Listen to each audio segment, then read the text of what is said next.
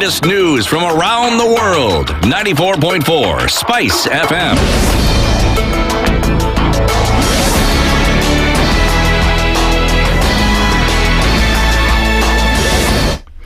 Good morning. This is the Newswire. I'm Edwin Lisamira. Murder suspect Kennedy Kalambotole will undergo a fresh psychiatric examination after his lawyer rejected an initial report that he is mentally fit to stand trial. Kalambotole is accused of killing two patients at Kenyatta National Hospital. Kibra High Court Judge Diana Kaveza noted that there is no legal bar to the defense seeking an independent psychiatric assessment outside government facilities.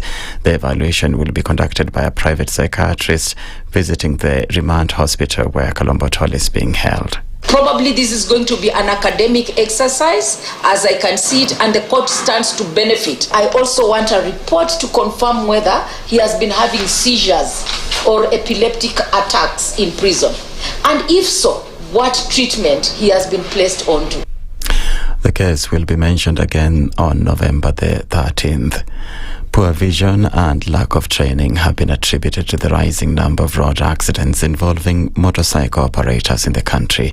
The most affected are those working in rural areas, with data from NTSA indicating that the country has to date lost over 3,500 people, with over 900 being operators since the year began. This emerged during a road safety campaign in Naivasha organized by NTSA and other stakeholders targeting tens of operators across the country. The stakeholders lamented that despite the critical role the border sector plays in the economy, lack of training and poor gears has contributed to more fatalities. In Vihiga County, the Archbishop of the African Israel Nineveh Church has been found guilty of fraudulently acquiring the church's land in Jabrok in a case that has dragged on for 15 years. Bishop John Mweresa will be sentenced next month after Hamisi Law Court resident magistrate Nicodemus Mosetti ruled that there was enough evidence to convict him. The bishop will remain in custody until the day of sentencing after the magistrate rejected his lawyer's request to release him on bond. I have already convicted the accused. I wish to point out that the law applies uniformly, and therefore I decline to grant the accused preferential treatment. Accordingly, I hereby order that the accused is bond, be, and is hereby cancelled. He shall be remanded in custody forthwith. I order for a pre-sentence report mentioned for sentencing on 10th day of November. Matatu operators and traders at Makongeni Bus Park in Thika, Kiambu County have appealed to the Postal Corporation of Kenya and the Kiambu County government to find an amicable solution to prevent their displacement following a court ruling over ownership of the land. The court reaffirmed that the land rightfully belongs to the National Postal Agency. Speaking at the bus terminus, the operators said the facility, constructed during former Governor Ferdinand Waititu's tenure and later modernized by Governor Wamatangi, supports over 2,000 people who rely on it for their daily income. They urge the Postal Corporation of Kenya and the county government to hold talks and find a way to safeguard their livelihoods.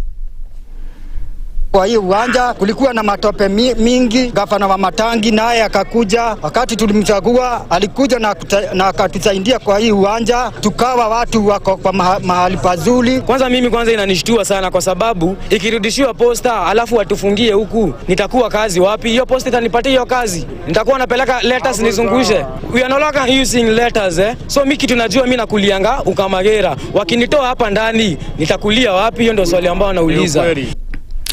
Africa accounts for roughly 40% of the world's armed conflicts, with some 50 ongoing clashes across the continent, according to the International Committee of the Red Cross, ICRC.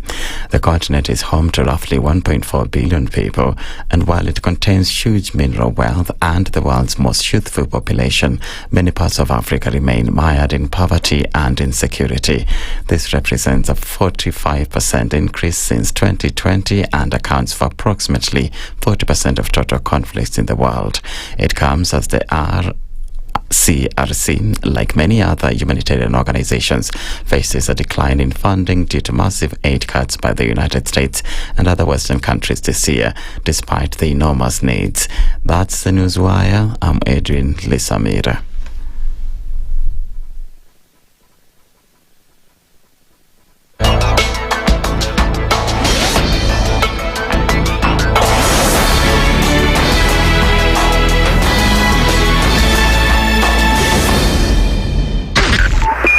.5 Spice FM, Kisumu. The following takes place from 6 a.m. to 10 a.m. every weekday on Spice FM. We look at the utterances of leaders who are aligned to broad-based, who are initially in ODM. We thought they stand for something. Now they've been exposed. Because we are a third world country, we are poor. And not because we don't have resources, but we have been robbed senseless. Look at the wasteful expenditure. Look at how large government lives. And we've said this is something that can be controlled. It happens in many other countries. Internally, we used to stand and tell him, boss, hii kitu ni mbaya. And you'd say, now he doesn't let me tell you, you saw the other parliamentary group meeting. People went there, sat, listened, looked at him. There was no plenary, left. The Situation Room, Kenya's biggest conversation. The following takes place from 6 a.m. to 10 a.m. every weekday on Spice FM.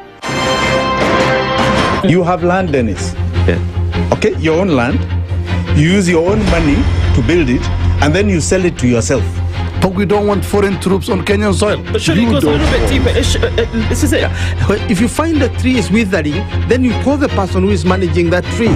Come around. Yeah, Why? Tell me what is first of all, what's the problem? Yes, what is the problem there? How do we expect ourselves to move forward as a country? The Situation Room, Kenya's biggest conversation. The following takes place from 6 a.m. to 10 a.m. every weekday on Spice FM. He is himself actually has admitted that he bribed members of parliament, so... he admitted that he bribed members of parliament? Well, when he said... The government. Yeah, when he said that he gave the 10 million was for what? We're always quick to point faults in somebody else before you look at your own faults as a person. If it was Kanu's day, hii amuka naye leo, ungekuwa umeenda bali sana hii. So when we must celebrate you. There are 600 million people now globally estimated to be living with diabetes in the world. So it is a major health problem. It's the largest single disease rising pandemic that we're dealing with right now. The Situation Room, Kenya's biggest conversation. The following takes place from 6 a.m. to 10 a.m. every weekday on Spice FM. Presidency is fairly interesting in the sense that it will actually take us to a new consciousness. Swali zile watu waulizi na swali muuliza na shangala ni aje kwani huku kunaendaje? 30 billion shillings annually on travel alone in public service. A Kenyan can even demonstrate every single day of his life that Ruto must go. That is the only message of his demonstration. That is his right. That bribe blinds the eyes of the wise and subverts the cause of those who are in the right. This is the Situation Room, the only way to start your day.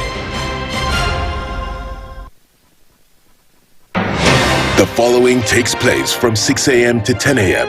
every weekday on Spice FM. SRC's mandate is constitutional. It's not an advice. It's actually something you must do. Like now, you abandon, of course, the narrative of Wheelbarrow, Mutomjengo, Mamamboga, and all those, that rosy narrative. Your expenditure is 3.3 trillion, and you're collecting only 2.5. Out of that 2.5, you're spending 1.8 trillion to service loans and so forth. That the CDF kit, it's in itself a symptom of corruption. This is the Situation Room, the only way to start your day.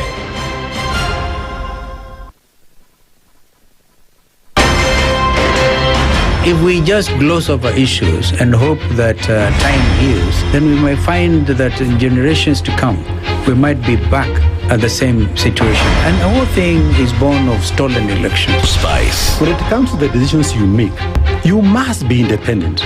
There's no way you can allow one institution to dictate to you how you're going to conduct your operations, how you're going to decide cases.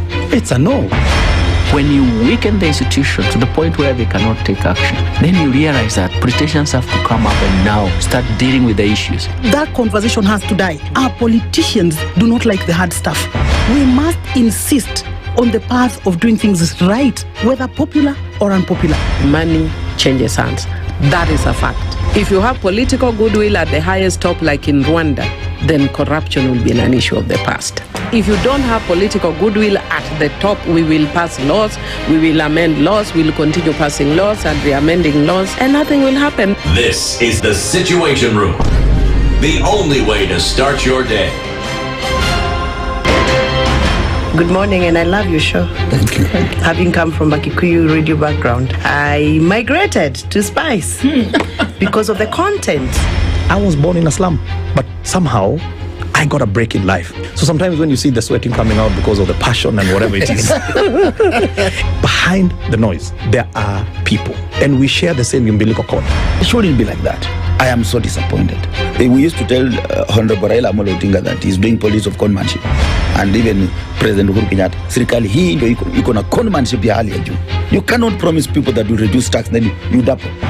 In politics, there is the issue of trust. For you to turn around and then stab the same people who gave you that trust, there is no other level of dishonesty. Imabo, utaona dunia tu. The Situation Room, Kenya's biggest conversation.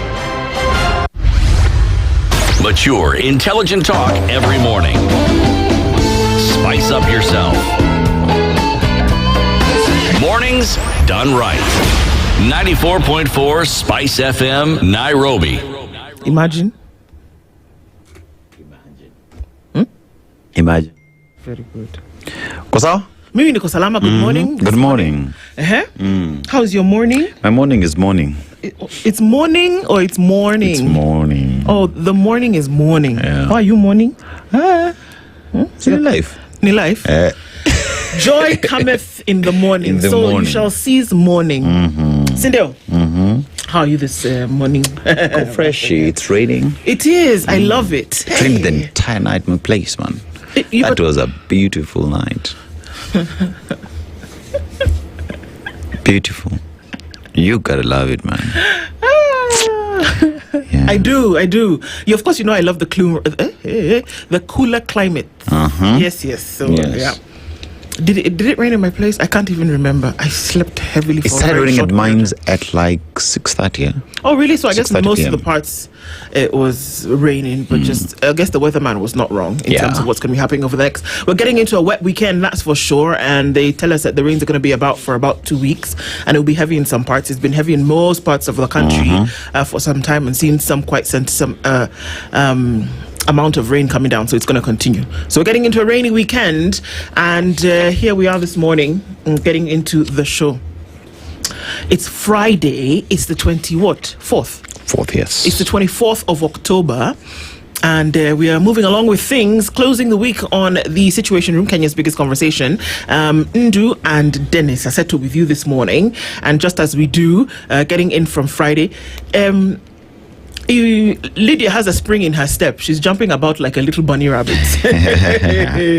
She'll tell us what's going on. But let's just leave it at that. Getting things into motion today. Let's let you know what we'll be talking about, shall we?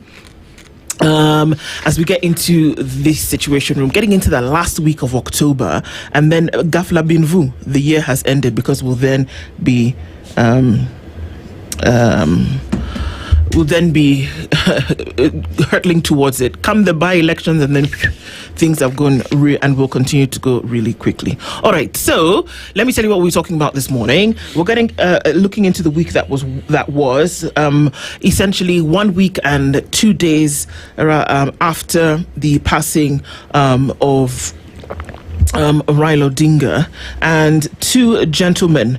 Kasmo Omakore is the ODM youth, he's part of the ODM Youth League. Duke Mainga is the chairperson of the Commodities Fund Kenya, and he's also a politician. The youth and the enigma, Raila Odinga's legacy, and looking at what it's left behind for young people who want to come into the political sphere, and perhaps what then the future holds. So that's the conversation that we'll have with these two at 7. We'll then talk about Kenya's healthcare reality. Dr. Dennis Miskela is the Deputy Secretary General of the Kenya Medical Practitioners, Pharmacists and Dentists Union. He joins us at 8 o'clock. It is a Healthy Friday conversation combined with a lot of the politics around health.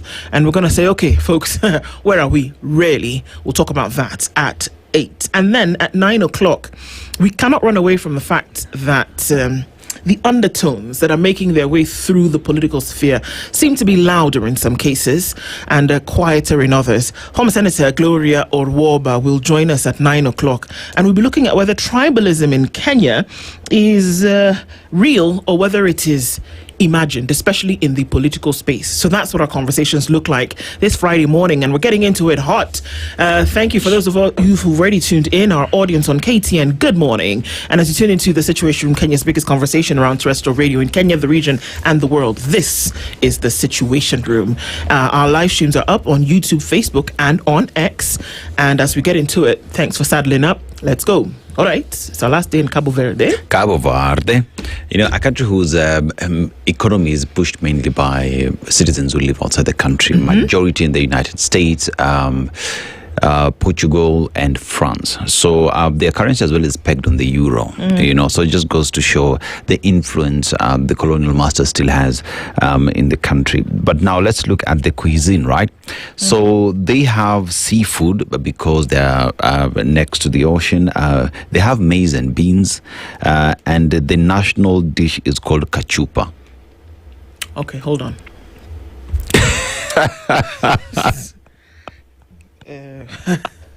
That's exactly what I wanted. Yeah. You know, there's some people who live by kachupa. Kachupa, you know. So, what exactly are you saying? So, kachupa is a slow-cooked stew of corn, beans, and fish or meat. Githeri. So, it's githeri or tumbukiza.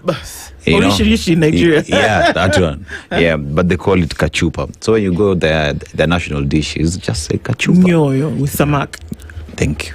Amasema nataka tumbukiza. They will sort you out. Okay. Yeah, something closer home. But let's get the proverb. All right. Every cat has a taste for a mouse. Cat, paka. Got it. Every cat has a taste for a mouse. Wow. You can pretend that I don't really like those things, but if it is you, it'll eventually come out. It will come out. And you can apply it to anything, really. The things that you essentially are known for, it will come out. You can pretend and say maybe, okay, not today, but that taste is there, inherently there. It'll come out. That thing which is in you, that thing which is real to you, that is authentically you, it will eventually come out at some point. Speaks a lot to I look at it in terms of our country, you know. So you look at someone even during the vetting process, and there are questions already on even their credential, their papers and whatnot. But we still go ahead and give them this opportunity despite of the glaring irregularities on their character. Then when they get to office, you're surprised. What did you expect? What did you expect in the first place? You already saw it. So that every cat has a taste for a mouse. Indeed. And at some point, they'll start eating that mouse. The claws will come out. They will come out. The claws will eventually come out. It's just like a tiger. You can look at a tiger. It's a big furry pussycat, but then its claws have been retracted. It can even pet you and everything. But then when the claws come out, that's the thing that it's meant to do. It's meant to do. It will come out. Yeah. And remember, you can only be close to a tiger when it's been fed.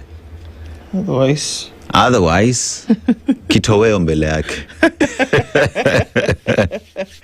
Indeed, Yeah. Indeed. All right, folks are tuning in this morning and already good to have you in the room. Let's say good morning to you from wherever you're tuned in from around the country. And yes, of course, we know indeed around the world. Rose Grace is tuned in this morning. Ndu and Aseto Mukwaje, tuko salama, sindio? Kamsa. Robert Mbogo is tuning from Mombasa. Spicers and Spices. Leo ni Friday. Desmond Otis is awake this morning. Josh Willie says, habari asubuhi. Salama kabisa. Salama sana. Joey, good morning to you. Stephen Omori says, good morning, tuning from Doha. Sir George Gashori tunes in this morning and says, looking forward to a great show and wishing you, everyone, a blessed weekend. Isaac Ali says, good morning, Spicers. It's Friday. We survived. Indeed, we did. We laughed, we side-eyed, and now we rise. Not because the system works, but because we do. Let's do this life. Indeed. We work, and so... Hisa Daniel is tuning from Atiak in Uganda. Peter Kiarie tuning from Mombasa. Be careful with how much you tolerate. You're teaching them how to treat you. Kabisa. True. You're teaching them how to treat you. One day you just have to release those claws, my friend. And things might just move. Good morning, Spice. Tuning from Kitale, says Boaz Nalianya. Good morning to you. Louis Rudasingo is tuning from, says, good morning, Team Spice. Leo says, as usual, it's Nick and Pick season. Those against the Bill Now Act don't want to protect kids from pornography, cultism, terrorism, online bullying, and to curb teenage suicide cases. Okay, so Leo, what do you mean? Dr. Venvik says, huyu mjama wa kusoma news hapo Spice. What do you anaongeza sauti yake aongeze sauti kiasi. Aya, sawa, tutamwambia. Christina A says, good morning, Christina, hope you're doing well. Eric Awar is tuned in this morning and says, good morning, everybody. Abera Bethwell tuned in from Kilifi County. Let me take this chance to wish all the candidates of KIPSEA and KCSE all their best as they're most starting their exams, as well as the folks who are writing KJSEA. Exactly. They all start, KIPSEA and KJSEA starts Monday, as well as KCSE. All right, getting into the next month or so. Victor Nyali says, good morning, tuned in from Mudanyi. Tibbs Muge says, good morning. Have you heard of Darius McCollum? He impersonated train drivers just for the passion of trains. Interesting. Levin Masharia says, good morning, Team Spice. Help me wish Nesta K happy birthday. A big fan, Chini Amaji, tuned in every morning on her commute. Well, happy birthday to you. And if you're listening this morning as you're commuting from point A to point B, a very happy birthday to you, Nesta. And thank you for tuning in. Even when silent, it makes a huge difference because you do. Happy birthday, and may you have many, many more. Margaret Wajohi says, good morning. Good morning, everybody. Tuning from Houston, Texas. It's great to be here. Let's continue the great conversation. Let's do it. Eric Ohomo says, good morning. Tuning from Kenya. Oshari and Jerry is tuned in this morning. Happy Friday from Portland with love. Right back at you from Nairobi with love. Jared Dolan says, good morning, Spice. Tuning from Arkansas. Mutuflani, human beings, good morning. Aseto, did Ndu give you that hug, Jana? She did. Bas. We'll not ask further questions. Looking forward to this tribalism topic. Yeah, we'll talk about that at 9. It's heavy stuff. It's sticky stuff. Let's talk about it. Necessary for us too. Dan Stilagat is tuned in. Chamge Chebebe, good morning to you. And also to Aseto. Officially install myself as SpiceFM ambassador at Kericho branch. Sawa, no problem. Nice. Have it. Tutakuja chai. Bas. Aguto Ogembo says she's tuned in this morning. Good morning. Great to have you here. Lamek Otieno says we are on our own. You can see the parasites already. Nazinakuja kukuja. Duke FX says good morning. Ishungwa just did something on the death of the heroes we lost during the finance bill with his remarks yesterday. Yeah, it's a typical case of taking your foot, opening your mouth, and putting your foot in it. There's some things you just shut up. And I don't know why the political class just doesn't understand the power of being silent. Just shut it. You don't have to comment on everything. Just keep quiet. Just stop it. You just have to stir emotions every opportunity you get. Why? Just Cine life. Jeez, man. Then now when you think that maybe, just maybe something, then you go and do the thing. Yeah, just blow it up. Duke, you're right, my brother. It's true. You should have just not. Faith Masaba says, good morning, tuning from Naivasha Road. It's great to see people every now and then who are popping up onto the comments and, stepping out from the silent listener. Even when you're a silent listener, it's absolutely fine. But thank you for always commenting and saying good morning. Good to have you here. Cecilia Ongwenyi says, good morning from New Jersey. You had left, but you're back. Nikumoto, let's do it. I love it, Cecilia. Good morning to you. Tuning from Forney, Texas is James Kamau. And Sarah Kilonto says, finally, it's Friday. Good morning, Team Kubwa. Good morning, everybody. Karibu sana. And you're trickling into the room. Just know that as you come in, you know how they say you go for a wedding and then people will want to serve food later. But now the person to pray for the food comes and says, we pray now for the food that you're going to eat later. Even those people who come later, we've prayed. Sasa, tumesalimia kila mtu. Even the ones including the ones who are coming. Yes. Exactly. All right. So let's look into the headlines today. Today, by the way, Christine is dressed like Hadiza. I like her kofia. This one is a different kind of kofia. Hadiza. So Christine is letting you watch the show through the weekend. Even when you watch, you're not able to catch it between 6 and 10 a.m., making sure that, little bits and pieces of what we discuss here will then be able to fuel your thinking and discourse as you go even onto the weekend, whereas the show does continue. So you get an opportunity to do that every day. Sawa. All right, let's look into the headlines.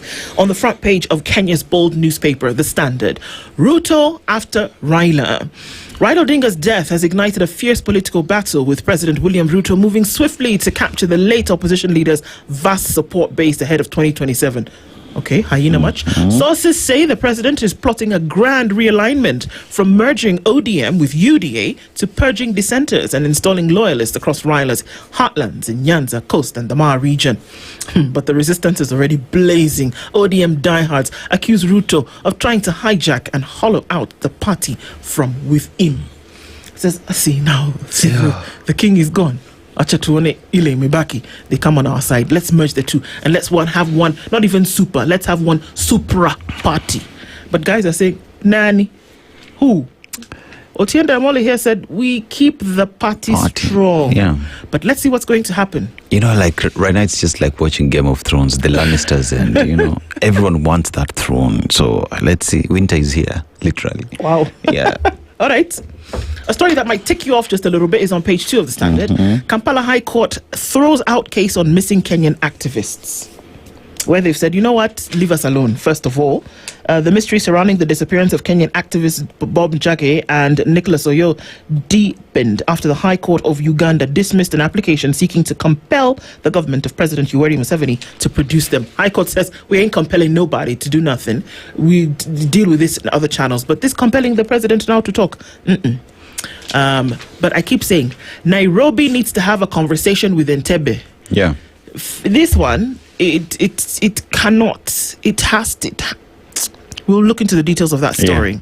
Security teams take heat over Isiolo Samburu herders clashes. In case you thought that issues in this part of the country as concerns security had died, they haven't. There's clashes rearing their ugly heads again. All right, looking into other stories and other headlines.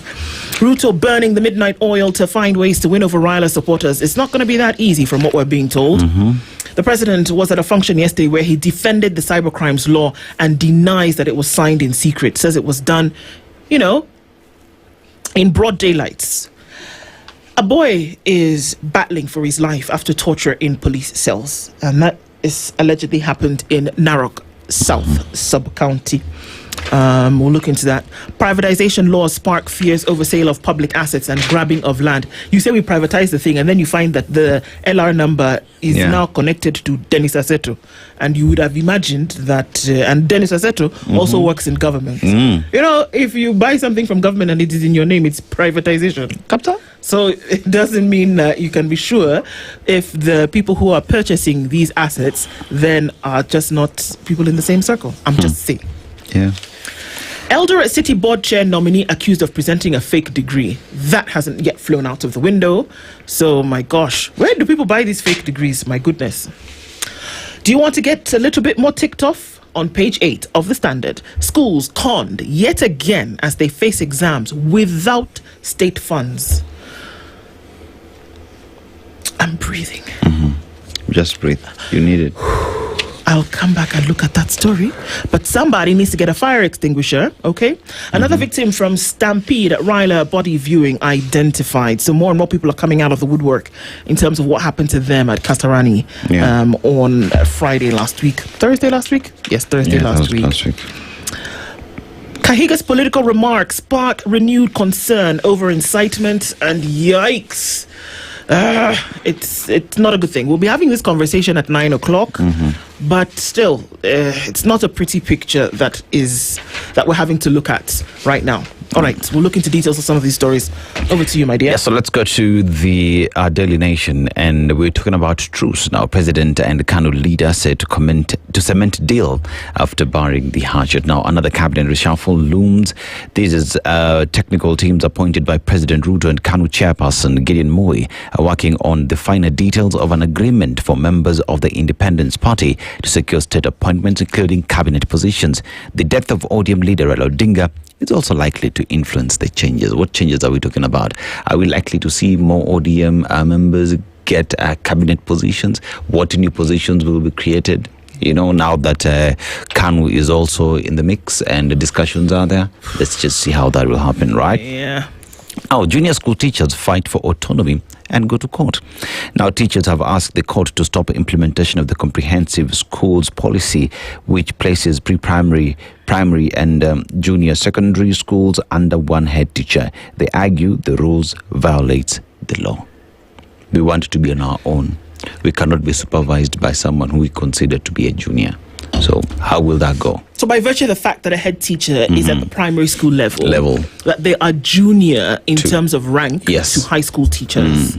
All right. Yeah. Okay. So wanataka someone of the caliber to oversee them. So. And it's already been agreed that grade 7 is high school. Is high school.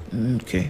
Just domiciled in primary school. But they're saying that with that domiciled in primary school, then it doesn't give them the autonomy that they need to operate. So if you're saying we're not yet in high school and out of primary school, then allow us to operate on our own. Oh, voila. Yeah.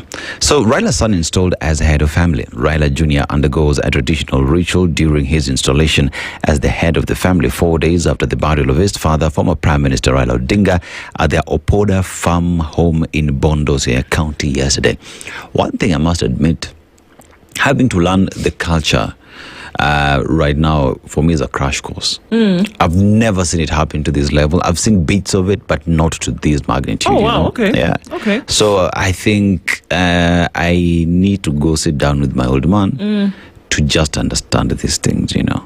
I'm for the culture, man. Yeah. And you know, a lot of people were saying so many things yesterday, but I said, you know what? This is one of the things that robs us of our very our being. Our being, yeah. Our culture is very strong, and that the things like this, whether it's Raila Odinga, whether it's another man, whether it's Dennis Aseto's father who is showing him, these are the things that we used to do culturally, and to preserve those things over time. I think it is extremely important. And I think it's really important because one part of the culture that my dad told me is within the culture, the setting that we belong, you cannot marry within the culture. So let me explain. So I am from Karachuonyo, right? So I cannot marry within the Karachuonyo setting because we all considered to come from the same ancestor. So you could be anyone else is my cousin. You know, so you can marry outside. So Joka Jok, Jokowini. So someone from Joka Jok can marry at Jokowini, but not within Joka Jok. I completely understand. Yeah. All right, so yeah, but now, so there's that story of the Uganda and Kenya, pressure mounting for the release of 2 Kenyans still missing in Uganda. The families of Bob Njangi and Nicholas Oyo are pleading with the governments of Kenya and Uganda to help find the 2 activists who were abducted in Kampala 3 weeks ago. A Ugandan court has dismissed a petition on the duo. Interesting. Let's see how that will go, and if at all Nairobi and Kampala Entebbe will sit and discuss. Now, how household items expose killer in Mtwapa murder case. A mosquito net, toaster, Luminac plates, bed covers, fruit mixer, blow dryer and iron box, ordinarily household items, became the crucial evidence that nailed a murder suspect accused of killing a woman in Mtwapa and stuffing a body inside a wardrobe. So this murder, there's a high possibility he took household items and went with it to home, and now when investigations are done, alipatikana na mali ya wenyewe kwa nyumba. Reshuffle set to hand Gideon Moi cabinet slot as the discussion on broad-based government getting even broader continue. And there was no ill intent in signing of bills, says Ruto. That has also been covered on the Standard. And teachers sue over unfair policy.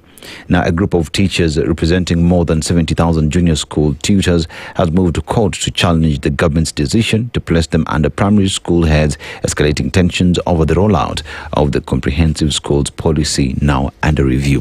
When you look at the education sector as a whole, it's just trouble. It's a mess. You know, first years who reported have never been to class. Yeah, that's true. You know, so the folks are on strike. Mm-hmm. But now look at it this way. Look at a parent who's taken their child to school, right? Mm. They are paying for their house rent because they're living off campus. You know, that's rent. But this child has not been to school. The rent has already been consumed. When they resume, that means this parent has to find some other funds to have their child start from zero. But sisi tunasema tutalimana mpaka tuelewane.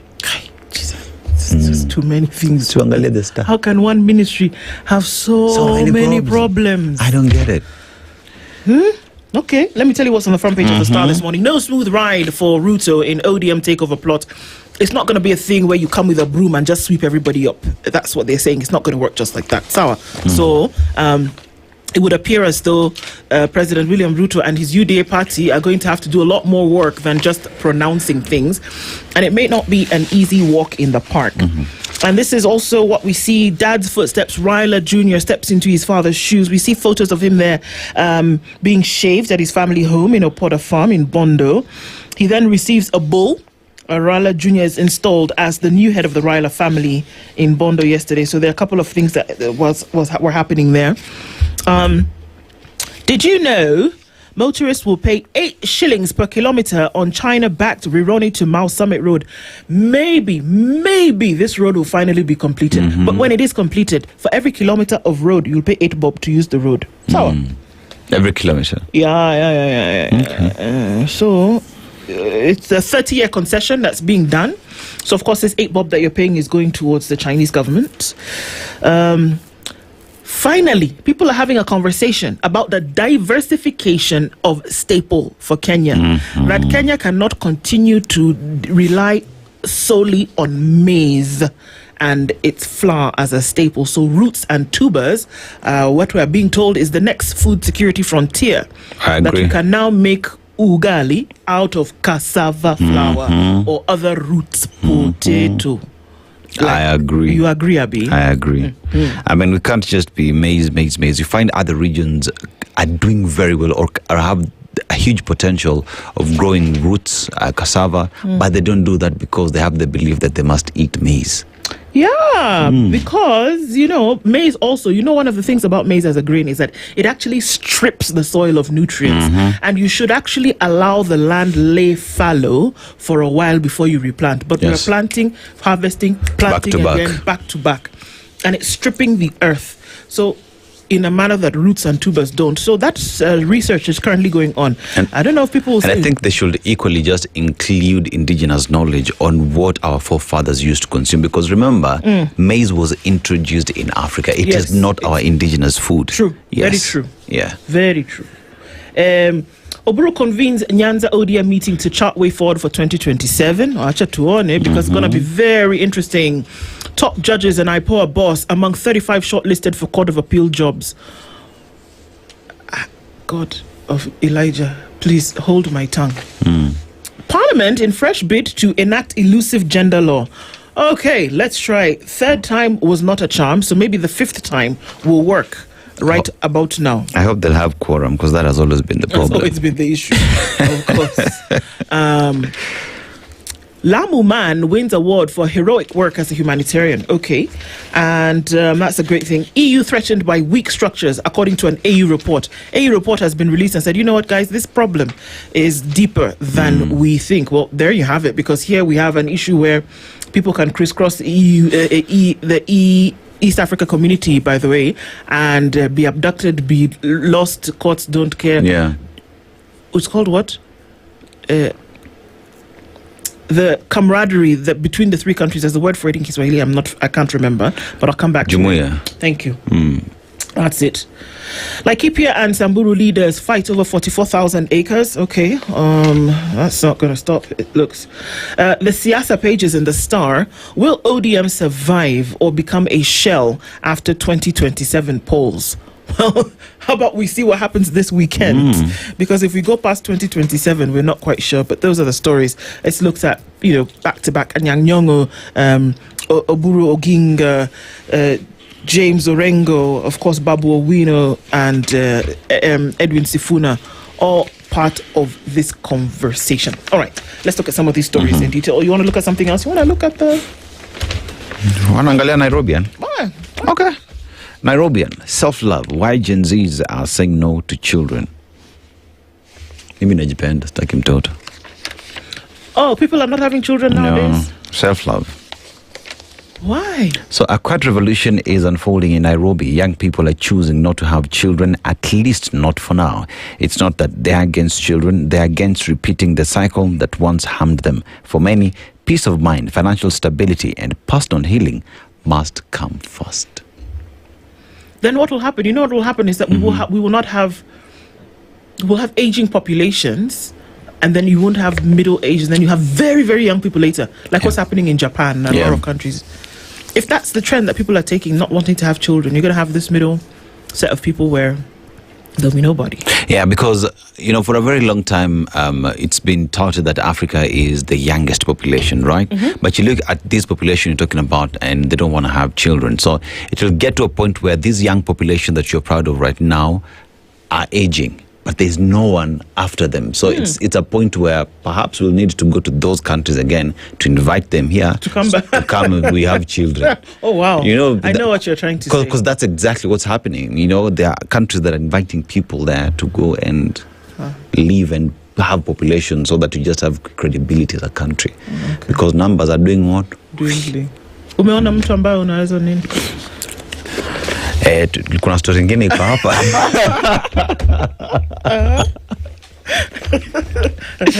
So foreigners dying at the hands of local lovers over poverty. Yeah. Foreigners like kama sisi sasa? Or how? The High Court in Mombasa had how Ruenhout's wife orchestrated his death and paid 1 million shillings to his killers. Now, the murder of Dutch tycoon Herman Ruenhout exposes the long line of foreigners who have died in the hands of their lovers, with greed for wealth beaming the motive. On Tuesday, the High Court in Mombasa had how the man's wife orchestrated his death and paid 1 million shillings to his killers. Simuachane tu. I don't understand. Pesa, sabuni ya roho. Oh, he had money. He had money. She wanted the money. She wanted the money. He was not willing to give up the money. So what do? Take that same money, 1 million bob, pay killers, finish the man, then have the wealth. Lakini uko wapi sasa? Suko Kizimbani. And then there's this story of Fidel Odinga's widow fresh wealth fight. Now, it's touted to be farewell millions. Nearly a decade after the mysterious death of Fidel Odinga, his widow, Luam Bekele, steps back into the spotlight with a fresh claim for unclaimed assets in a move that breathes new life into the long, intricate tale of love, loss, and inheritance that has followed the Odinga family. The Unclaimed Assets Authority received claims from Luam, who applied to manage the wealth left behind by the husband. Okay. All right. Well, mambo ndio haya. I'm telling you. So, let me just irritate you. Irritate us. All right. These exams, they are an issue. The education sector is flailing. Schools conned yet again as they face exams without state funds. The subs there, a third of primary and junior secondary schools are yet to receive third-term funding. Look, even those who received third-term funding didn't actually receive third-term funding because they still owed them first and second-term arrears. So let's just get it straight.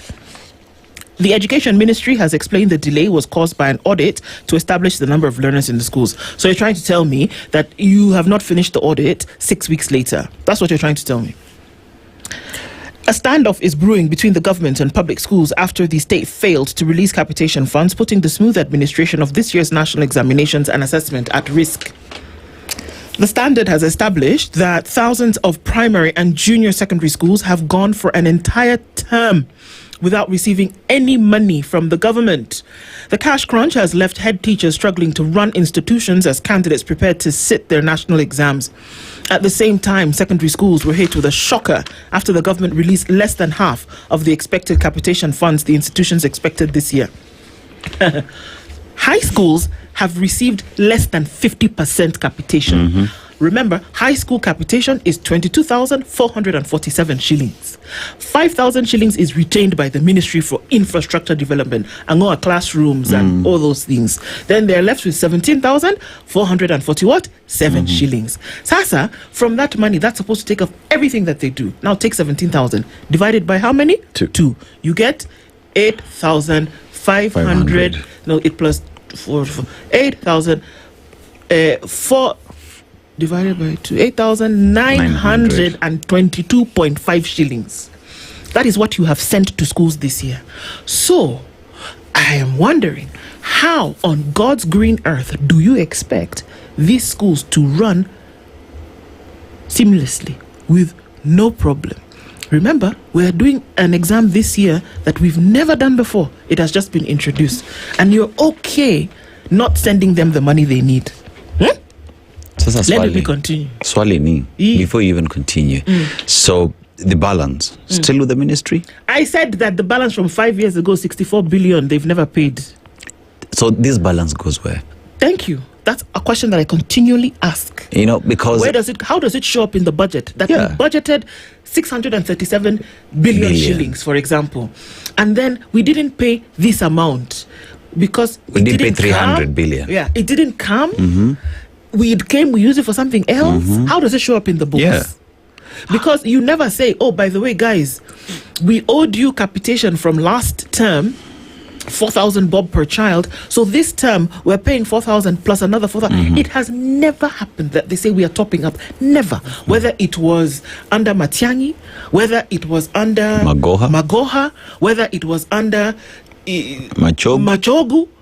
Now, Julius Ogamba, we've never heard that he said, oh, by the way, when I was not here, we owed you 3,500 shillings. Let's just do high school per term and we've not paid. Here is the money. Never happened. So where does the money go? Where does the money go? When auditors go to audit these books in preparation for the next budget cycle, how do you explain that balance? Where did this go? Why didn't you pay it? I mean, are these questions that ever happened? Are these questions that ever come up? Or is it we never paid, let's just move? You are vexing, Abi, and I've not even finished reading the story. Okay, endelea. Documents by the Standard reveal that secondary schools have so far received, it's even more than I've even said. They've received 10,376 per learner under the free day secondary education programming, and a sharp drop from the 22,244 allocation per learner per year. According to the funding schedule, schools received 4,196 per student in term 1, comprising 821 for tuition and 3,375 for operations. The Ministry of Education retained 260 from that amount. We don't know what it is for because they've already kept 5,000 for what? Infrastructure. Let's go to term 2 so that you can be a little bit more angry.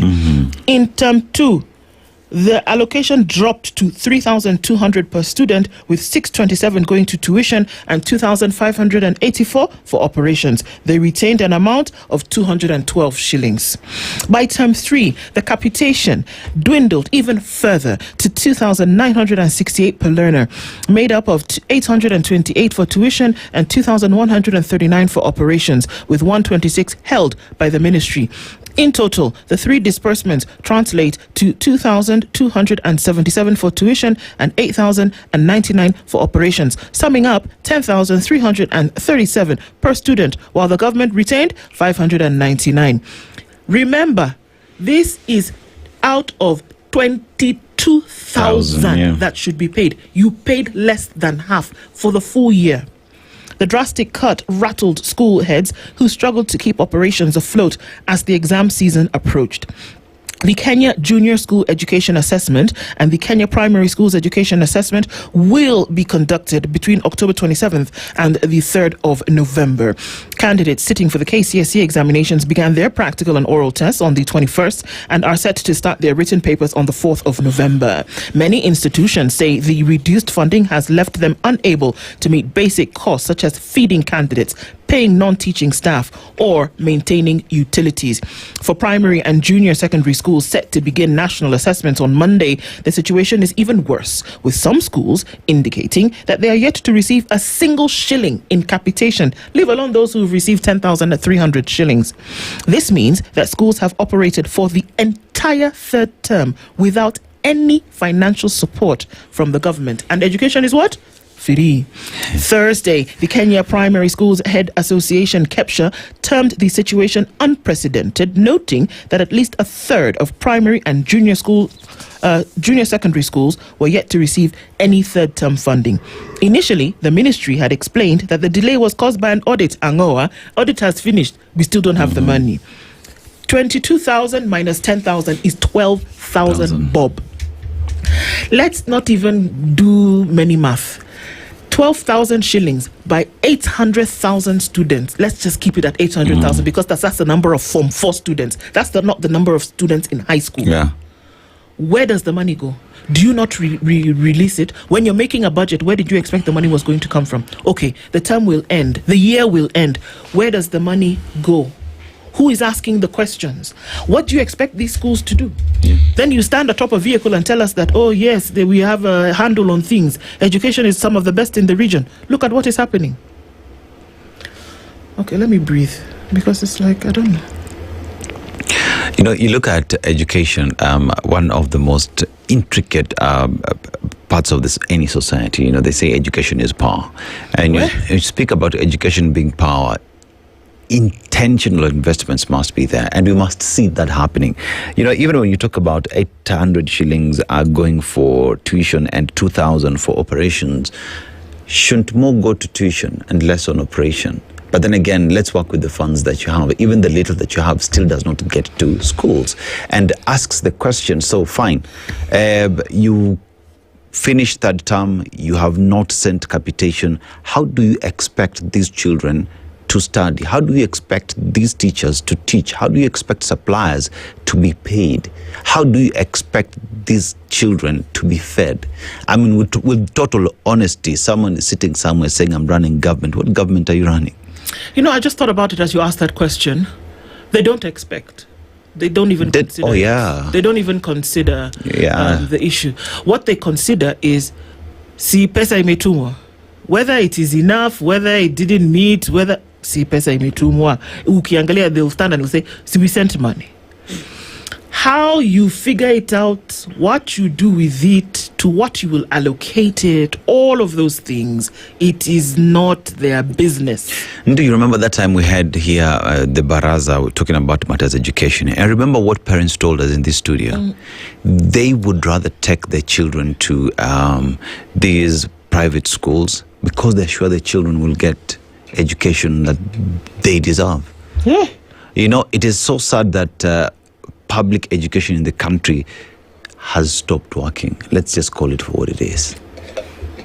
Let's just call it for what it is. It's not working. It's not working. It's not working. It's not even being sensationalist. No, it's not saying not working. That it's not working. Let's just be honest that our children are coming out of this system, you know, with a cry and a song. Yeah. Because the very least that you can do for them to ensure that the resources that are needed to run this engine is not happening. It's not happening. But we can see that there's money that's being spent. If you're not spending it on the children who are the pillars of society for tomorrow, I don't know what business you have. Yeah. And then you come and tell us that everything is... No, it's not. And if you want to see the true measure of a country, you want to see the true measure of a man, look at how the most vulnerable in that particular society are being treated. That's the picture.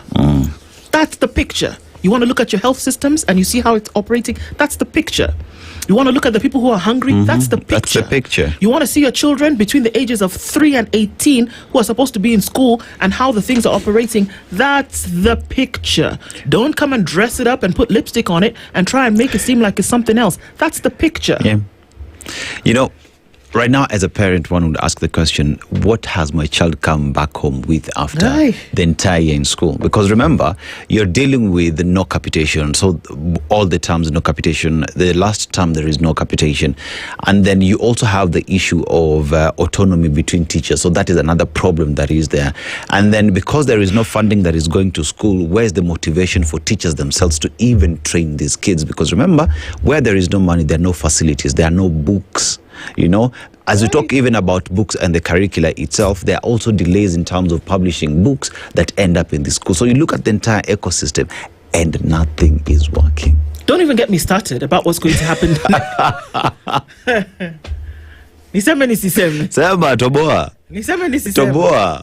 January. Grade 9. They are going to school grade 10. The first time it's ever been done. I'm going to pathways. Books for those pathways, they said they will be ready in November. Moran, all these people, we've never seen one thing that they said would be ready. This is October 24th that we are on today. The books that were supposed to have been ready, they said October, what? October, here we are. So let's give them until the end of the month, because they said mid-October, at least we'll start to see the drafts of those books. Remember, this is the same class that you people used to do trials from grade 3. Now they're going to grade 10. They didn't get books in grade 7 until the beginning of the mid of the second term. Now you want to send them to pathways. Pathways January 2026. Remember that there are 3. Which one will I say? Which one will I not say? There are 3. There are over how many schools in this country that did not get one candidate selecting them for these pathways? Yes. Who is going to those schools next year? My flabber is overwhelmed. It's not even gasted. My flabber is gasted properly. I don't know. I'm just tired. It is tiring. It is tiresome. So let's go to Uganda. Okay, so that's it. Activist Bob Njagi's father is hopeful that his son and his colleague abducted in Kampala weeks ago will be set free. The old man paused, his hand clutching the arms of his chair on the veranda of his home in Kitengela, Kajiado County. He seemed to be anchoring himself against a storm that only he could feel.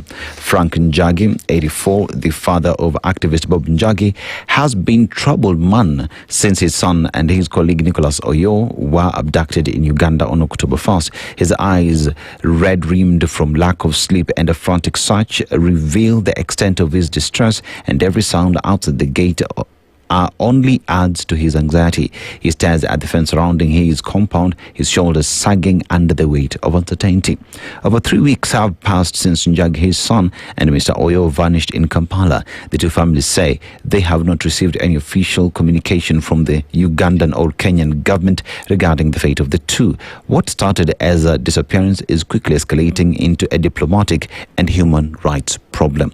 Now, records show that Njagi and Oyo were scheduled to appear before the High Court of Uganda on October 21st in response to the habeas corpus application. Now, this type of writ is intended to compel authorities to either release the men or present them before a judge. However, the pair never appeared in court. Instead, Colonel Silas Kamanda of the Uganda People's Defence Forces UPDF filed a startling response saying the army was not holding them. In his written response, Colonel Kamanda stated that the missing men were not in military custody. This statement only compounded the already dire situation for families grappling with anguish. It meant the only institution they had been told might be holding their sons was now denying any knowledge of them. And you're being told that the Ugandan court told what? Throughout the petition that had been filed in court.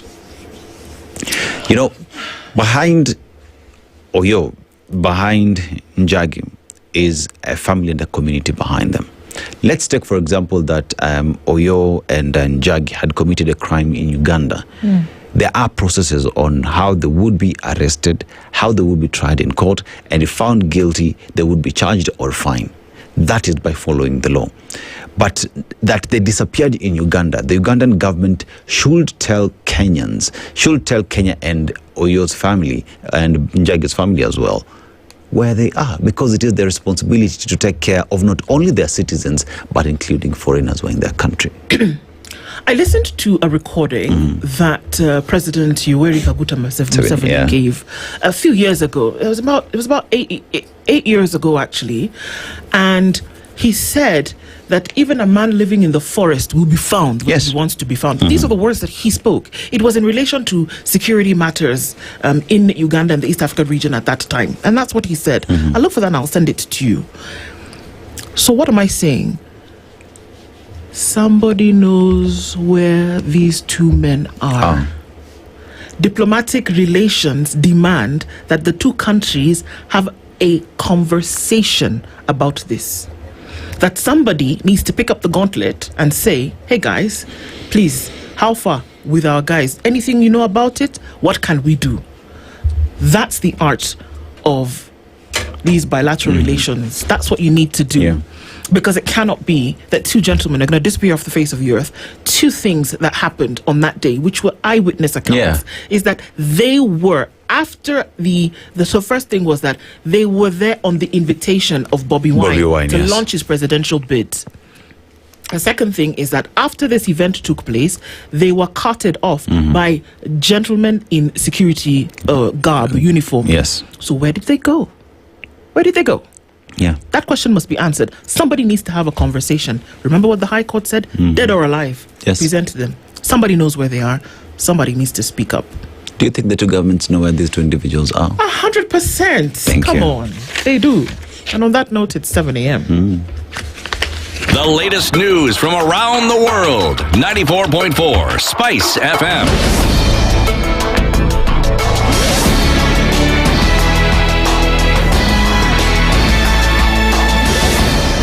Good morning. This is the Newswire. I'm Edwin Lisamira.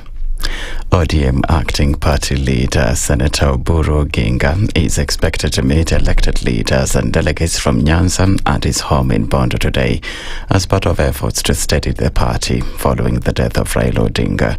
On Thursday, ODM deputy party leader Abdul Swamart Nasir announced that the party would be holding its first meeting with Senator Oginga. Baada ya Central Committee kuweza kukaa, ni lazima tuweze kukaa kama wabunge wote pamoja na uongozi wa chama, tuweze kukaa na maseneta wote wa ODM pamoja na uongozi wa chama, tuweze kukaa na magavana wote pamoja na uongozi wa chama, tuweze kuelezana na kuambiana ya kwa hii ndio njia ambayo kwamba tunafaa kuelekea. Baada ya kuweza kukaa chini, tukae ndani ya boardroom, tukubaliane ya kwa hii ndio mwelekeo, nia na madhumuni ni haya. Baada pale sasa unaanza kuzungumza na watu.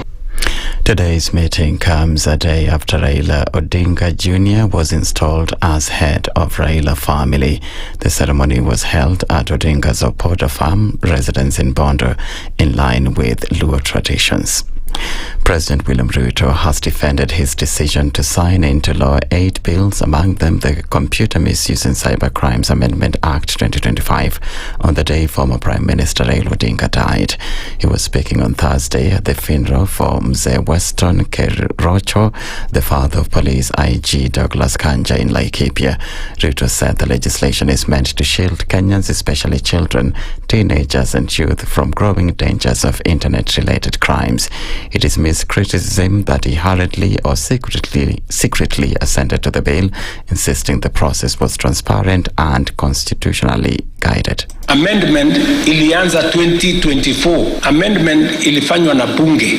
Mimi niliamuka on Wednesday. Mimi nikiwa na kwa sababu hiyo ndio ilikuwa kazi yangu ya siku hiyo, na ni kazi ya kikatiba ya kutia mkono sheria, kwa sababu ilikuwa imepita viwango vyote. Nikaletewa na speaker. Bahati mbaya tukapoteza waziri wetu mkuu wa zamani, lakini tayari nilikuwa ofisini kwa hiyo kazi. Hata nilikuwa nimevaa shati, nilikuwa naenda Ukambani kwa mambo ya barabara. So I was on duty just like any other citizen. At the same time, National Assembly Majority Leader Kimani Ichung'wah defended the new law, saying the amendments will tackle cyberbullying. If there's an epidemic killing more young people today in this country, it is not HIV, AIDS, it is not cancer, it is not diabetes, it is something called teenage depression. Our young young people are suffering depression because of being terrorized online through cyberbullying. Bishop, that amendment bill sought to protect the children of Kenya from cyberbullying so that they do not commit suicide. The only amendment to Section 27 was adding 3 or 4 words that if your behavior online in cyberbullying is likely cause somebody to commit suicide, you shall be guilty of an offense. A Ugandan court on Thursday dismissed a habeas corpus application seeking for 2 Kenyan activists, Bob Njagi and Nicholas Oyo, to be produced in court. In his ruling, Judge Simon Kinobe stated that the application lacked merit and designated the activists as missing persons. Meanwhile, activists chained themselves at the gates of the Ministry of Foreign Affairs in Nairobi to demand for their release, further condemning the government for inaction. We want answers today. The government of Kenya cannot be silent when Kenyans are abducted by the Uganda government. Silence is complicit. Free Bob Njagi. Free Bob Njagi. Free Bob Njagi. Free Oyo. Free Oyo. Free Oyo. EU leaders agreed to help support Ukraine's financial needs for the next 2 years on Thursday night, but stopped short of releasing billions of euros in frozen Russian cash to help fund the country's defense. A decision to use 140 billion euros in Russian assets held in a Belgian clearinghouse was pushed back until December after concerns were raised by Belgium. The controversial move would be on top of sanctions the bloc has imposed on Russia, the latest on Thursday targeting the Kremlin's oil revenues. But the Brussels meeting came ahead of a London summit today where Prime Minister Sir Keir Starmer will urge European leaders to boost long-range missile supplies to Kyiv. That's the Newswire. I'm Edwin Lisamira.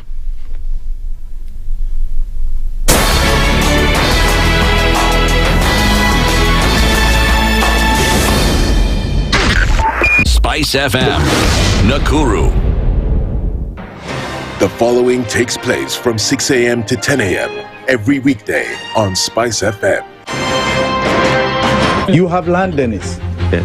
Okay, your own land. You use your own money to build it, and then you sell it to yourself. But we don't want foreign troops on Kenyan soil. But surely it goes a little bit deeper. This is it. But if you find the tree is withering, then you call the person who is managing that tree. Come around. Yeah, why? Tell me what is first of all, what's the problem? Yes, what is the problem there? How do we expect ourselves to move forward as a country? The Situation Room, Kenya's biggest conversation. The following takes place from 6 a.m. to 10 a.m. every weekday on SpiceFM. He himself actually has admitted that he bribed members of parliament, so... he admitted that he bribed members of parliament? Well, when he said... The government. Yeah, when he said that he gave the 10 million was for what? We're always quick to point faults in somebody else before you look at your own faults as a person. If it was Kanu's day, hii amuka naye leo, ungekuwa umeenda bali sana hii. So and we must celebrate you. There are 600 million people now globally estimated to be living with diabetes in the world. So it is a major health problem. It's the largest single disease rising pandemic that we're dealing with right now. The Situation Room, Kenya's biggest conversation. The following takes place from 6 a.m. to 10 a.m. every weekday on SpiceFM. Presidency is fairly interesting in the sense that it will actually take us to a new consciousness. Swali zile watu waulizi na swali muuliza na shangala ni aje kwani huku kunaendaje? 30 billion shillings annually on travel alone in public service. A Kenyan can even demonstrate every single day of his life that Ruto must go. That is the only message of his demonstration. That is his right. That bribe blinds the eyes of the wise and subverts the cause of those who are in the right. This is the Situation Room, the only way to start your day. The following takes place from 6 a.m. to 10 a.m. every weekday on SpiceFM. SRC's mandate is constitutional. It's not an advice. It's actually something you must do. Must do. Like now you abandon, of course, the narrative of wheelbarrow, Mutomjengo, Namamboga, and all those, that rosy narrative. Your expenditure is 3.3 trillion, and you're collecting only 2.5. Out of that 2.5, you're spending 1.8 trillion service loans and so forth. That the CDF kit, it's in itself a symptom of corruption. This is the Situation Room, the only way to start your day. Mature, intelligent talk every morning. Spice up yourself.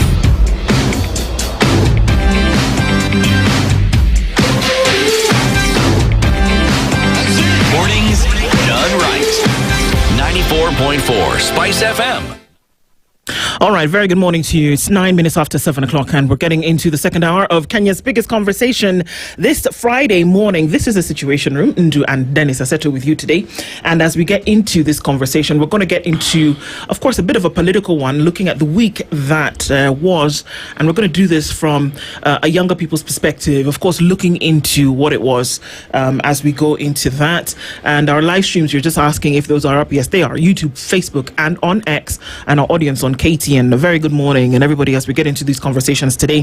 Thank you for always being here and making time to be part of the discourse, essentially, that shapes and forms thought and action moving into the future. And as we do this morning, we're going to be looking into Raila Odinga's legacy from the youth perspective and what it actually means for young people who are joining into the struggle. And when we say young people, we're just a younger pedigree of folks who may want to get into leadership, or those who are speaking to and forming agenda for the political atmosphere. Joining us in the studio this morning is Duke Mainga. He's the chairperson of the Commodities Fund Kenya, and he's also a politician and joins us this morning. Mainga, good morning. Good morning. How are you, Duke? Very well, Duke. Thank you so much for being here. You were to be joined by Casmul Makore, who is from the ODM Youth League. Yes. He sends his apologies and speaks of a personal emergency this morning where he couldn't make it. It would have been important for him to then be able to do so, because he's been vocal in some areas as concerns what the agenda is for ODM, especially speaking now when there's a lot of conversations around. So it would have been prudent to be here and have this conversation this morning, especially since there's so much around it. And so maybe at a later date, it would be a good idea to have that conversation in the public sphere with other people who can form the discourse. Mm-hmm. But Mainga, we're glad that you're here this morning, because the conversation will go on, and it is in public spaces, and we need to have it.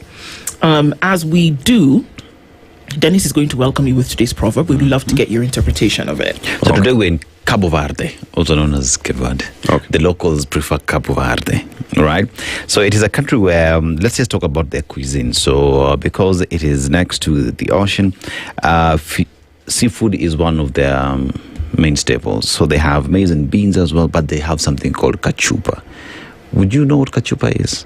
No, I don't. No, you don't? No, I don't. So kachupa is not the Kenyan version of kachupa. Mm-hmm. So kachupa is their national dish, which is slow-cooked stew of corn, beans, fish, or meat. So their version of tumbukiza. Ah, okay. Yeah, so that's what they call kachupa. So if you ever visit Cabo Verde, yes, yeah, so don't say tumbukiza, just say for kachupa. Yes. Okay. But let's go to the proverb. But there is kachupa in Kenya. You know kachupa? Yes, I know the Kenyan kachupa. All right. Yeah. So every cat has a taste for a mouse. Every cat has a taste for a mouse. How would you interpret that? I would interpret that as everyone has a perspective of life, and people view people and things differently. And in this context, because I'm here and we are talking about Raila Odinga, each and every person had a perspective about Raila Odinga, the things he did. There are those who loved him, there are those who hated him in equal measure. But at the end of the day, each and every person, actually in his death, has accepted that Raila Odinga did something that affected the lives of every Kenyan. And that is why we are discussing about him. Almost 4 days after his burial. After his burial. Correct. Yeah. Thanks, Duke, for that. Of course, and then looking into that, we've talked about, of course, let's take it back a year when the youth protests, I'm not going to call them, they were the anti-finance bill protests, beg your pardon. Yes. And a young lady, thank you, took a video and she said, Agwambo, leave it to us. Correct. You've done it. You've shown us the way. This one is hot, but we are going to take it. And she spoke to him directly. She didn't speak to anybody else. She spoke to him. Essentially, passed that gauntlet over to us. And we then will enter into this struggle. You've shown us the way. We know what to do. Let us deal with this thing. Now, it seems like that opportunity when indeed, really, physically, mentally, that position has been left. Are there folks who are going to take it up and actually go with that which Raila did for 40 years? I believe that, yes, the spirit will continue because Gen Z, they were able to do it without Raila Amolo Odinga. But of course, Raila Amolo Odinga played a pivotal role in, pushing for the right to picket and the right to demonstrations. And he had the muscles, he had the courage to stand and face the government and say, we are going to the streets. He was the only person who could ask people to come out, and they would come out not knowing what they are going to do, and they could come out in large numbers. Obviously, there's going to be that void, but I'm glad with the current, generation that we have in place, a generation that is able to mobilize themselves through social media. And they turn out, to come and do stuff out there, both political or even in social, in the social spaces. So I believe that for some time moving forward, Raila Odinga's spirit will still continue because he created this space. And he made young people realize that we have to fight in order for things to happen in this country. So the spirit is not going to die anytime soon. But of course, we have lost a very, very, pivotal person who began this. And everybody knows that they had somebody they could run to in case they got into a mess. When those young people are saying that we are going out, Baba, don't come out. They knew in case of anything, if things get tough, Raila Odinga would come out and support them. If people are going to die, for instance, one of the reasons why Raila Odinga became very, very popular is because he was known to be a person who was fighting for the downtrodden, for the people at the lowest, part of the pyramid. And you saw recently when we lost young people during those demonstrations, is Raila Odinga who came out and said these people must be compensated. The other day, even during his, what was it, at Kasarani, there's some young people who died there. People are saying today, worried that Raila Odinga was alive, he could have fought for them to even get compensated or even get recognized. So obviously there's going to be that gap, but I believe the generation we have in place, the Gen Zs, they are going to continue with the same spirit. So nobody should joke around that Raila Odinga is gone, so nothing's going to happen. No.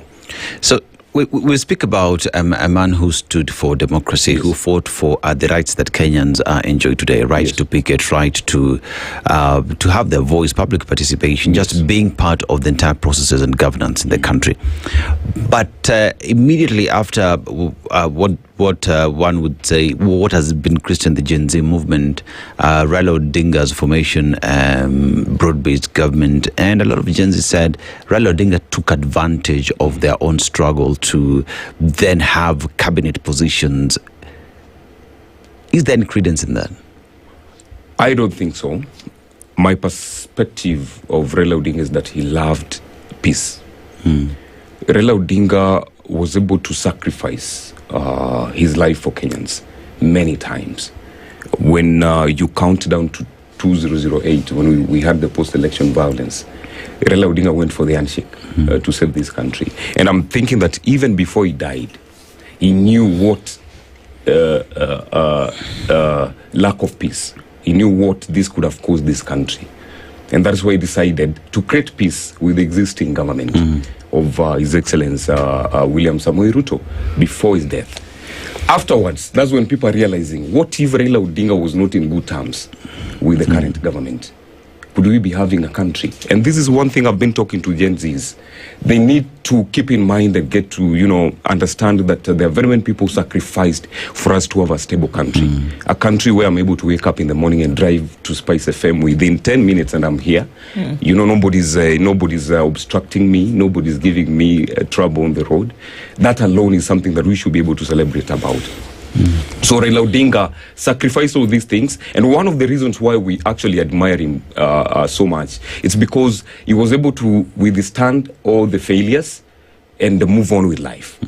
And really nothing happened. I'm sure there are very many people who told him, Baba, don't let go this thing. Let's fight for this. Let's do this. But he had a way of managing them and he still remained powerful. It's one thing I learned from him, and it's something that I actually wanted to advise my young brother Makore. D gotten the courage to come. That the most important thing in life that we learn from Raila Odinga is the power to build, structures, strong structures that can keep you going even if you lose an election. Did he build strong structures? Because look at what is happening in ODM today.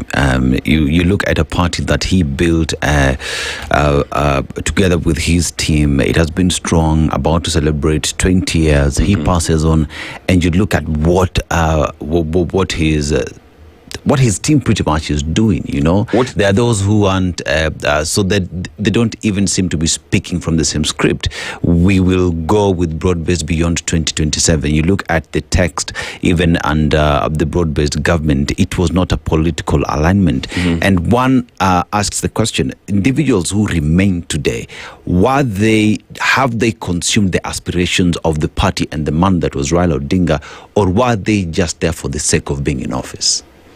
Uncertainties. These people don't know about tomorrow. They're stressed.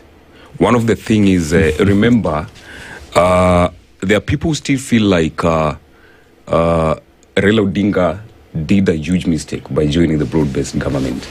Immediately after the Gen Z's demonstrations, somebody said that it's not that now we're in love with the government, okay? It's just because we've been managed. Still there are issues, still there are problems, there are issues that are unresolved with this government. So there are people who still believe in the likes of Sifuna, whatever they are saying, okay? And there are people, let me quote this. There's a shepherd in the name of Raila Odinga. And what is happening now, the shepherd is dead. We have young sheep, we have old sheep. Young sheep, the likes of Makore. The young people who depend on Raila Odinga. This is the only person who could speak good about Makore on a table of opportunities. Okay? Now, the fight for ODM for me at this moment is completely inconsequential. Why do I say this? You are fighting for ODM and you're not focusing on building your own brand. All right? People are seriously fighting for a party that has no shepherd, and the sheep have been left to wander in the wilderness. Some of them will get towards the end of the age, and some of them will die along the way. But there's an interim head of ODM. In fact, he's even called a meeting today. Oburu Oginga has called a meeting today, at least the Western troop, to try and get things in order, no? Oburu Odinga lacks the charisma that Raila Odinga had. Oburu Odinga, to me, looks tired. Oburu Odinga to me looks like somebody who's again also maybe fighting to leave his legacy, in whichever way. Oburu Odinga, I don't think he understands what is happening outside there. Okay, for him he believes, my brother said, we are going to be in broad-based government, but maybe he doesn't understand what is happening out there. Okay. And that's why you're seeing these other young people running up and down making noise. But let me say this. At the end of the day, ODM maybe can, survive for maybe 1 or 2, 3, 4, 5 years, let's say. But it could have survived more, worried that Raila Odinga was alive. But now, since he's gone, the likes of Gladys Wanga will be fighting for their interests, because at the end of the day, Gladys Wanga became governor because of Raila Odinga. There were other very strong contenders in Homa Bay, including the current CS for Treasury, Mbadi. There were Kideros and the like. Some of these people, they made decisions, the kind of decisions they made were because of Raila Odinga. Raila Odinga, whoever he picked, he was the only person who could create meritocracy where it doesn't exist. And Raila Odinga could call you whatever name. He brought some people in government, called them experts, Actually, some of them, you look at them, they are not experts, but people believe that they're experts, that President William Samoei Ruto had appointed riffraffs into the government, which probably is not the case. He's the only man who had that, that capacity to make things happen. But as things are happening now, for me, and because we are talking of young people, what I learned from Raila Odinga, build your own brand, make it as strong as possible so that you can fit anywhere. Okay. This politics of depending on hanging on other people's coat, they're long gone. And was peace actually created with this broad-based government? Because I'm still going back to this young lady, by the way. And we are looking for her. Yes. We'll have an opportunity to speak with her Yes, because yes. she represented a voice of many, many people. At that point, and that could be the marker that we use for this discussion, at that point where she was saying, leave it to us. We've seen what you've done. Leave it to us. Let us go forward. I doubt that what she meant at that point was, you guys now join together in government and still leave us out. Look at the conversations that are being had today. There's a chessboard, and President William Ruto is trying to see how he can gather the support from the ODM party, flailing or whatever it is, that he's going to take advantage of what could be fissures in the party at the moment and gather as much support on his end as he can. Where is the voice of that young lady who said, leave this fight to us in this political chess game? Where is that voice of the millions of people who thronged into the streets of Nairobi in that June 2024, who said, nah, it's a finance bill, but it's a way of doing things that absolutely has to change? For those millions of voices, there was no peace. This broad-based government did not deliver a promise for them. It did not deliver peace. It did not deliver unity. And now that we see that Raila Amolo Odinga is dead, it still is not including that voice. This political direction is still not including the voice of that young lady representing millions more who are saying, nah, things have to change. Where is the voice? Where is it represented? Okoh, allow me to say this. Whatever the Gen Zs did, actually it bore fruits, because they were capable of overturning the finance bill, all right? And that was done by His Excellency the President. And I want you to know this. The President is not stupid. His Excellency William Samoei Ruto, he knows exactly what he's doing. He knows what he's doing, and he knows that the young people have a voice. Now, the only challenge that these young people had, sometimes they are fast. They thought that they could work without a structure. And it's been proved that it's impossible to work without, they were calling themselves leaderless. All right? It's proved to be They still do. They still call themselves, and to me, I still argue that will not work, because at the end of the day, when you're leaderless, you can't come 20 million of you or 10 million of you to sit down to have an honorable discourse or discussion. So they need a leader. Definitely, but they needed to be a leader. But now, a few, 1 or 2, 3 young people, and with the mentality or the mindset that we have in this country, that any time, and I don't know how we are going to clean this, so that we make young people believe that we can bargain for something decently, all right? That we don't need to be really use thorax, come with the thorax, with the way of fighting. But one would argue that is the only message that the government understands. Let's talk about being leaderless. Yes. So, you see, for a very long time, the political class has argued that the young people need to come with the representatives and the leaders so that we have the conversation. Correct. But here are young people who are saying, we do not need to have a conversation. These are our issues. These are our demands, and we speak in unison in one voice. You deal with our concerns, address our issues, and we are good. It is not about sitting on a round table, enjoying China mandazi to have a discussion. No, this is our concern. A million of us have said, this agenda, we want you to address it. It's not a question of having a leader. If a government listens to these millions of young people and addresses these issues, you do not need a leader. But the purpose of the political class saying we need a leader is so that the young people can be managed based off what the young people say. We talk about peace at that time, that broad-based created peace. the country did not lack peace. It's Kenyans who went out there to agitate for their rights based off what the constitution gives them. Raila Odinga and William Ruto did not create any peace. The country was not fighting. So the issue of broad-based broad peace does not exist. So the question is, do we look for the leader or do we address the issues that Kenyans are raising? We need to begin by addressing trust. Kenyans, including young people, do not trust each other. Do not trust the government. No. Let me begin with each other, all right? And we need to change that mindset. We have had some of young people who have flourished in the political space. You can name them, the likes of Morara Kebaso, the likes of this young boy who was coming here, Makure. They were seen, their names came out during the Gen Z protests. But within a very short period of time, people started calling, the very same young people started calling them, names. I'll give you an example, the story of the Israelites. God knew that he had the power to move them from Egypt to Israel. He never needed a leader. But he saw it right that we must have one person, all right? There must be somebody who speaks your mind, who talks about the issues you are going through. And that's why he chose Moses to lead them all the way to Canaan. So my brother, whether we like it or not, where these guys normally defeat us is because these older guys, they know how to organize themselves. They come together, they agree, yes, this is your talent. You are capable of speaking this. You are capable of doing this. There's somebody who's very good in mobilizing people to go to the streets.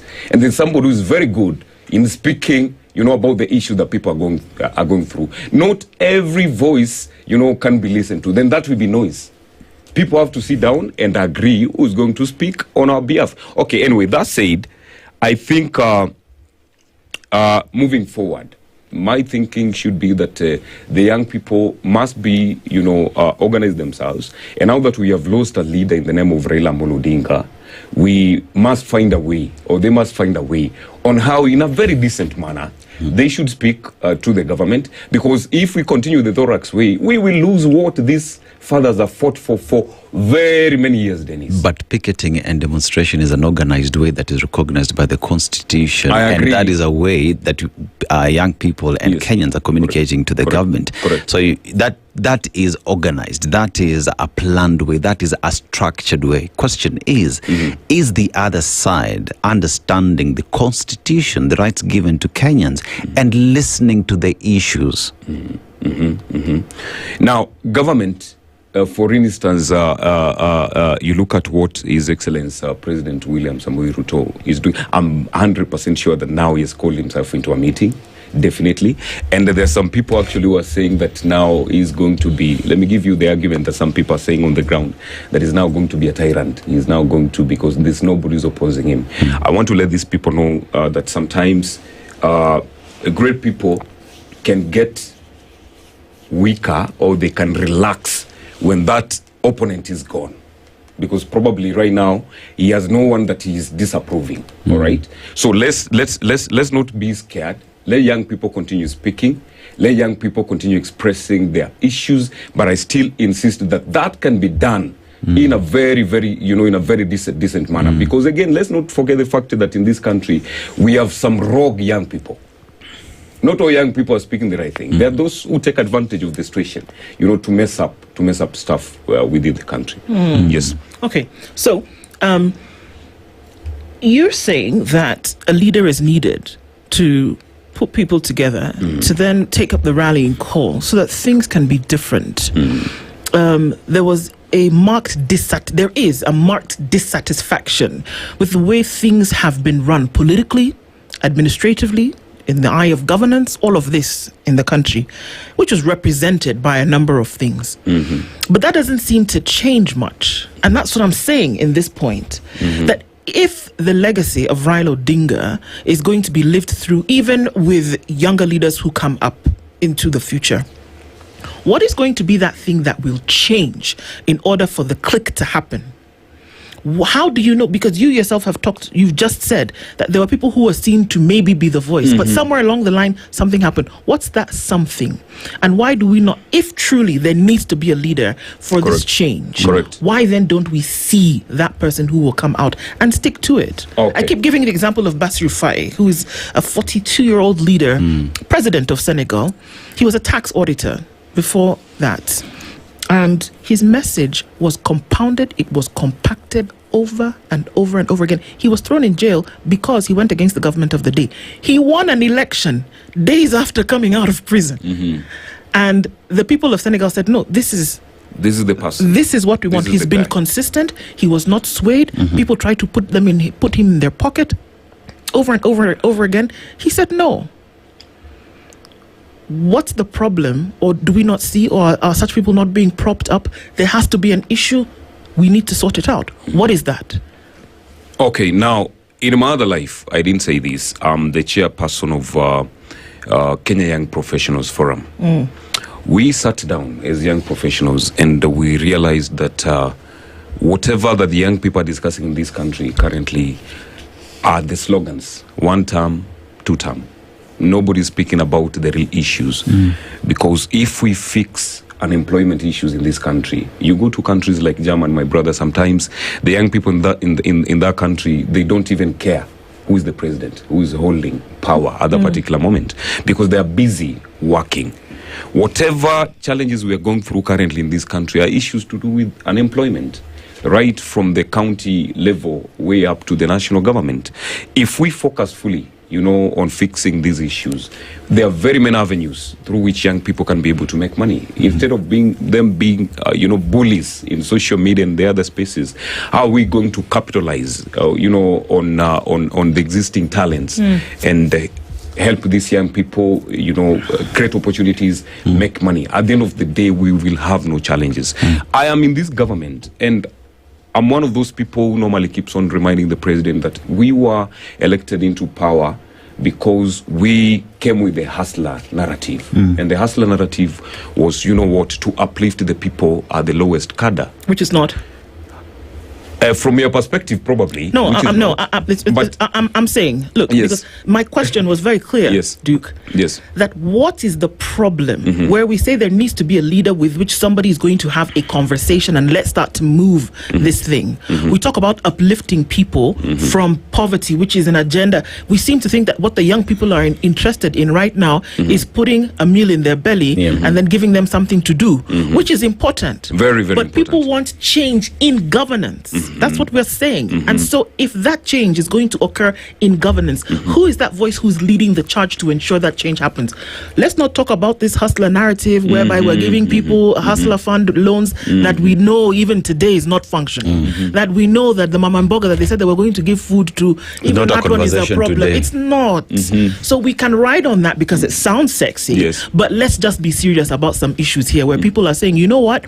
If we are going to become this first world, everybody keeps faffing about, that there are things that need to be done. And that's the change that people are looking for. Who's doing it? That should be, from the government of the day. That's the truth. The government of the day has a role to play, in ensuring that, things are happening within the country. And I want to say that this government, for instance, it's begun from, on a wrong footing, We had challenges. You remember we were to manage demonstrations. We had to manage hunger for almost 1 or 2 years. So did other governments. Sorry? So did other governments as well. I agree. So with other governments. So the challenge with our country, sometimes we need things to be done instantly. And in government, my brother, things don't happen instantly. There is always procedure on how things happen. Let me tell you this, Okoh. There will never be a vacuum in leadership. All right? Naturally, the law of nature knows how to organize itself. That's why even in the village, when, for instance, a member of parliament disappears, people have a way of, bringing themselves together. And I'm very, very glad that Kenyans today, they are enlightened. Kenyans understand what needs to be done. Yesterday, I saw somebody from the US trying to push young people to go out and start demonstrating. The young people are like, no, at this particular moment, we don't have the energy to go out to demonstrate. We want to discuss and fix issues. We need to get to a level whereby let's not always be talking about problems, all right? We are the people, we ourselves, we need to change our mindset and be like, what is it that I can do? Personally, myself as HT, I'm doing a lot of things on the ground on assisting young people to get opportunities through my, through my company, E-Generation. I'm assisting young people to get skills. And each and every 1 or 2, 3 months, we are changing lives of 10, 20 young people. Something is happening. We must wake up from this mentality that each and every day we are saying, oh, government has to do this, oh, government has to do this. Let's look at those people who've been given opportunities by the government. What are they doing to create, opportunities for other people on the ground, so that we run away from the mentality of complaining each and every day. But there's no vacuum. Allow me finish this. There's no vacuum. There are very many leaders, both at the local level and even at the national government. The challenge is we're only focusing on the president all the time. All right? When there are very many people, within the spectrum who can be able to change the current situation. You see, it is said that when you want to kill a snake, you start by not cutting the head, right? Yes. Right. So when you talk about the leadership and structure of government, the leader will always get that smack.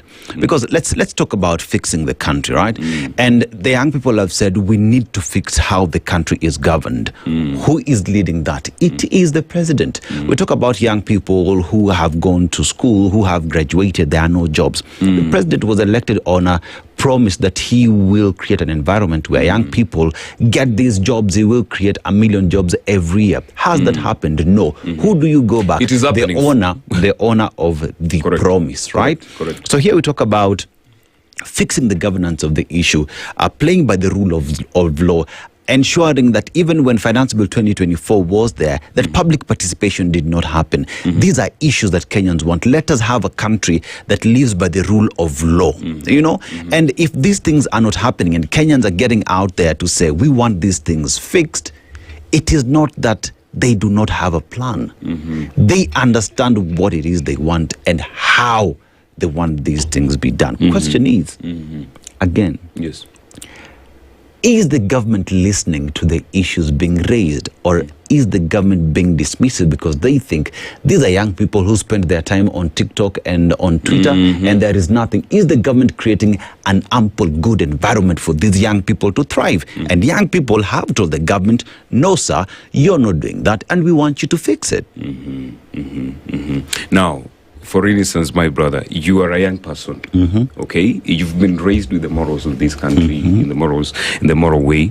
Are you waiting for the president to tell you that you need to wake up in the morning and do right content in terms of gender-based violence and the like? Are you waiting for the president? I will wake up early in the morning to write content on gender-based violence, put it on my social media, but I might not put it on my social media because the government has just passed a law that makes it difficult for me. Now, my brother Dennis, thank you for bringing that topic. Let me ask you, do you like the kind of bullying that is happening to Raila Odinga Jr. currently? Do you like it? Do you support it? The Constitution of Kenya has given us what again? Freedom of expression. And where does your freedom stop at? My freedoms stop where yours begin, right? Exactly. There are channels in the Constitution of Kenya where you can go to court and prosecute someone based off that which has affected you. The Constitution of Kenya is clear on how all these things will be governed. The Constitution of Kenya is open for everyone to read. But when a government comes in and tells you that whatever it is you post, I determine what is illegal, I determine, that is where the problem is. So yes, I will wake up in the morning, I will go on my social media, I will TikTok, I will criticize you, but if the government will come after me and throw me in jail simply because I posted something that hurt them, that is where the problem is. You're not making it easy for the young people, you're making it difficult for the young people. Now, this is where the problem is. The problem is moral decay. What we're focusing, we cannot have a country, my brother, where people, just because they know that you own a phone, you just wake up and they start criticizing you because maybe you were born with one leg, all right? Maybe you are not eloquent, and they start mocking you in that aspect. We cannot live in such a country. This is the same space. I'm sorry, Duke. Yes. But let's play both. This is the same space where there are leaders in government today who stood up in the glare of public and said, shoot them in the leg. These are people who said, if somebody walks out of a police station, shoot them. Yes. This is somebody who said, if I was in government, I would kill 5,000 young people. Why do we not see the same thing in terms of a blanket stopping of such statements? The same law is going to strike them. Is going to. It is a double edge. Is going to, but it didn't. Those things have already been said. Now we have the law. In the water, now we have the law. Let's see how it's going to be. How do we create a system of balance whereby we operate in the technological age, and everything that some people do is technology based? Everything from work to entertainment to education, it's on. So how do you create that balance? I'm extremely glad that Kenyans today, they even know where their government offices are located, including Parliament, including State House. Those days you could not get even closer to Parliament Road, but nowadays Kenyans know even where the judiciary is located, and the Kenyans have known that these governments, these offices belong to us. I think if somebody is going to joke around with the current system of law that we have in place, Kenyans will take it upon their hands. But when it comes to social media management, my brother, I'm one of those people, because I've been trolled personally, all right, for things that I never did, okay? And nowadays, somebody will just wake up because he doesn't like you, because he doesn't like your sweater or something, my brother, and goes out and starts abusing you, insulting you in social media. I think we can build a country that is moral, because at the end of the day, my brother, and let me use this now in a social kind of setup. You raise a very good baby, a very good girl. Okay, I'm a father of a daughter, all right? And each and every day I wake up every morning, I tell God, give me the power, the strength to make my daughter grow with the, with the morals. And then at the end of the day, there's somebody who's just joking around, and the races are mediocre or whatever, let me call, for lack of a better word, a mediocre kind of child. And this is the child who's going to marry your daughter, and you're going to have trouble moving forward. People fighting, people who cannot sit down and reason, people who think that, I just go to social media and start abusing Okoh because I don't like her eyes and the like. And people are committing suicide.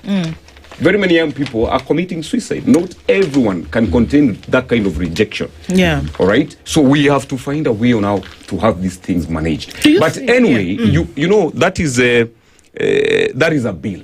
We have a constitution. The constitution is supreme. You need to remember that. Okay. And the constitution itself said, any other law that comes that contradicts the constitution is deemed null and void. No, it is not me. It is what the law says. Yes. But leave that alone. So let's speak in terms of this bill that is now so good. If you look at the country that is Kenya, even the constitution that we have, it has heavily borrowed on the United States Constitution. And United States, you look at what their creators do to the president. Satire, political satire is allowed.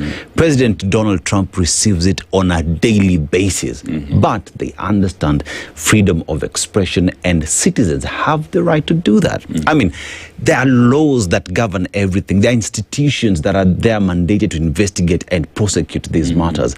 But when a government comes in to gag mwananchi from speaking, Kenyans will speak, and Kenyans will say, here, you're going wrong, and there's nothing wrong in doing that. But seems as if the government there is today is hell-bent in silencing Kenyans and silencing dissent. Is that right? Or is that wrong, is the question? We are not silencing Kenyans. The government is silencing indecency. Okay. Simple. Kenyans, nobody's going to stop Kenyans from speaking. Dennis. Look, it's a good thing. Yeah. And let me start from saying it's a good thing. Yes. Okay? But, there's a reason why I started with this young lady's cry for change. Okay? Yes. So, along the way, government finds itself busying itself in business that one would wonder whether there is anything else that needs to be done. And perhaps I can invite you to share in one of those things that needs to be done. And I'd like to hear your take on it. There's an exam that's starting on Monday that has never been done in Kenya before. It's for the grade, the current grade 9s. They'll go into grade 10 next year. There are some schools who've not received capitation this term to then be able to sort out those exams.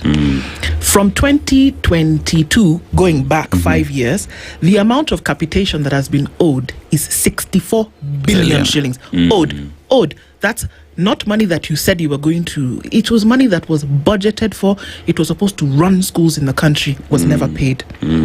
This year, out of the capitation that is 22,000, this is just for high school. I'm not even talking about primary school or day school. I'm talking about high school. 22,244 shillings is what each student is going to get. Ministry tells us that they will retain 5,000 shillings for infrastructure. So we said, okay, fine, no problem. Because that means you will not go back to parents to ask them for money.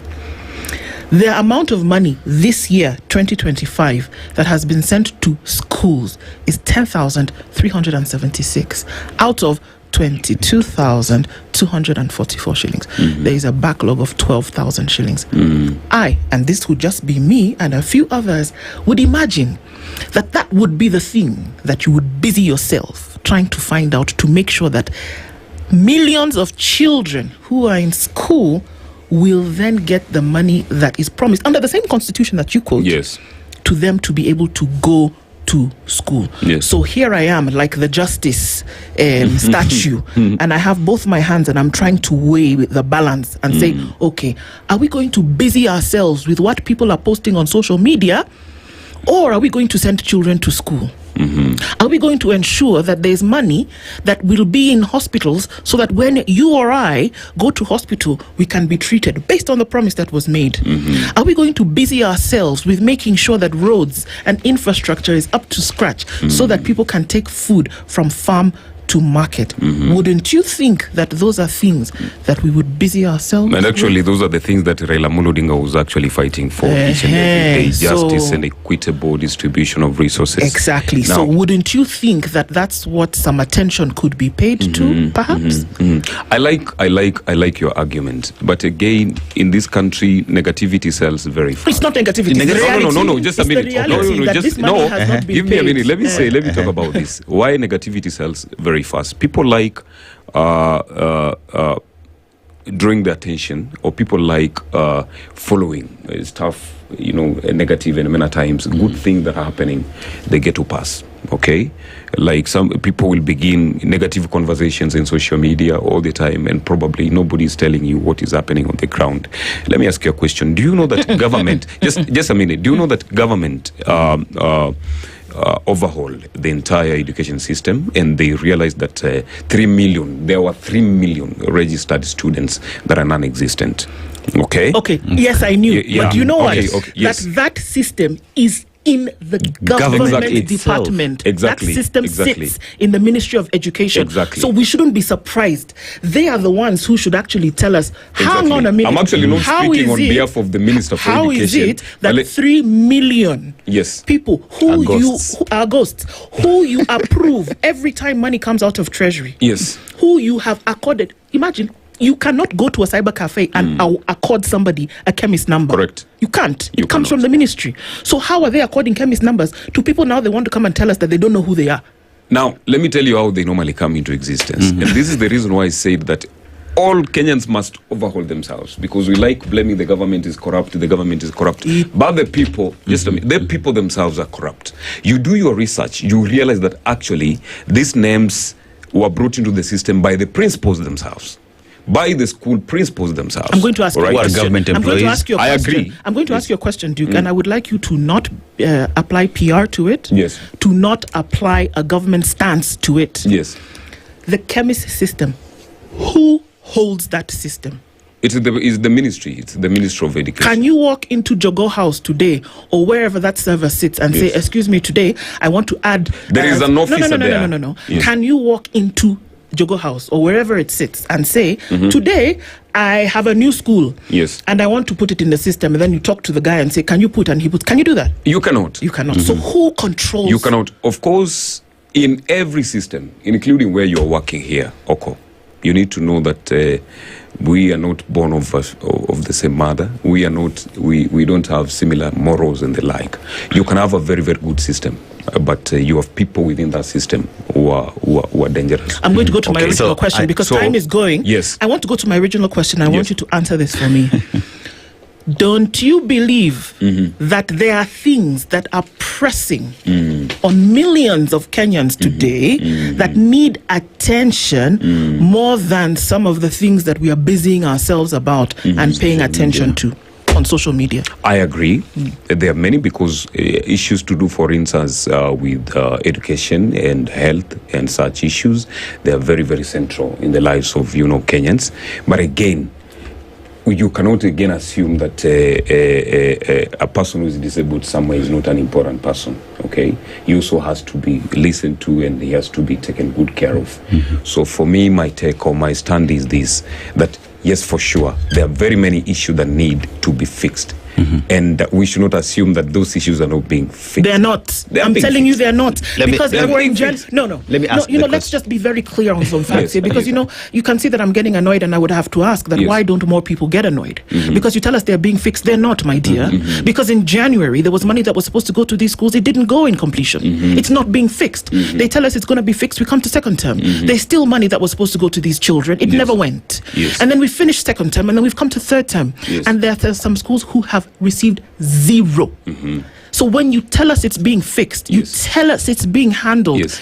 It is not being handled. There are children who've been treated like guinea pigs for the last 6 years. The same children who were the guinea pigs of this new education system went to school when they were in grade 3. The same children are going to grade 10 next year. And they have been the victims of a system that they have been telling us for the last 6 years, we are fixing, it's going to get better. It's not getting better. Okoh, I don't want you to relax, don't get annoyed. No, that's relax. the problem. Because people don't get upset. People don't get upset, and that's why this mediocre way of doing things is acceptable. And that's why that young lady cried and she said, leave it to us, because we cannot take this kind of thing anymore. That was her cry. It was not that they wanted to be in the streets. Her cry was to stop this. Okoh, who is that man on your on the paper you're holding? You know him. The cabinet secretary for education is called Migos Ogamba.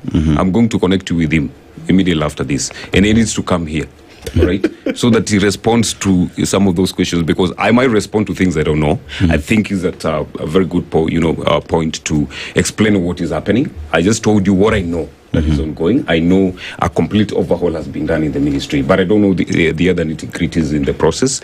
We have to fix this problem, and we must begin from the root cause, which is the root cause first. Why do we have more students in school that don't exist? This is the only country, my brother, where sometimes you wake up and you find there's an existing constituency. It's not the president who created it.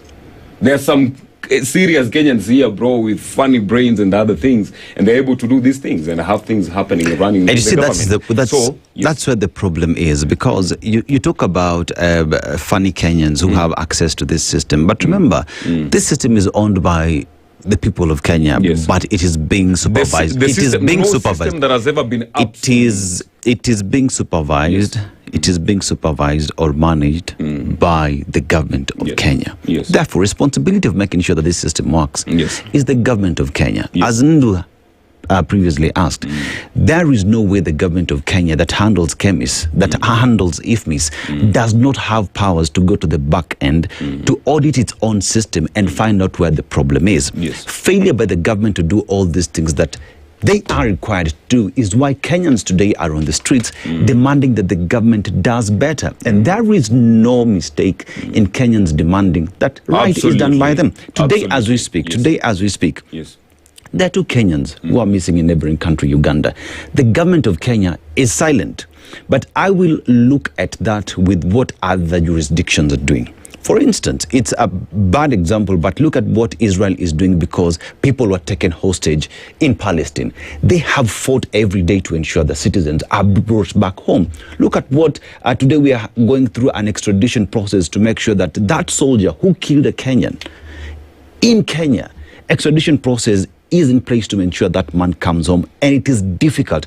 Why are we not seeing the government of Kenya fighting for its people with examples that do exist? When Kenyans get out there and say, government of Kenya, do right by us, they are demanding that right is done, because it is not happening. They are frustrated that the government they put in place is not working for them, but for their own interest.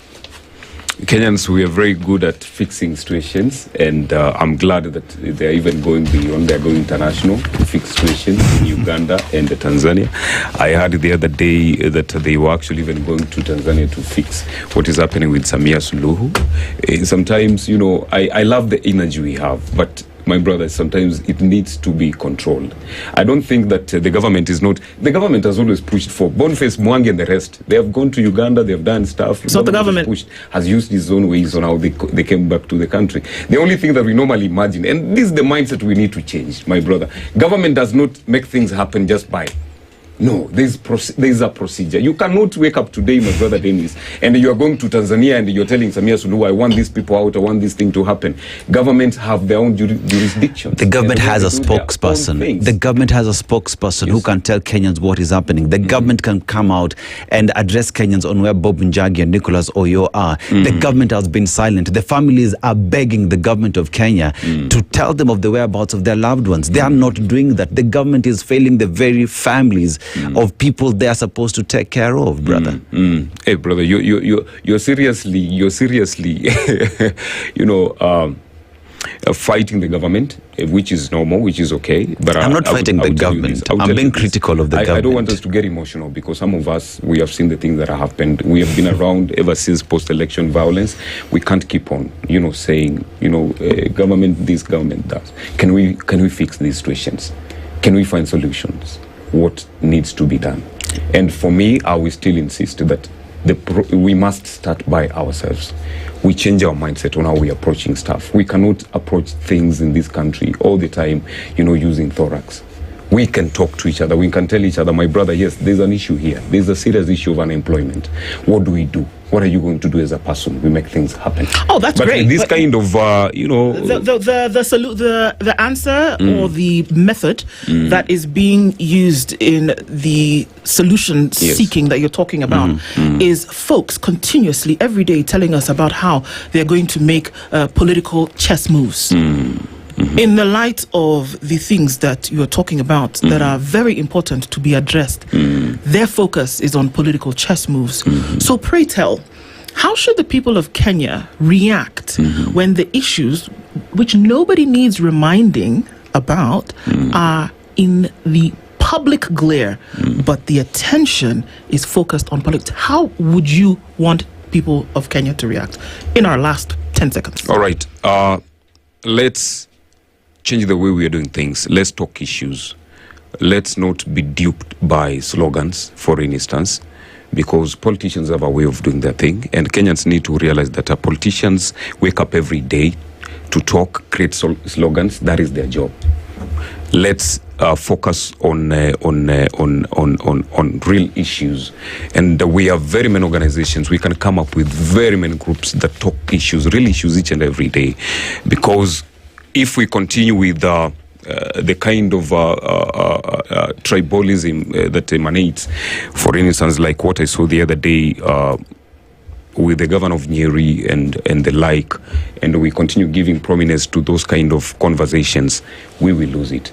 Can we begin even using whatever social spaces that we have and start asking those questions? Probably, Okoh, you are the only person. Social spaces, you just told us that we can't do it. No, do it. Ask those questions, the questions you're talking about, Okoh. Don't wake up abusing Okoh. That's what I'm saying. All right, there we go. That's exactly what I'm saying. Wake up every day. Let each and every person ask where there is this capitation. Instead of waking up to ask, where does this person... I saw, like the other day, they were trolling this lady from Minnesota on her dressing code. She's around, she came around, to look for ways on how we can fix situations.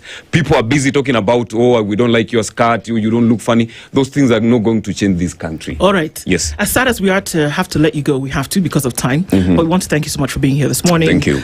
Duke Mainga has been here with us this morning. Asante for joining us on that conversation. Looking forward to many more. At 8:01, good morning. Latest news from around the world. 94.4 Spice FM.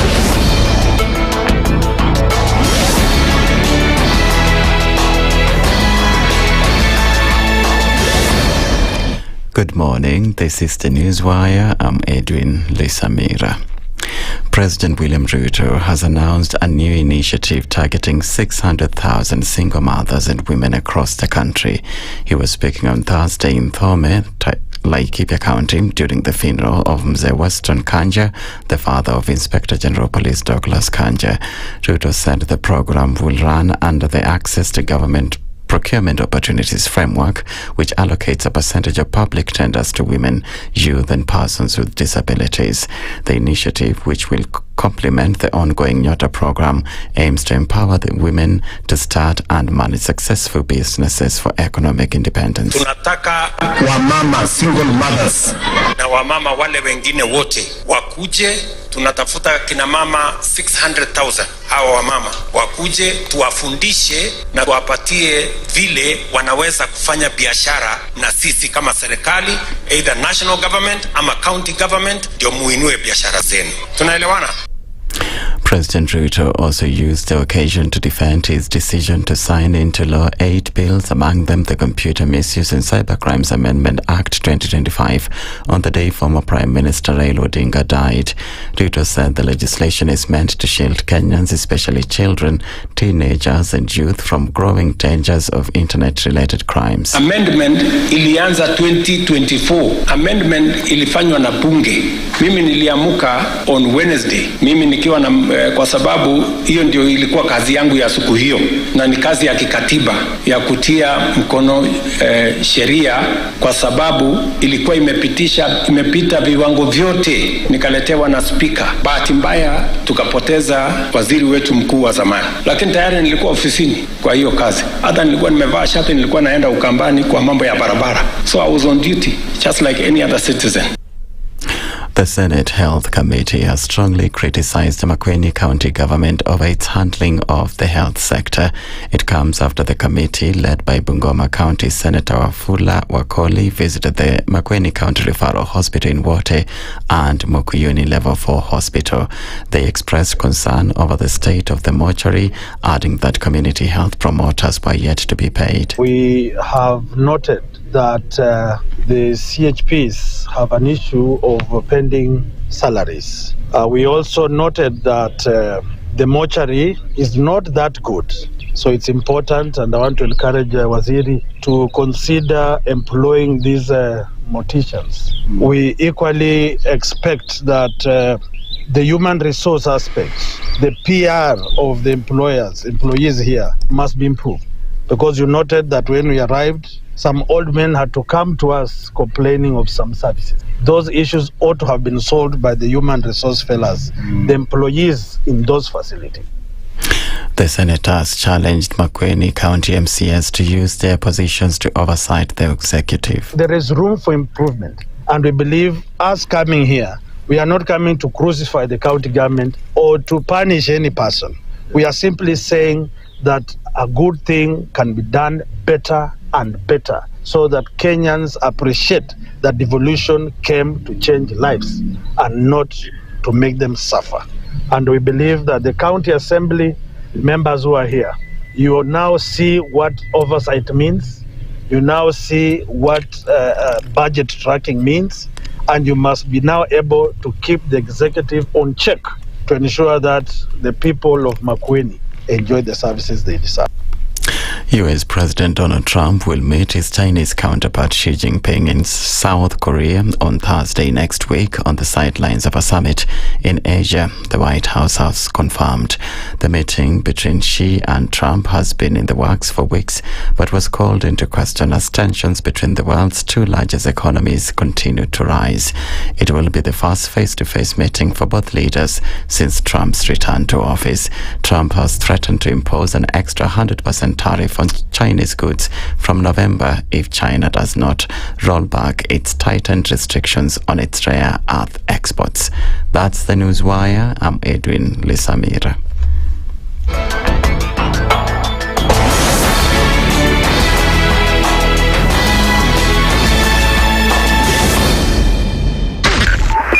.5 Spice FM, Kisumu. If we just gloss over issues and hope that time heals, then we might find that in generations to come, we might be back at the same situation. And the whole thing is born of stolen elections. Spice. When it comes to the decisions you make, You must be independent. There's no way you can allow one institution to dictate to you how you're going to conduct your operations, how you're going to decide cases. It's a no. When you weaken the institution to the point where they cannot take action, then you realize that politicians have to come up and now start dealing with the issues. That conversation has to die. Our politicians do not like the hard stuff. We must insist on the path of doing things right, whether popular or unpopular. Money changes hands. That is a fact. If you have political goodwill at the highest top, like in Rwanda, then corruption will be an issue of the past. If you don't have political goodwill at the top, we will pass laws, we will amend laws, we will continue passing laws and re-amending laws, and nothing will happen. This is the Situation Room, the only way to start your day.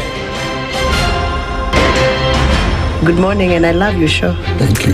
Having come from a Kikuyu radio background, I migrated to Spice because of the content. I was born in a slum, but somehow I got a break in life. So sometimes when you see the sweating coming out because of the passion and whatever it is, behind the noise, there are people. And we share the same umbilical cord. It shouldn't be like that. I am so disappointed. We used to tell Honorable Raila Amolo Odinga that he's doing politics of conmanship. And even President Uhuru Kenyatta, serikali hii ndio iko na conmanship ya hali ya juu. You cannot promise people that you reduce tax, then you double. In politics, there is the issue of trust. For you to turn around and then stab the same people who gave you that trust, there is no other level of dishonesty. Imabo, utaona dunia tu. The Situation Room, Kenya's biggest conversation. In this country, 6 families and 8,000 Kenyans control 90% of the GDP. We are not a country. We are a plantation. We work for Ruto. When you're telling the judges court orders are papers or they will not obey court orders, they're sitting and you're seeking orders from them.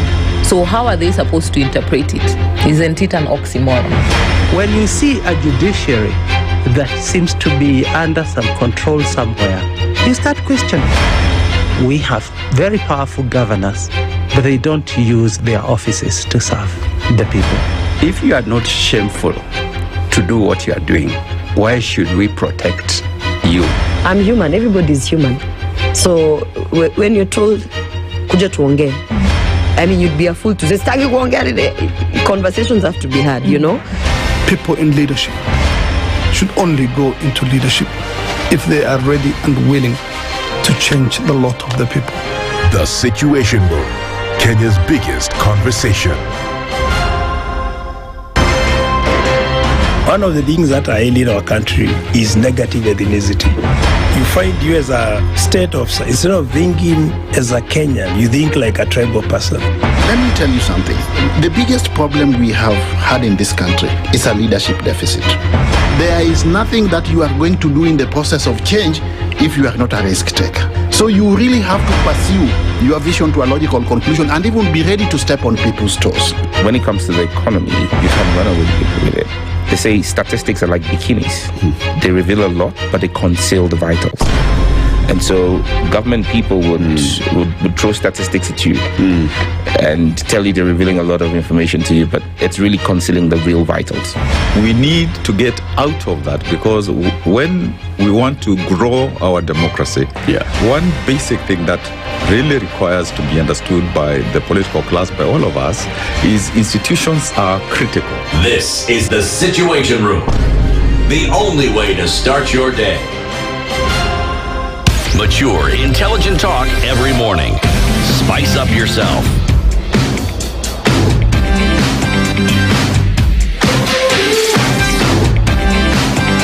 Mornings done right. 94.4 Spice FM, Nairobi. It's 11 minutes after 8 o'clock and into the third hour of Kenya's biggest conversation this Friday. And yes, quite a number of things for us to continue looking into.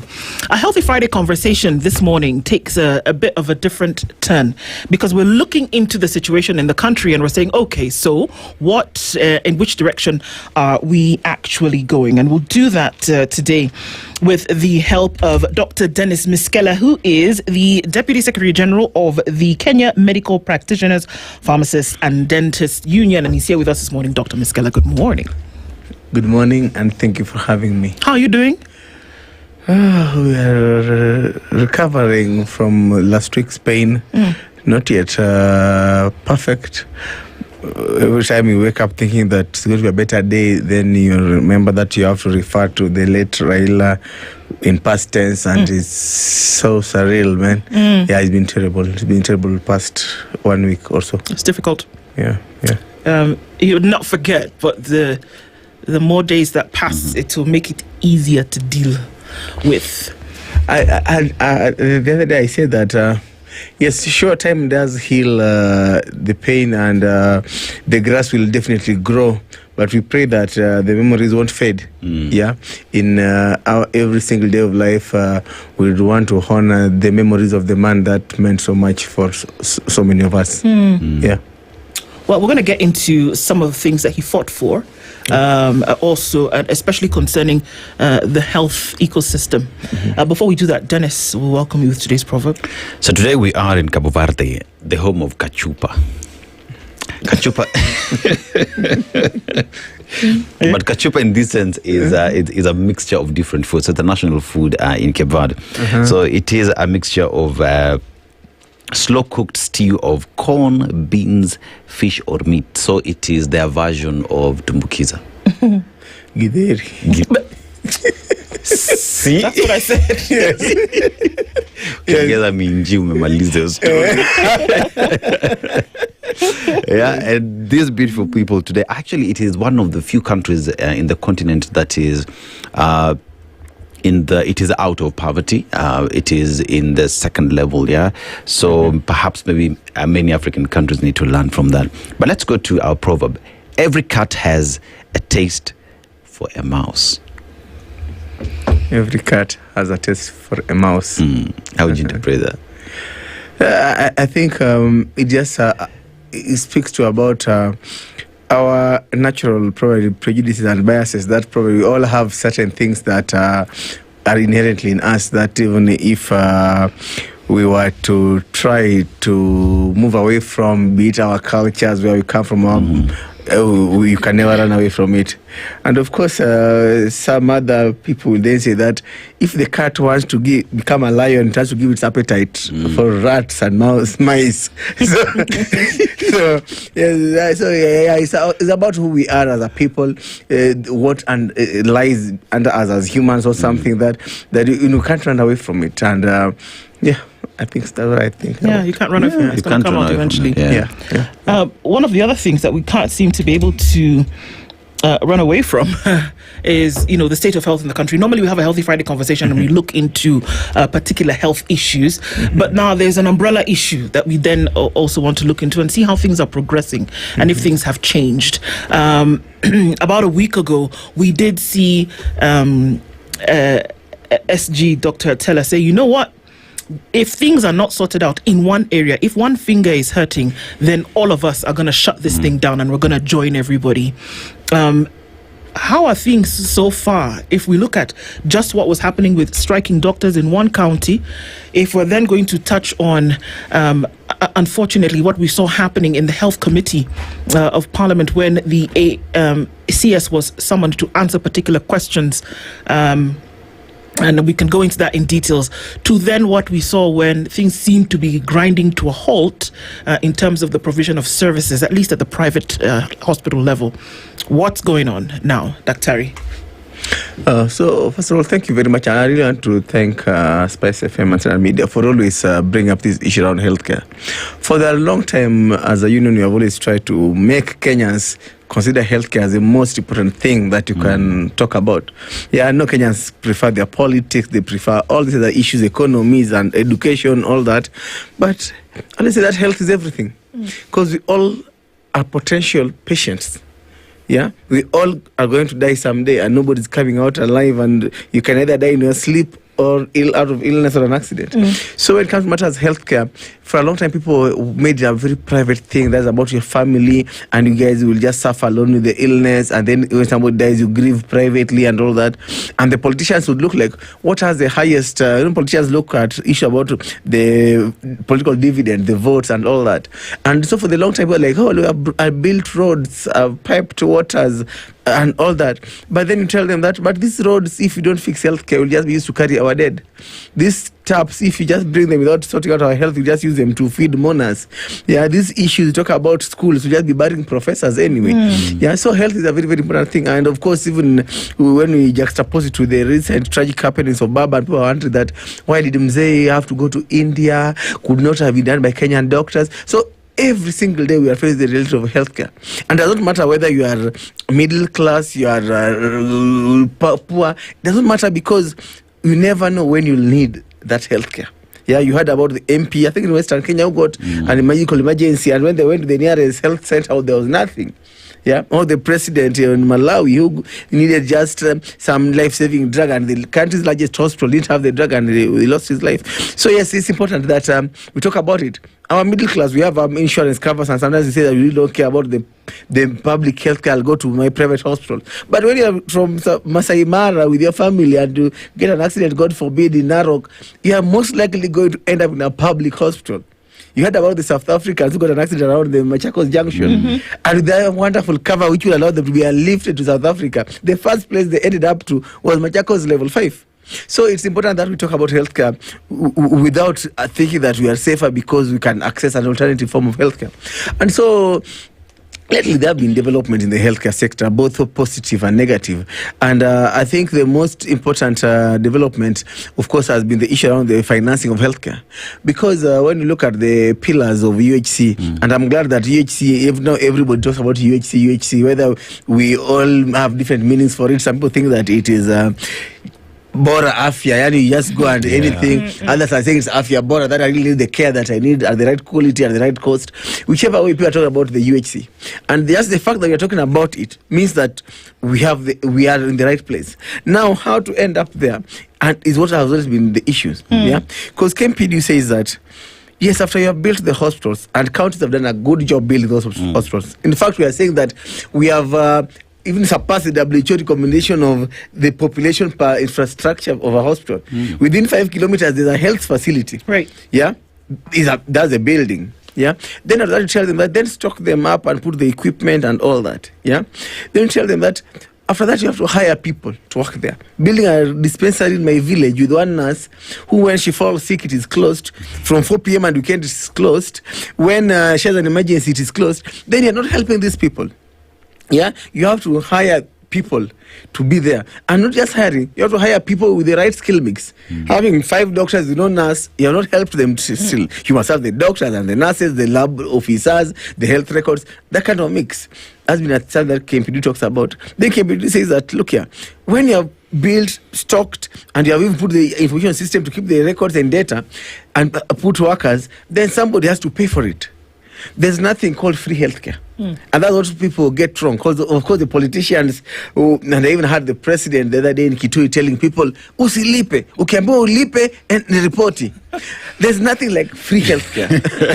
Yeah. Somebody must pay for it. Yeah, somebody, whether it is being paid for through the taxes, whether it is being paid for by donors and loans, whether it's being paid for by private insurances, whether it's being paid by social insurances, somebody must pay for it. And whether it's being paid from out of pocket.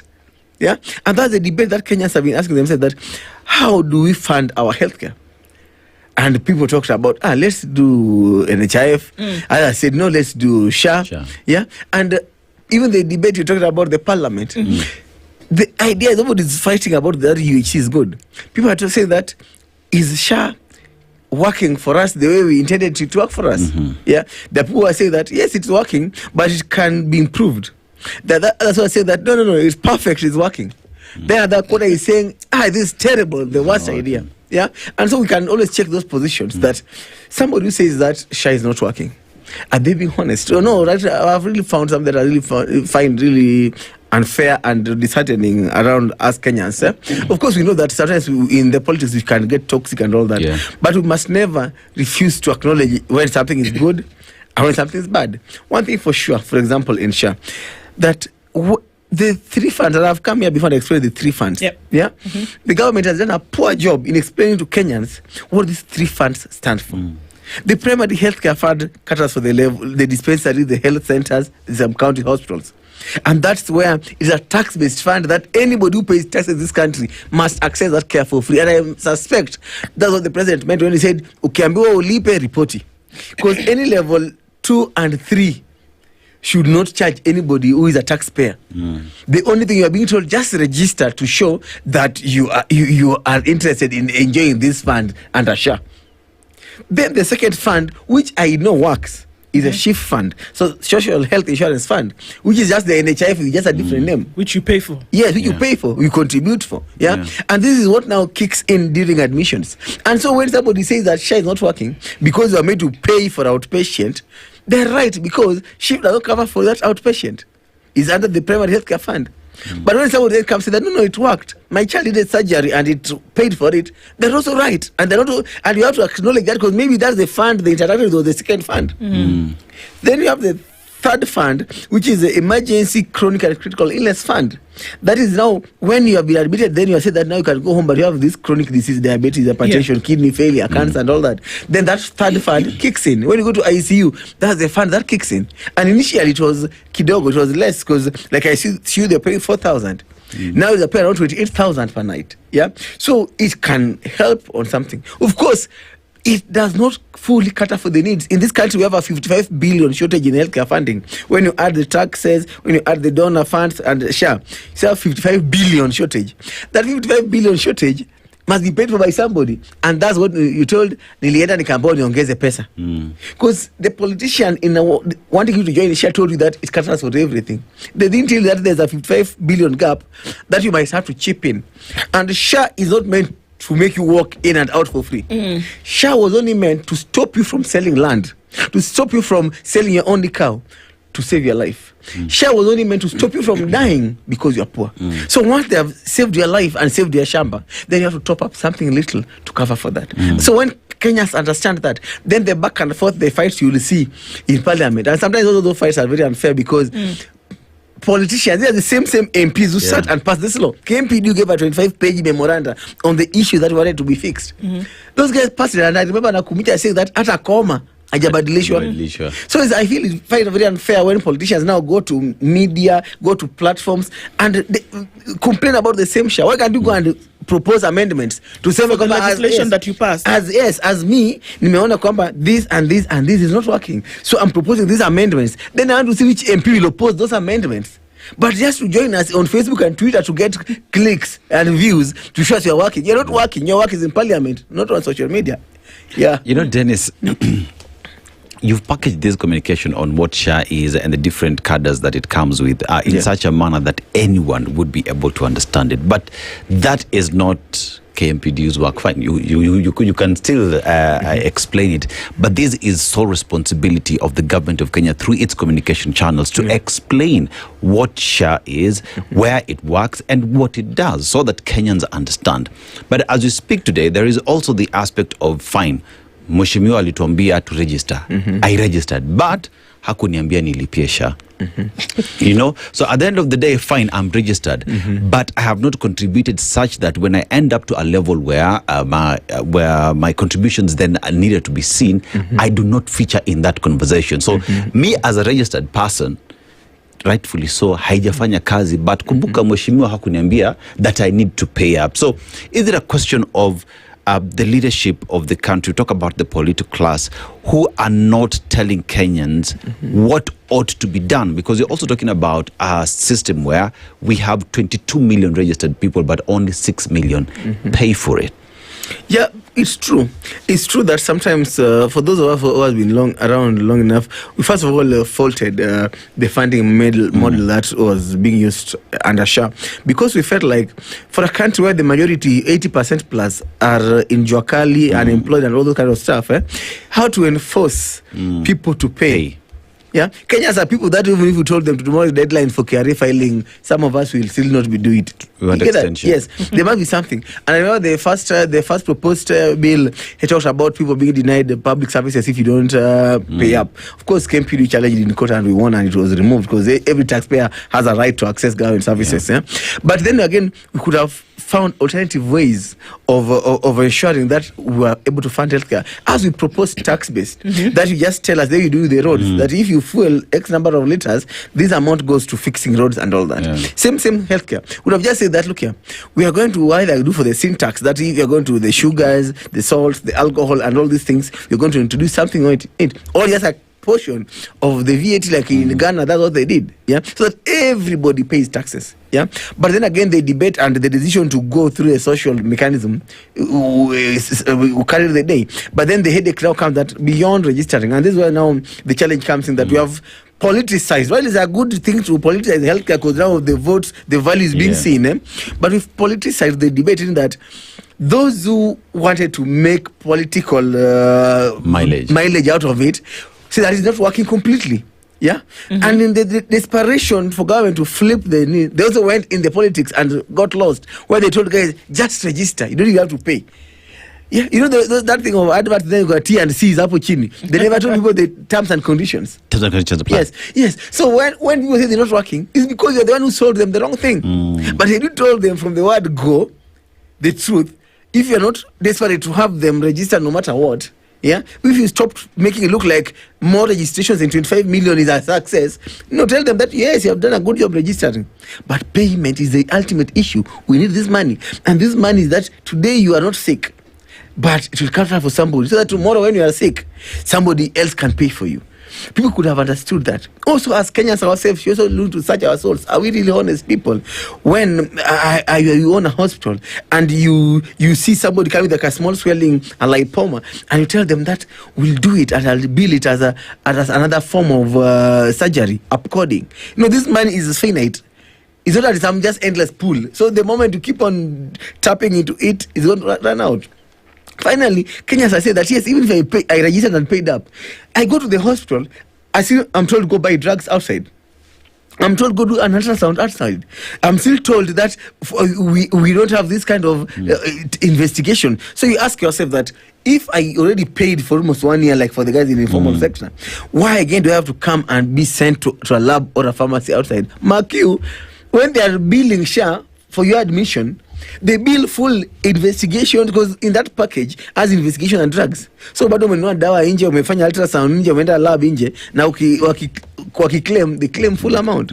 So we have to challenge government that beyond just telling us to join SHA, you have to tell us also what is going on in those hospitals. And then I challenge governors that right now the national government is taking the hit on SHA, but it is the county facilities that are breaking people's hearts by not having functional hospitals. The strikes we hear about, the complaints we hear about, is because people don't see the need. Even I can put a theory that even people refusing to join SHA would pay up. It's because hakuna haja, ukikuwa mgonjwa bado utaambiwa upige picha nje, ununue dawa nje. So can we have a functioning public healthcare system? Because the flip side also is that Kenya, 60% of us rely on private healthcare. Okay. But somebody who does private healthcare is in business. I don't say that it is not out of the goodness of the butcher that he sells meat. He's in business. So as long as somebody opened a facility with a profit mind, SHA can never be enough. Because SHA is just preventing the basic survival, not to sell, not to die. But if you come here that an ultrasound that would cost 1,500 in public is costing 6,000, SHA cannot pay for that. Yeah, and that's why we must find ways of driving the numbers to public hospitals by making sure that public hospitals work. But when you force somebody, I'm a businessman, I've opened a facility, I'm seeing your patients, but you're not paying me. First of all, the amount you're paying me, if you paid me is less. Then after that, you have to delay with it. I can't predict when you'll pay it. So you have made me an underwriter. Yeah, you have made me an underwriter. People say that SHA is working because I went and I was treated, but I'm left begging you to pay me. Yeah, so you have to ensure that if somebody has to go to a private hospital, let them initially choose that yes, SHA will pay half, but since I want more comfort, I want better meals or something of that sort, let me go. But let people not go to private hospitals because they're desperate to survive and live. That if you go to public, you are half dead or good as dead. Because right now the tragedy in this country that patients are going to private hospitals, not because of any luxury or anything, but because they know that if they go to the public hospital, they might die. They'll have to queue the whole day because they're not enough healthcare workers. They have to queue the whole medication because you have to stay complicated because they're waiting for an investigation that never works because there's no equipment in that facility. We must fix our public healthcare system for sure to work. Dr. Miskele, from what you're saying, it's very possible to fix it with the resources that are available and with the minds that are functioning within this ecosystem, right? That from the formula that you're giving, if you use a tax-based system whereby if a certain amount of money is paid for a certain thing, then you can actually glean the resources from that and fund the system. Yes. So it's possible. You don't need some extra galactic force to come in and sort out the issue. We just need to be prudent with the funds. For example, how comes that when it comes to building the facilities, the counties and government has done a good job and achieved the WHO recommendation? Of course, the motivation is that there are those kickbacks in the constructions. Yeah. How comes that when you look at the payrolls in this country, we have ghost workers in those counties? How comes that we have people at non-medics being paid under payslip for medics? How comes that when doctors resign or die or leave, you use that budget to hire non-essential clinical staff? Means that the money is there. People are just applying it wrongly. Yeah. How comes that we have KEMSA throwing away drugs, that drugs are expiring, yet drugs are not existing in the facilities? Yeah. How comes we paid 64 billion in the managed equipment scheme, Uhuru Kenyatta, for a 7-year lease for equipment that never helped anybody? Yeah. Means that the funds are there, yet they're just being misapplied. Yeah. So if we could just for a moment say that, okay, we are greedy, we are corrupt, but let's not touch healthcare. Because this one will also catch you as a person. The good thing about death is that it's an equalizer. Hakuna mali atasema kikivu ya tajiri na maskini tofauti. The heart stops beating the same way. Yeah. So if we could just say that, let's apply this things correctly. If the governors would for a moment think about them partake of what they are prescribing, because it's funny that governors insist that healthcare is devolved, we are autonomous, blah blah blah. But when they fall sick themselves, they come to Nairobi. For cuts, they go abroad. It's very unfair that you're a father, you're a mother, you fix a meal for your kid. They say, don't, mommy, we're tired of hii mambo ya mboga kila siku. Kumbe wewe unajua lunch time ukiwa kazi ushakula kilo moja ya nyama. Unamwambia vegetable is good for you. Lakini wewe yeah, that's what they are doing. They are fixing for the family a meal that they don't partake. So unashangaa kwamba mzazi kama yeye ako one meal omad, kumbe alishakula nyama kilo moja. We have to be fair to the people. You can't, I keep saying, like a baker who bakes bread for the village. Then when people are coming to buy it, then I don't know, mkati in the next shop. Governors must know that being a leader in the county on healthcare, then it behoves of you yourself to partake of what you are giving your people. Should it be law?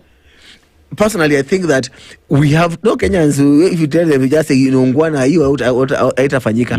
We must say that let every public officer, also just partake partake public hospital.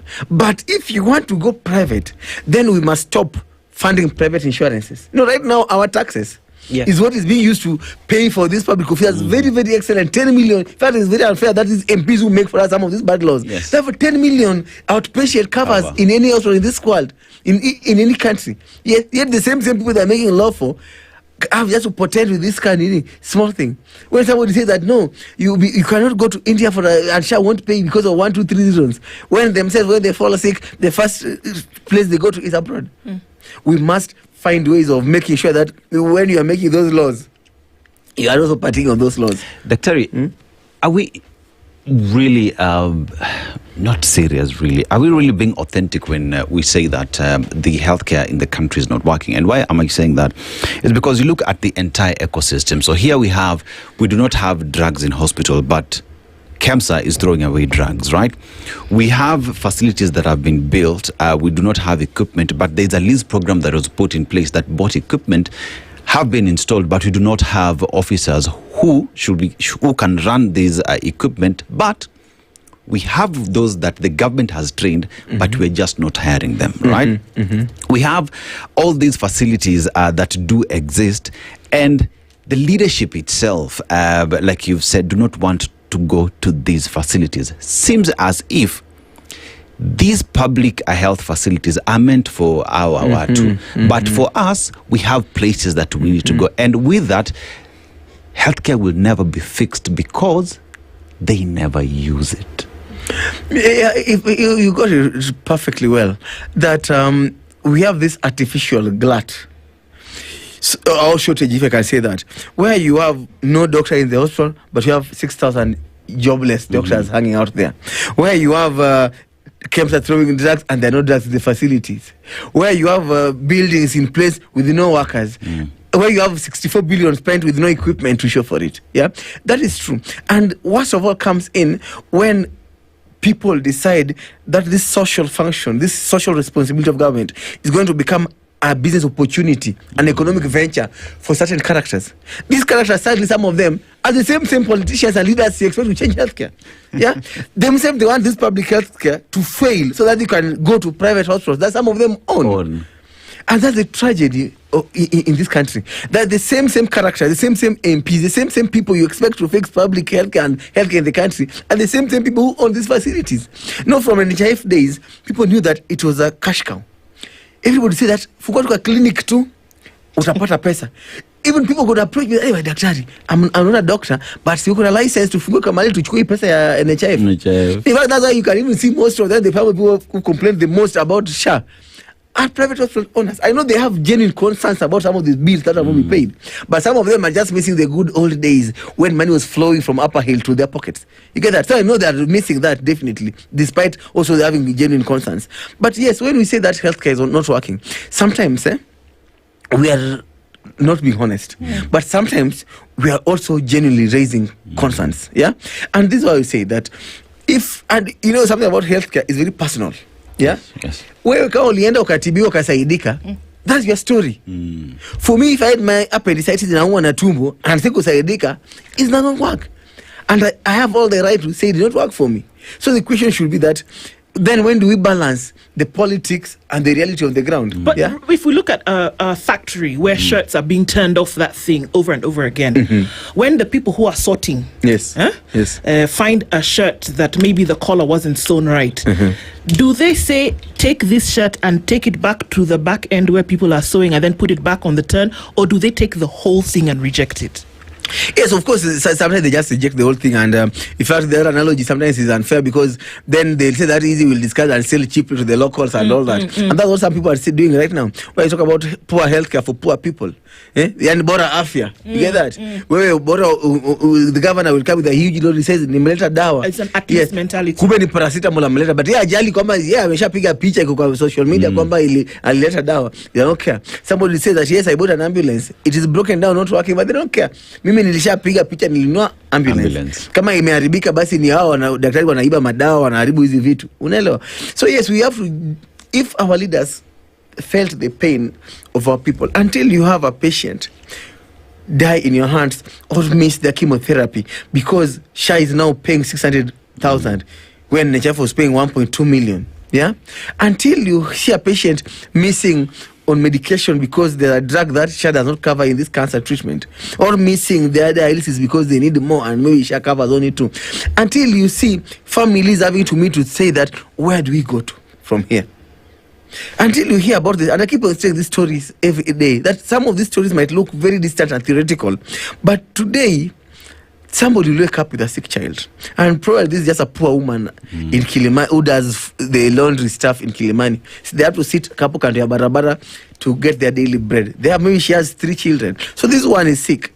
So she wonders that, do I take this child to Kenyatta? And Kenyatta will have to queue the whole day and be running tomorrow morning. And if I do that, these other 2 kids are going to starve because I have to earn my daily bread. But then again, if you decide to go and do the fua, then take the baby in the evening maybe to Kenyatta, then you come back from kufua, unapata mtoto wako amezidiwa ama amekufa. These are realities that women portend with. And that's why you see they have to then go to these nearby estate clinics, which are largely just hotel facilities. The only thing they have is that you won't queue in the line or you won't be sent for a drug outside. But there's nothing meaningful because now if somebody decides to fill in that void, you get that? And by the time they're coming finally to be seen in a proper doctor, the complications, this cervical cancer that was stage 1 is now stage 4. You have to spend more to treat it, or you have to lose this poor woman because she had to seek this poor medicine where she could get that convenience for the moment. You know, so we have to really feel the pain of our people and do something around it. Dr. Even as we have to feel the pain, the question is, do they really care?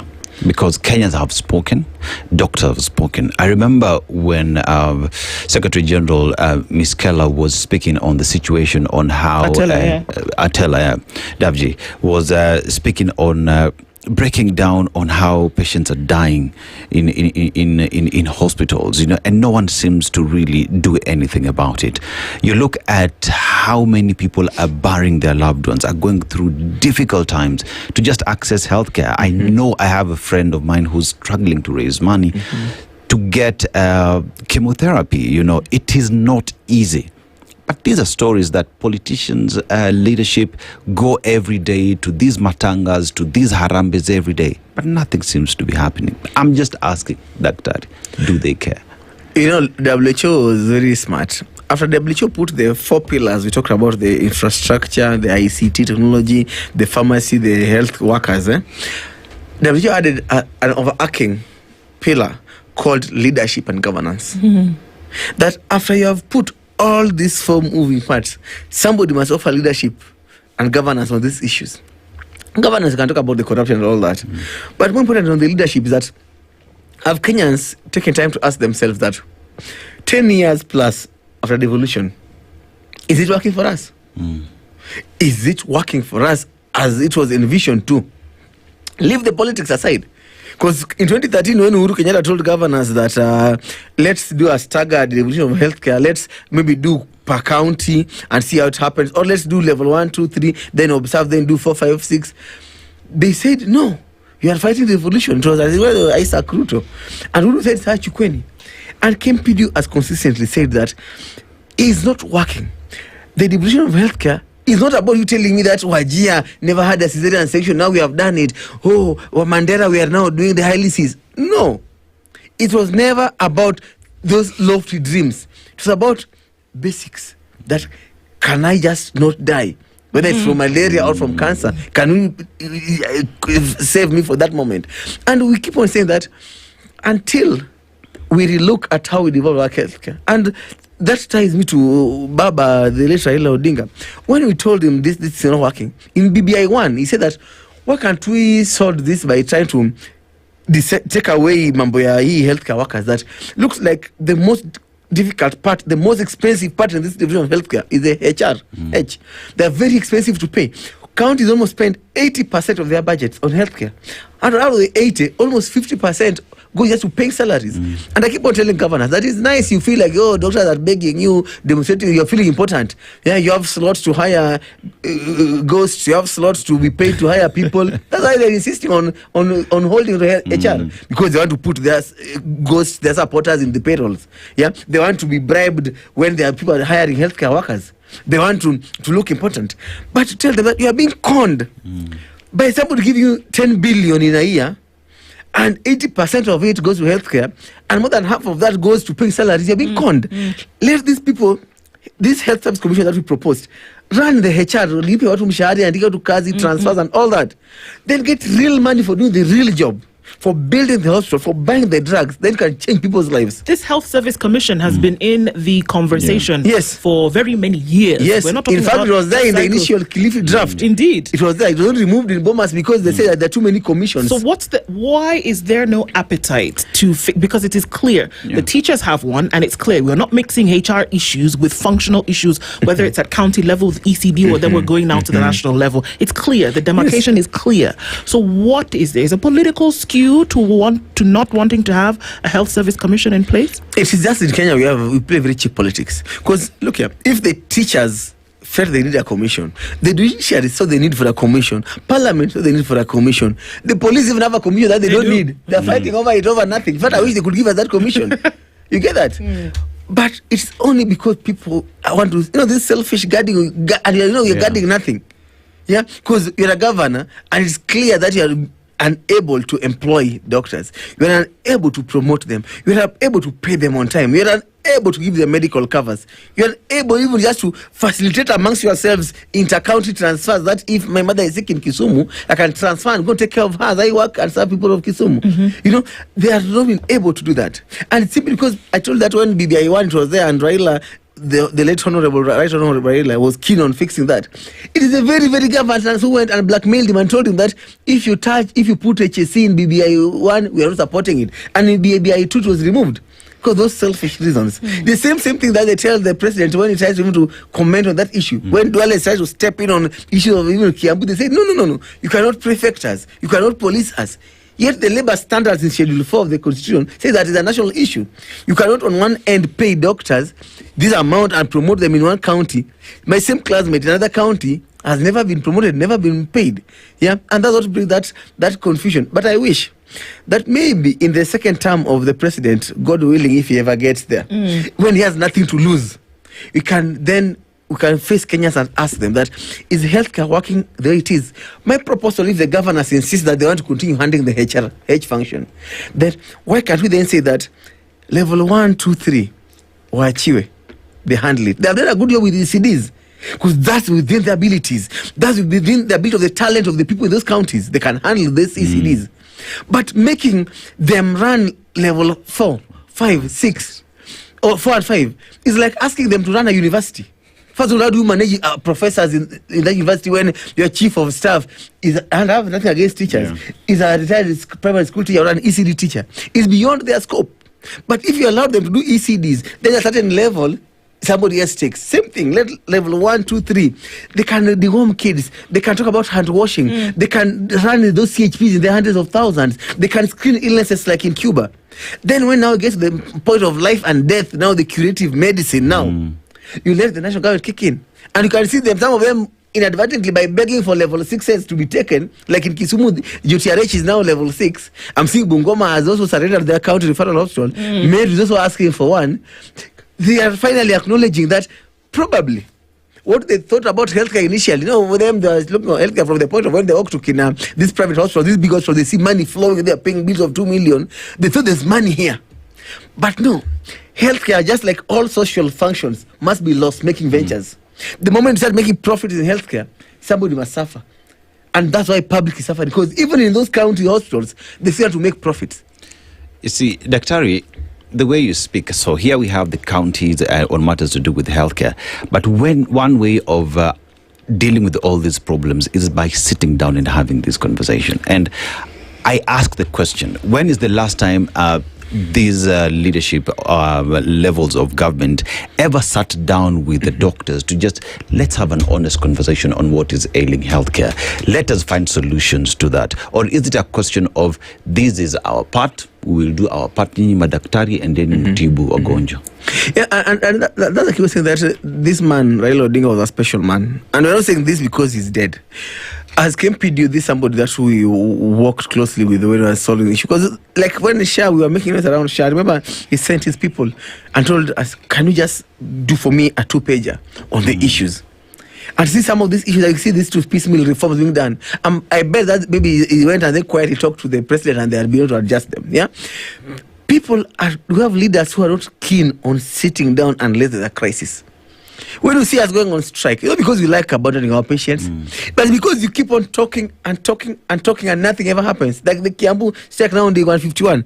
For 2 years you have been talking, begging, signing agreement that they don't implement. Finally you do a strike, then somebody says, now let's talk.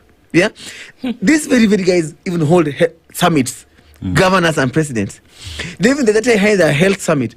How can you have a health summit that you invite everybody except healthcare workers?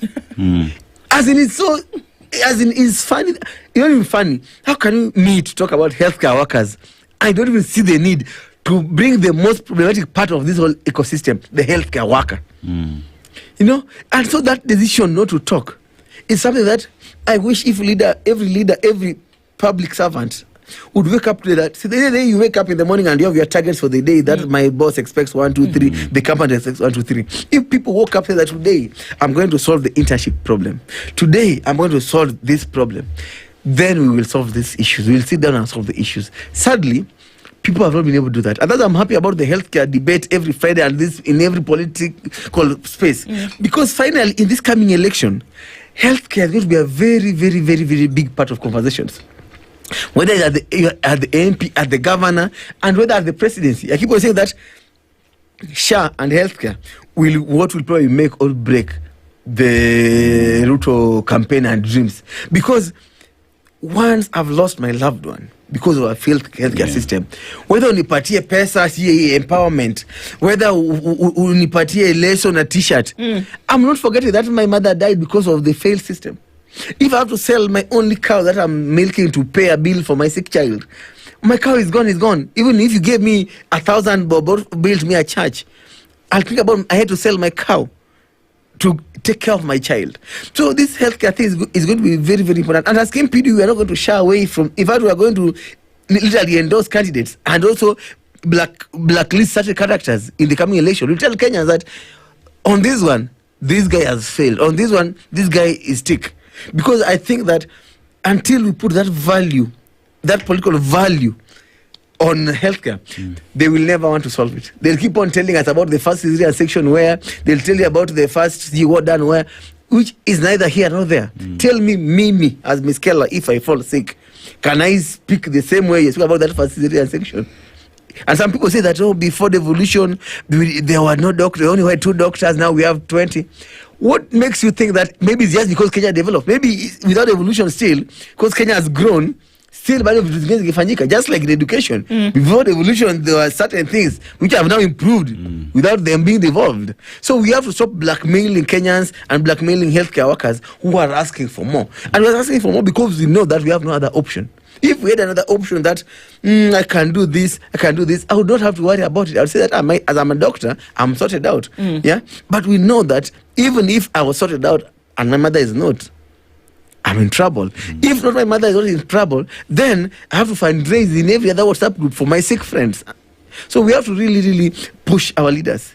We have to blacklist them from those funeral podium. Because why would somebody not have hospital working, whether you're an MCA or an MP or a governor or senator, but then when these poor people die in this accident, that there was no first aid or surgery theater working nearby, they have the guys to come, stand on the podium, campaign and give you 20,000. It's not fair. It's not fair. Is it? Sometimes when we look at the burden, because it's a huge one. I mean, for anybody in any country which has a health system that's at the very least functioning at a very basic level has carried a huge burden. Yes. Right? And whether it is constitutionally bound, it still has to, or not, it's got to do its job. Is it possible that because we're seeing so many fissures, is it possible that the burden is too great for government as it is currently to handle? Are there too many people? Are there not enough resources? Is there not enough infrastructure? What's the problem? Because we seem to not be able to get ourselves wrapped around it. There's just too many moving parts. I keep on saying that you cannot run the healthcare of a country in 48 different ways. That every governor does his own things. Huyu anakuja Paranya anakuja anaanza kujenga level a building in his 2 terms, he does now finish it. Then huyu mwingine anakuja anasema no, me I'll go and finish Malava sub county. That's what I want, because ile ingine 10 billion in sharp hotel, I also need to have my own new project. I won't say that they did that. I'm just saying that the thinking that some people come with. So they have this half field, kila mtu anakuja na yake. They know these governors, at least I thank the voters, they don't have that security of quote tenure of 10 years. They have 5-year tenures. So somebody comes, those 5 years, they have to do it, they have limited time. So they just do something, then 5 years you're gone. Somebody new else comes again, says no. For me, I don't want this, I want this other one. Then you have the level 6 is also everybody coming with their own idea. I want to be a cancer center, I want to be a ward center. Then they're done. Then the national government comes and say that no. For us, this is our priority area. So we have all these crazy ideas in these 48 different ways that nobody can even handle. You hear somebody say that, we only have 9 oncologists in this country with cancer burden that we have. They're telling them that, why can't we train more? They say, no. In Nakuru have 20 OBGYs, I can't allow more training. Yeah, they know that the OBGYs have to then do the oncology. Yeah, someone said, no. For me, I don't want to train more surgeons, I have enough. But other counties has no surgeon. So you have all this mess up. You have one OBGY in Migori, or 2 in Homa Bay, and 20 in Nakuru. Yet the same taxpayer in Nakuru and Homa Bay pay these people. People have refused to be creative around it. Yeah, we keep on telling that you cannot run healthcare in 48 different ways. If you found education too important to devolve it in entirety, if you found security too important to devolve, yet the most important thing which ties all these things in healthcare, then you just casually just dump it, and governors don't want to be held accountable. Anytime you try telling them anything, they say, oh, you're trying to prefect us, you don't tell us what to do. As in, something has to give. And the president must know that for us as Kenyans, we'll blame him. Me, I'm not going to start blaming my governor when healthcare fails. Because we only gave one person the sword. The rest are just given Bibles to swear. The only person who's supposed to chop the corrupt and fix a few things is the president. Yes, so he must do something around that. Kenyans are looking up to him to just beyond talking about SHA. And I'm glad that he has made some reforms. The reforms in KEMSA right now, they feel that honestly the drugs are being refilled pretty well. Only that the counties are not paying the debts. So counties are not getting the drugs on time. We are the SHA with these holy cups. We are raising more money than was being raised by NHIF. Yeah, we just need to fix in the issue around the other two funds that are not well funded. The primary healthcare fund, we fix it, and the emergency fund. Then we are now good to go. The other issue is that the hospitals we have built enough for it. He has now brought the equipment scheme, which some people are faulting, some of us are praising it, because they are saying that if you bring this equipment, it's only when it works and the patient pays that you get paid. They put like in where I worked, they brought for us renal machines, installed them there. We had no renal nurse, no renal physician, and for 2 years they gathered dust when we were training someone to come operate them. That's no longer going to happen. Where somebody puts an X-ray machine in an orthopedic theater with an orthopedic person in place. So this equipment scheme, putting those things and paying for service is perfect. We are now telling that, yes, you hired CHPs, but when you hired CHPs, you just mobilize people to come to the hospitals. In the hospitals, do you have a plan to recruit healthcare workers, the right skill mix, enough nurses, enough doctors, enough lab, enough public health? Are we able to have a discussion on that? It's not rocket science. Other countries have done it. Why can't we just sit down and talk? Baba kept on saying that, let's just sit and talk. We might not agree, but just the fact that you have sat down and talked already gives us a pathway, can clear the prejudices, the fears, the allegations that we are having, those inherent things that we are saying that, oh, Governor, this. If I sat down and you told me that I'm ready to promote you because of 1, 2, 3. You get that? If we all just sat down, but right now nobody wants to sit down to have a conversation unless there's a strike. Then you finally, KMPD finally forces them to come and sit down. But even those meetings, then you see the COG guys and ministries fighting on who should sit on which chair, on how big which chair should be taller than the other, who is more senior, the governor or the minister. Some of the things we see in those meetings are very, very pedestrian. So we must elevate. And I propose that one of these days must sit down with the president and the governors and the ministry guys in one hall, a health summit, and with patients. They are also we all have a conversation on how do we carry forward the healthcare. Kenyans must no longer die in foreign countries. Kenyans must no longer die in bad states missing medications. We must stop dying from preventable illnesses if we truly want to take this country to the next level. Yes, Singapore is perfect. Malaysia, those dreams are lofty and beautiful, but we have to be alive first of all to make it get there and to live long enough to see it happen. And to live long enough to see it happen. I guess that's the one of the basic things that we talk about this morning. Of course, not just a spirited conversation, but one that bears in it a lot of reality for where people are today. A lot of work needs to be done. And these conversations, at the very least, like you said, the conversations must happen. People need to be talking to each other, not roundabout and at each other, to get us to the place where we're discussing that people will then be able to say, yes, the healthcare system works. And that's some of the conversations that we have this morning. I want to thank you for being here, to waken us up to these realities that are there, and to then say, okay, can our conversations now start to shift in a different direction? Yeah, true. I agree with you. As I finish, just reflecting on the life of Baba, I promise to comment on it, that if we truly want to live by what he believed in, and if you want to we might not get another Baba in this world, and I hope we never have to get another one, but we must live by his ideals. He has to live within us. We must love this country more than we love anything else. We must love this country in that every single day when you see a problem, you must want to solve it. Because there's no other country. We don't have to lose our loved ones, our children, because of things that have been done elsewhere before. No, this healthcare thing is not rocket science. The Scandinavian countries did it. The UK have the NHS. They have done it. So we just need to really be patriotic enough, love our country, and the spirit of what Baba stood for. Let's just not go just about war. Even the governors who I see wailing and saying he was the father of devolution, they must now, moving forward, live that dream and spirit within them. Guys, thank you so much for having me, and may God bless our country. Indeed. Dr. Dennis Miskela is the Deputy Secretary General of the Kenya Medical Practitioners, Pharmacists and Dentists Union, has been here with us this morning. Thank you, Dr. Asante sana. At 9:01, good morning. Latest news from around the world. 94.4 Spice FM.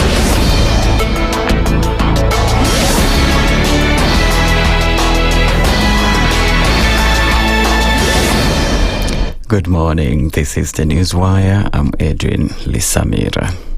A nationwide physical validation exercise to confirm the authenticity and eligibility of applicants for the National Youth Opportunities Towards Advancement on Nyota funds is to be conducted today. While making the announcement, Cooperatives and MSMEs Development CS Wycliffe Oparanya said the exercise will be conducted across all 290 constituency headquarters in the country.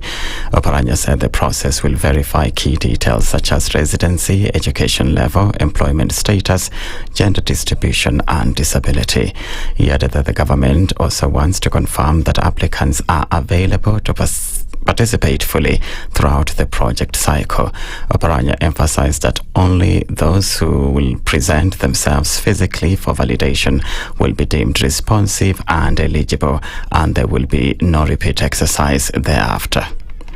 In Busia County, the government has disbursed 980 million shillings through the Hustler Fund. 20% of the beneficiaries have defaulted on their loans. Micro, medium and small enterprises Principal Secretary Susan Mangeni has said. Mangeni urged them to repay the loans, warning that they may not get loans from banks, SACCOs or other lenders. Wangapi ambao wamebenefit kutokana na Hustler Fund? Wangapi wamechukua na wamekataa kulipa? Wacha niwatangazia kwamba tunawajua. Na wakati ukifika sasa, tunawajua tu, si ndio? Dawa ya deni nini? But hapa Busia repayment is almost 80%. So you are really repaying well. Hiyo 20% tutasaidiana tu tuone how to improve. Wale ambao tunataka kusaidia kwa kuwa grant na hiyo 50,000. Credit worthiness ni muhimu. In August, the Kenya Human Rights Commission described the Hustler Fund as a politically expedient but economically disastrous initiative that has failed to deliver on its promises of financial empowerment for low-income Kenyans. Siaya Senator Buru Ginga is to meet ODM elected leaders and delegates from Nyanza at his home in Bondo today. It comes a week after the party's National Executive Committee appointed him as the acting party leader following the death of Raila Odinga. Oginga is looking to steady the party amid internal conflicts over the future of its partnership agreement with President Ruto's UDA party. On Thursday, ODM Deputy Party Leader Abdul Swamad Nasir urged unity in the party as he announced that the party would be holding its first meeting with Senator Oginga. Baada ya Central Committee kuweza kukaa, lazima tuweze kukaa kama wabunge wote pamoja na uongozi wa chama, tuweze kukaa na maseneta wote wa ODM pamoja na uongozi wa chama, tuweze kukaa na magavana wote pamoja na uongozi wa chama, tuweze kuelezana na kuambiana ya kwa hii ndio njia ambayo kwamba tunafaa kuelekea. Baada ya kuweza kukaa chini, tukae ndani ya boardroom, tukubaliane ya kwa hii ndio mwelekeo, nia na madhumuni ni haya. Baada pale sasa unaanza kuzungumza na watu. In Nyamweya County, these ODM supporters want the party to ditch the broad-based government and rejoin the opposition to use its numbers in parliament to keep the government in check. Sasa vile papa alikufa, ndege ambao ni vijana wake wa ODM wako katika ile hali ya matata. Mimi kwa upande wangu, chama cha ODM kimeshikilia na kupigania mahitaji ya wananchi wengi katika nchi ya Kenya. ODM irudi opposition, iangalie maslahi ya wananchi. Hatutaki kukandamizwa na serikali kwa sababu ODM ilikuwa inatetea maslahi ya wananchi. Chama cha ODM kikaa opposition. Kwa maana Raila kwa miaka mingi alikuwa amekaa opposition, ndo hasa wananchi wakakaa vizuri. EU leaders agreed to help support Ukraine's financial needs for the next 2 years on Thursday night, but stopped short of releasing billions of euros in frozen Russian cash to help fund the country's defense. A decision to use 140 billion euros in Russian assets held in a Belgian clearinghouse was pushed back until December after concerns were raised by Belgium. The controversial move would be on top of sanctions the bloc has imposed on Russia, the latest on Thursday, targeting the Kremlin's oil revenues. The Brussels meeting came ahead of a London summit today, where Prime Minister Sir Keir Starmer will urge European leaders to boost long-range missile supplies to Kyiv. That's the Newswire. I'm Edwin Lisamira.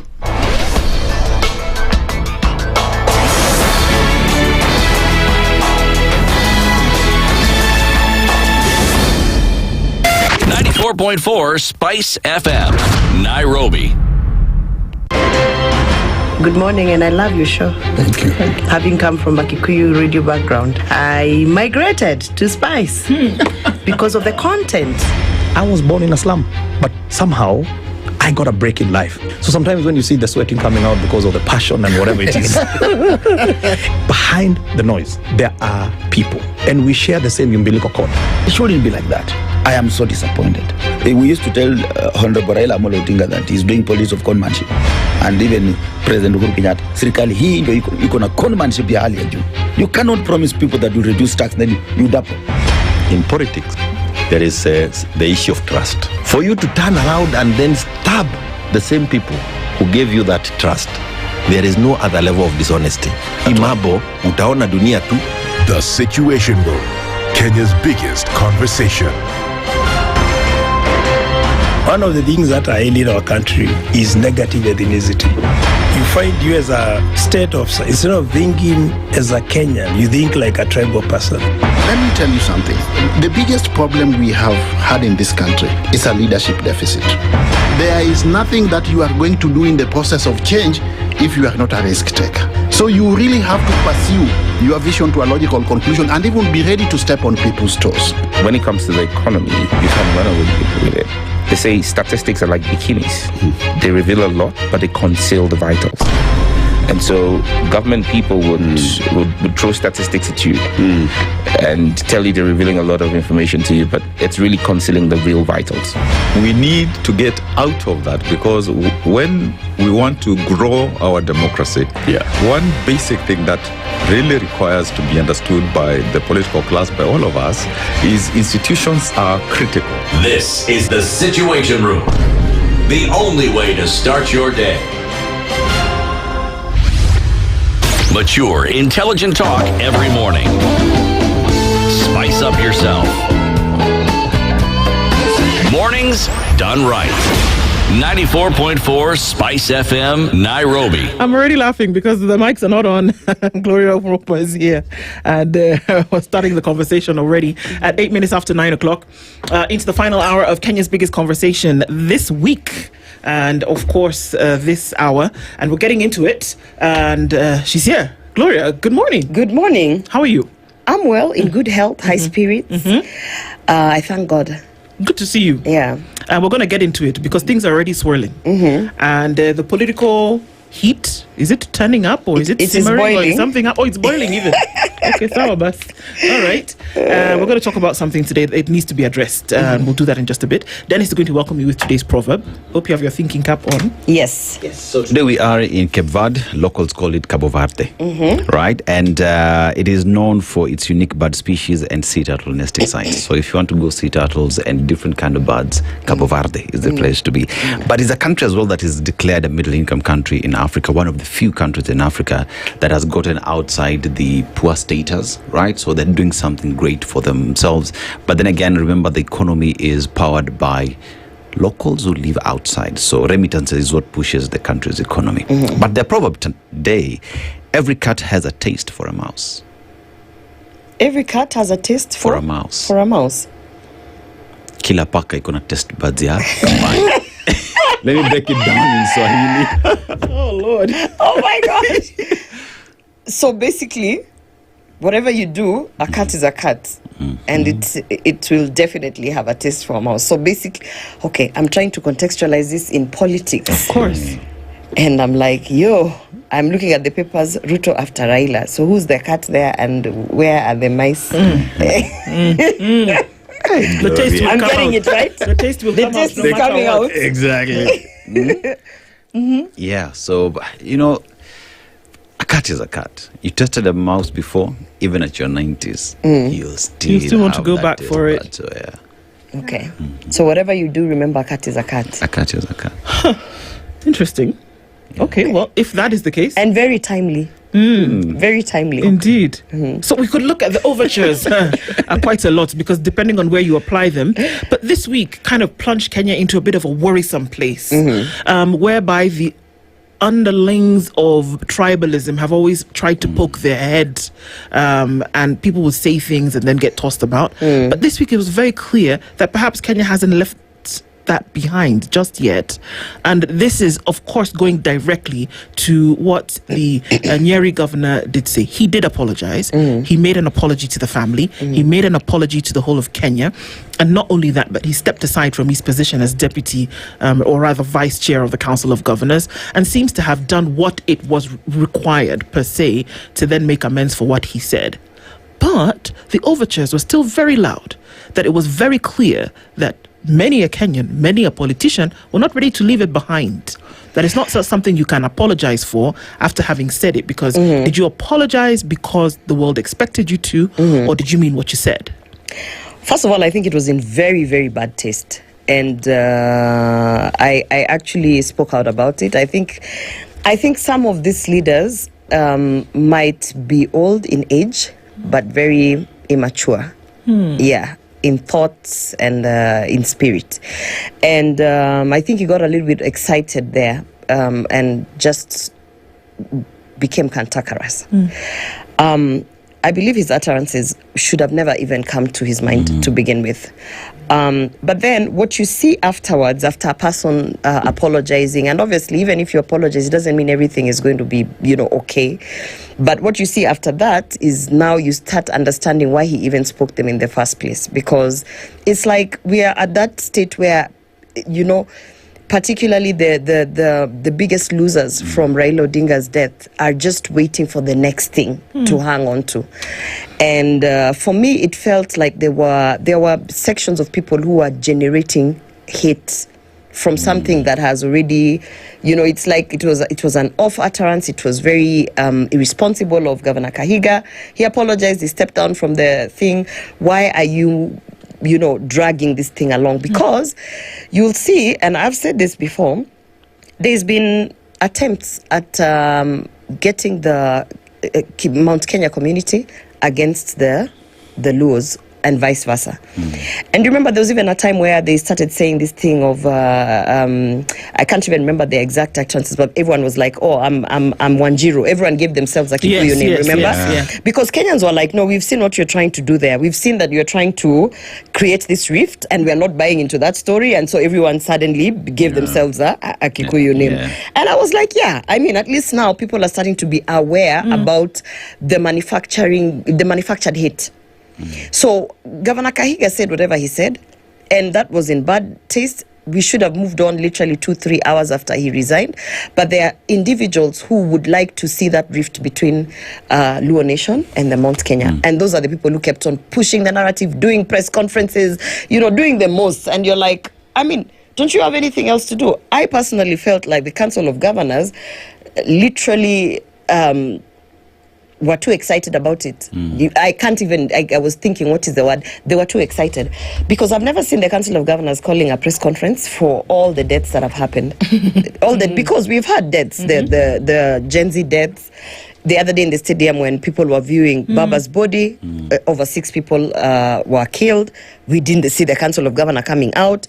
We've had, even the Council of Governors didn't come out to address the Quarry dam issues. So now they've so you could see there was like people being told, sasa imekuja, sasa let's run with this one, sasa nyendeni mfanye press. And it's just, but to what end though? Why? Because the idea is to create, now that Baba, may his soul rest in peace, now that Baba is gone, The idea is to make sure that no section of Luo Nyanza forms any alliance with anyone else except when they are brokered into, for instance, you had in the funeral, the two-term alliance. So the idea was, even if you thought that maybe you can now start having conversations with Rigathi Gachagua, no, those people hate you. Look, Rigathi has sent his person to say that they hate you. In fact, don't come to Bondo and things like that. So it was so manufactured. For some of us who are actively in this politics, I was like, I can see how this is something that, for instance, Governor Gladys Wanga would take like to Gear 5. Because it would, the direct beneficiary of the rift between Mount Kenya and Luo Nyanza would be people like her, so that they can now go broker deal with William Ruto, which is what they're doing anyway as we speak. Yeah, so for me, they're brokering a deal with William Ruto to do what? Yeah. I mean, because, Baba left ODM while in government. Yeah? And there was the handshake. And he was the person that was controlling whatever it is that was in that handshake arrangement, including when they were leaving, when they were not leaving, when they were threatening to leave. Now that he's gone, there are many people who are not happy with that handshake within ODM. We saw it, the likes of Sifuna, Babu Owino. There are many people who are like, you know what? May God rest his soul in peace. But, it's a relief that we can now get out of this arrangement of the two-term. And so now what you see happening is there are those who want to stay in that arrangement because they are the direct beneficiaries. Yeah. And there are those who feel like, no, this handshake actually, with the 10-point agenda that we've had, nothing has been executed. Why the hell are we still, in this handshake manenos? So that's the long and short of what you saw with Governor Kahiga. I think he is a very irresponsible leader to have uttered those kind of words. Thank God he actually went ahead to resign. And I saw afterwards the Council of Governors, they fired him, and I just thought all the Council of Governors, the officials, should be fired because they're honestly, I thought if Kahiga outsmarts you, if Governor Kahiga manages to outsmart you as a Council of Governors, sincerely, you need to quit. I actually thought that is like a breach of Chapter 6 on leadership. Yeah. You see, we talk about the tribalism that we see in the country, and it has now been spinned to be political mileage in terms of how do we take advantage of this situation for me to retain power, for me to be the spokesperson of the Luo Nyanza, because one would stand and say, we've banned you from coming to Bondo. As who? Is it your backyard? Yeah, as who? And you just look at all that, and one would argue that what Kahiga did was wrong. Fine, he apologized. But what you're equally doing is the same thing that Kahiga did. So why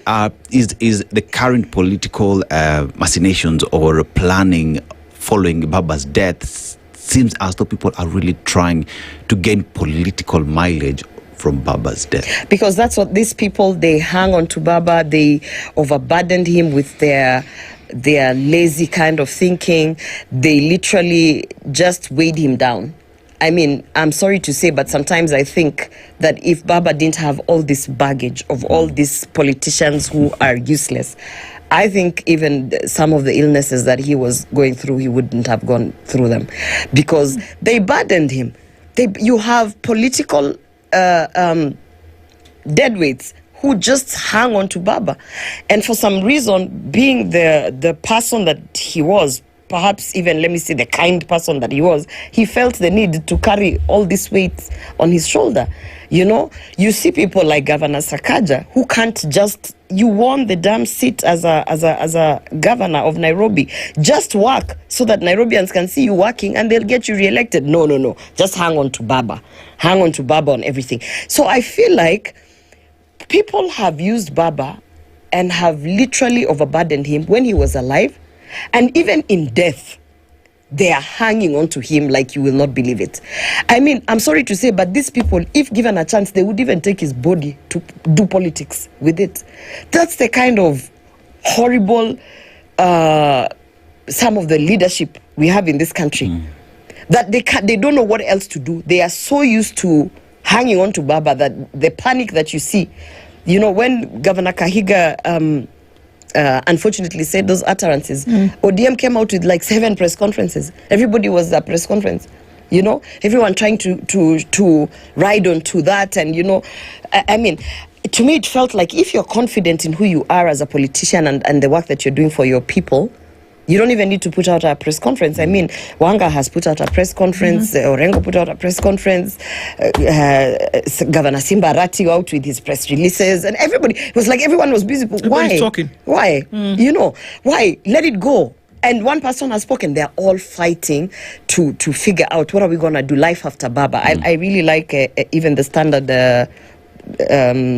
front page, Ruto after Raila, because really it is a reality. It is Ruto after Raila. It is life after Baba. It is, for some people, it is what next after Baba, because their political careers are dead. They were buried on just Sunday. A little bit. All right. Their careers were buried on Sunday, meaning, because this word overtures just comes and plays out here, whereby the assumption is that there are a lot of positions that people hold today, whether it is MCA, whether it is Member of Parliament, whether it is Senator, courtesy of Baba, because he spoke a word and the people said, okay, we will give it to you because Baba has said. Yes. Now, in his absence, does that mean that these positions are all but gone? Yeah. Yeah. I mean, even the looming cabinet reshuffle. Why? There are people who Baba literally fought for and continued to fight for till when he was in India. In death, he was fighting for them. And even in those spaces, they bring nothing.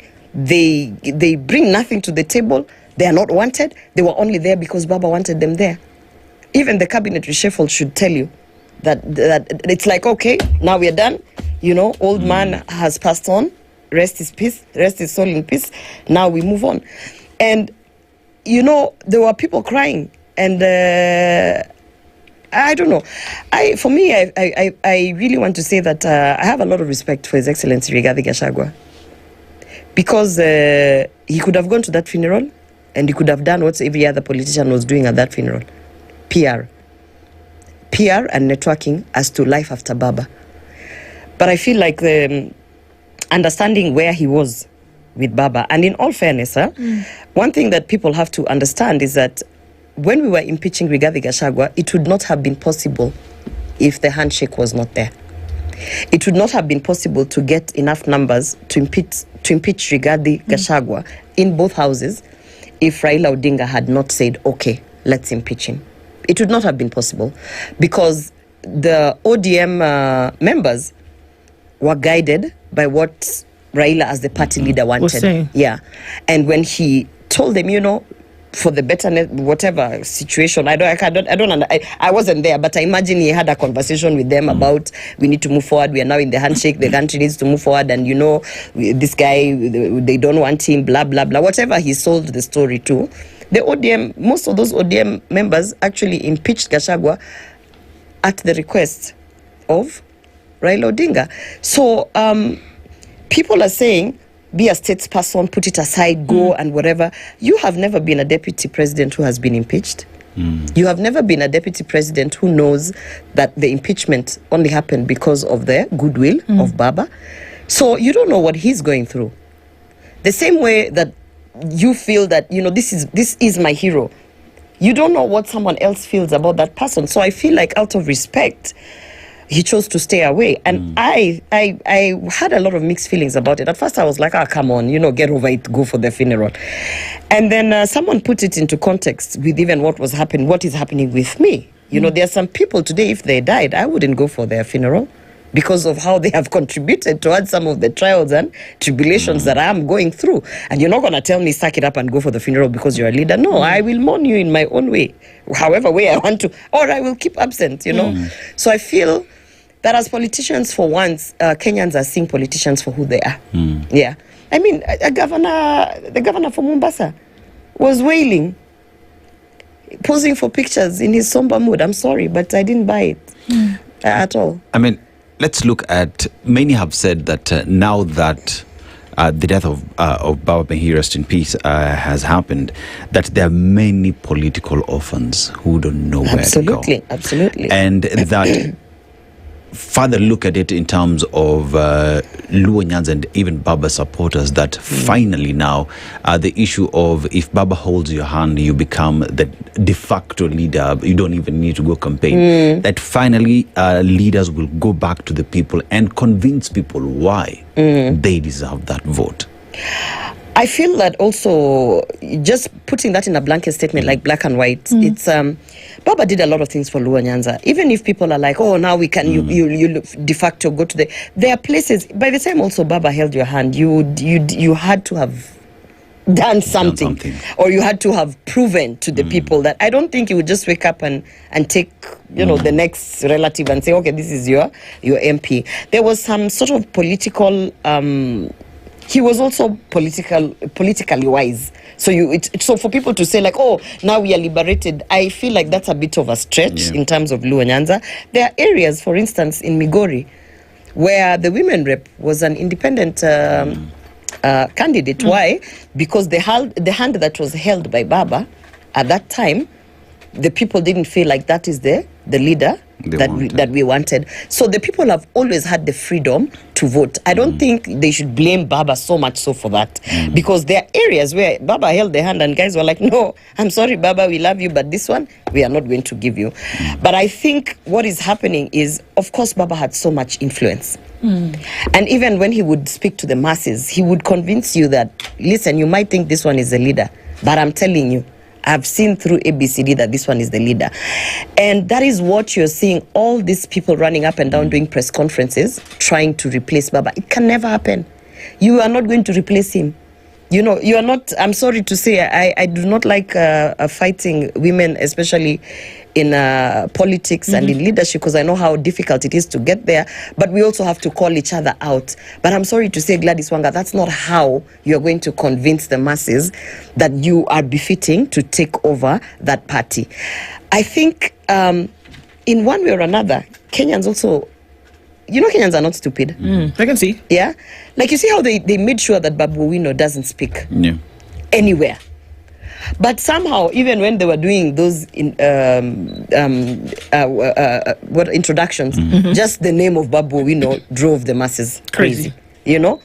And it's not to say that Babu Owino is a saint. No, for crying out loud, he's not a saint. He has done so many things that I am so against of, But sometimes the people understand that this is the person we trust, and this is the person that we want to follow. And I really do hope that Babu Owino breaks away from all that circus that has become ODM now, and just forms his party, because the people will follow him. The people are just waiting for him to give direction. They will follow him. Some of these things, no matter how much you want to manufacture them and fix them like a Lego or whatever, when God has given you favor, things just fall in place. And I believe, for whatever reason, Babu Owino has God's favor. That's what I believe. Yeah, and I should be the last person to say that, because I've criticized him a lot of times with the incidences of the shooting and all that. We've done shows with him where we've been arguing.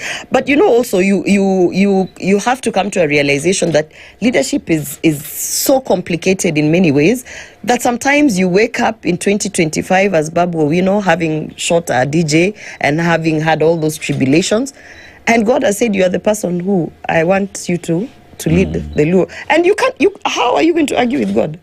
What you see these other people doing is arguing with God. It is useless. It's counterproductive. It's just a matter of time before. In fact, I used to tell people, and I don't know why William Ruto and his people don't say this. When we were campaigning for William Ruto in 2022, there's nothing that he didn't go through. There's nothing that the government of the day didn't do to him, or to his people. But in the end, he sat in State House. And yet, it's interesting that you say that, because then when the principals or the would-be generals or the folks then who were, subservient to Baba in one way or another, when they hear the things that you say now about individuals like Babu Owino, Edwin Sifuna, they seem to get a bee in their bonnet. Yeah. Because they don't want to hear that. Why would that be in the political sphere? Most of those people who do not like Babu Owino, who do not like Sifuna, have never worked hard to create their own brand. They have never had their own brand. If I tell you ODM and just by the top, I give you 10 seconds, mention people. I don't think you'll go past 10. Like just out of the, you know, you will be like, oh, Babu Owino, Sifuna, Millie Odhiambo. Then you start hanging, You start hanging because you're like, okay, who are the other people we know in part? You know, because they've never really created their own brands.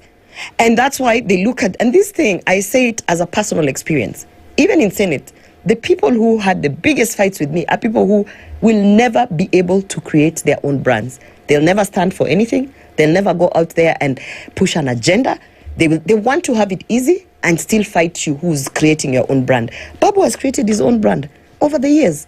His own brand. He was the only person who the parliamentarians were calling him to go to Kasarani so that he could calm down the crowds during the viewing. In parliament, Gladys Bosrole, deputy speaker, renowned politician, was unable to address the masses. She had to give the leaves to Babu and beg Babu, please, tell these people not to break through to parliament. So, you know, sometimes, and that doesn't come easy. You know, it doesn't come to enter a room and command the space is something you work on and you create as a politician, as a leader. Most of these leaders used to survive through the brand that Baba had created. So now, when that's not there, there are some people who can never enter any room and address any crowd. And those are the people who are fighting the likes of Babu and Sifuna. And who, you see, after I say Babu and Sifuna, I kind of have, I'm like, the other ODM people. You see what I mean? Yeah, because I'm not talking about a brand within your constituency. I'm talking about a national brand.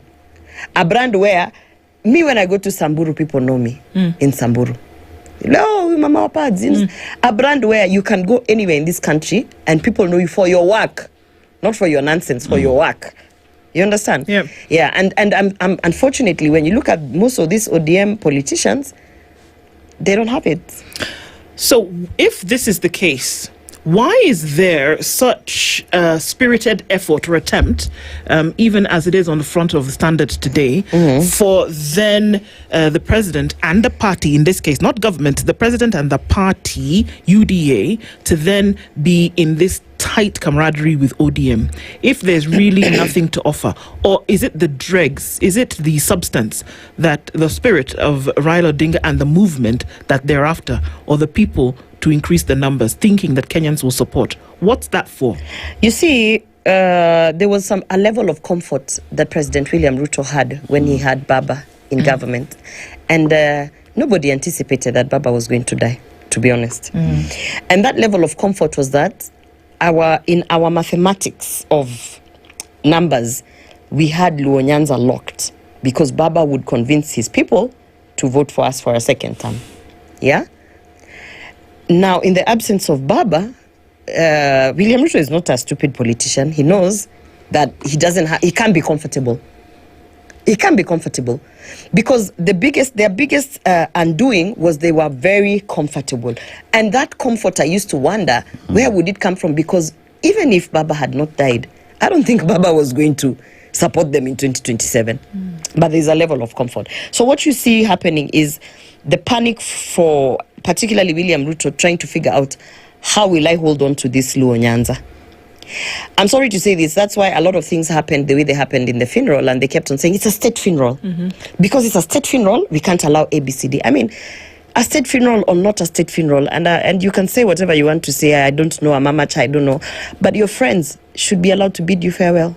SK Mashari, everybody knew that was Raila Odinga's friend for the longest time. They should be allowed to bid you farewell.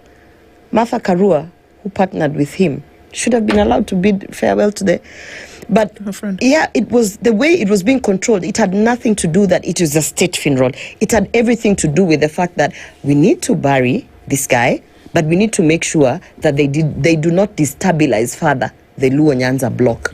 So what you're seeing in the front page of the Standard is, I call them Ruto's pawns.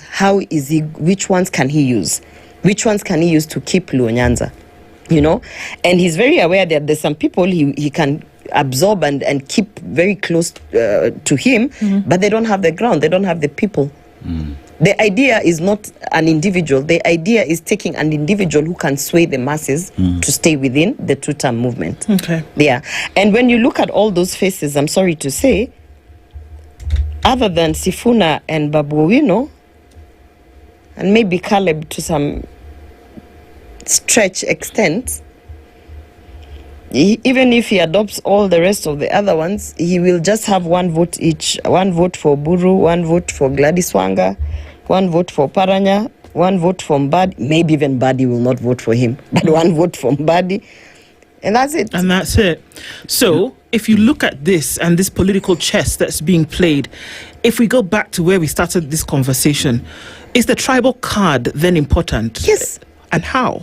Because, I don't know why Kenyans want to And imagine... is tribe in this case a bad thing? We come from somewhere. Yeah. I've said this before. You can never detach Kenyans from the tribe. Maybe in another 100 years after we've all intermarried and we've dissolved our languages.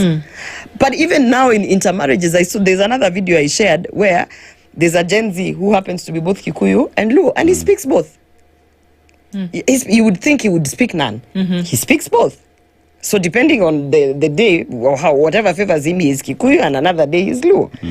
You can never detach Kenyans from tribe, because our roots, that's where we come from. You are born from somewhere, you have cultures from somewhere. I don't know why people see it as a negative thing. It's not a negative thing. It can only be negative when it is used for divisive politics. But to say that we don't want to look at the tribal lines, that's actually hiding ourselves, putting your head under the sun. We have to understand that when all is said and done, Gloria Oruoba is from Kisii. First, she's from Kisii. Then she's a woman. Then other things. Then she supports so and so and so and so. Then we break it down. Everywhere you go in this country, you say, "Oh, what's your name?" Gloria says, Then they say, "You're from wherever." You're from wherever. I don't think it's a bad thing. I think it's a very unique thing, because not many countries have that kind of diversity.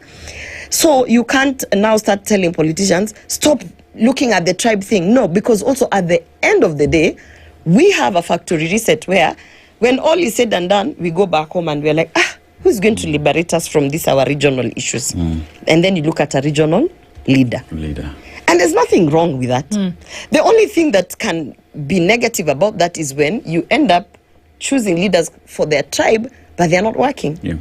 Yeah, but I don't see anything wrong with that. And by the way, whether you like it or not, in whichever election, at least the ones that I have been involved in since I've been an adult, it will always come down to tunangoja kura za hii region.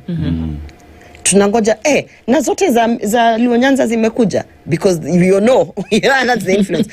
And then another thing that you need to understand is, I don't know why people are trying to remove yourself from the region. When you, for instance, Nyamira and Kisii, our problems as people are the same. So we want to be guided by a leader who understands our problems as Kisiis. We are producers of matoke and whatever. So when we are also looking for leadership, we are seeking for leadership that understands this is where our pain points are as farmers. This is where our pain points are as, for instance, miners of soapstone. So you can't tell us, go and listen to a leader, let's say, from the coast region. They don't have soapstone there. We have soapstone. We want to be told what is. So somehow, even the idea of the geographical location definitely has influence on the leaders that you choose. So I think it's a bit simplistic thinking to say, this tribe thing. No, the tribe thing is a factor. The only thing we are saying to people is, after you have said, okay, this tribe, do those people actually have leadership qualities? Will they actually be able to lead you as a community? Will they be able to bring development, ensure that we have, a good living, So, but to say that, no, we're not going to think of tribe, no. In fact, today, it's all about, when you look at the front page newspaper, that is Luo Nyanza and parts of Western. You mentioned something very critical. There's a movie that we are watching here. It's a series called Yellowstone, and it talks about the state of Montana and how the white settlers and the Indians, the original settlers of the U.S., always fight for that land. And anytime there is a political chess game, there is always need to bring both sides. And one would talk about different tribes in this case and how they come to find solutions on what affects them. But everyone comes with their support base. And that is not Kenya. We're talking about the United States. Yeah. So here we are talking about our tribes, where we belong, where we come from. Remember, the Constitution recognizes our cultures and where it is we come from. But how then do we use our tribes for the good? Because one would say what is happening right now is people are taking advantage of their tribes to sow division. How do we deal with that so that even as we recognize our tribes and where we belong, we use it for the good and the benefit of the people and the country? For me, I feel like it's a double-edged sword. When we talk about liberating this country, right now everyone is looking at the united opposition to liberate the country. What constitutes of the united opposition? Tribes. So that's a clear example of how you can use tribes in a positive way, because it's a region, it's regions coming together to liberate the country from what we feel is a lot of oppression, bad economics, So those are tribes coming together to liberate the country. But what happened, for instance, with the utterances of Governor Kahiga, that's now the opposite of it, because it's using the tribe and a tribe setup to cause division between two communities. Right. And that's why everyone was like, you don't do that. We are at the point where we are saying, come together, let us liberate this country. Not come together, let us fight between Luos and Kikuyus. Yeah. So there are many advantages to having those different, when I sit here and I tell you my type of leadership and what influences me largely is how I've been brought up and my roots and my background, And if we didn't have tribe, for instance, some certain issues that we are dealing with in specific tribes, God forbid, would be a national disaster. Because, for instance, even just take the matter such as FGM. Yes. FGM, yes. FGM is like, it's tribe related. There's certain largely. Yeah. And then maybe an influence of religion. And I thank God that now we have different tribes, because in some places you go and they're like, what the hell, what's wrong with you people? But sometimes you have to be a bit you have to think beyond the black and white when it comes to this matter of tribe. I don't think it's a time where we should tell people, we are one tribe, I'm not. No, I'm Kisii, I'm proud to be Kisii. But I'm also Kenyan. And I'm proud to be Kenyan. That's the national platform. And as a Kisii, I think this is how I can contribute to the Kenyan economy. Through this kind of farming, through this kind of thinking. We always laugh about saying that you throw a stone in Luo Nyanza and you hit a doctor. Yeah? So it's a pride they have that as Luos, everyone is very educated. So everyone brings something to the table. Every 47 tribes, there is something special that they bring to the table. I don't think it's a time to tell people that let's stop recognizing your tribe. No, I think it's a time to tell people you are unique in every different way that you are in each of these tribes, but let's come together to liberate this country. So gone are the days where we are saying that one is pitted against the other, or one is elevated over the other, and that's what we're going to use to divide people. But we're saying that tribe can actually be used for a good thing, where it's used for unity. To all bring about unity. You see, like now, even the fights that you're seeing is because there's a clear understanding that in the united opposition, at least more or less a huge number of the regions are represented, right?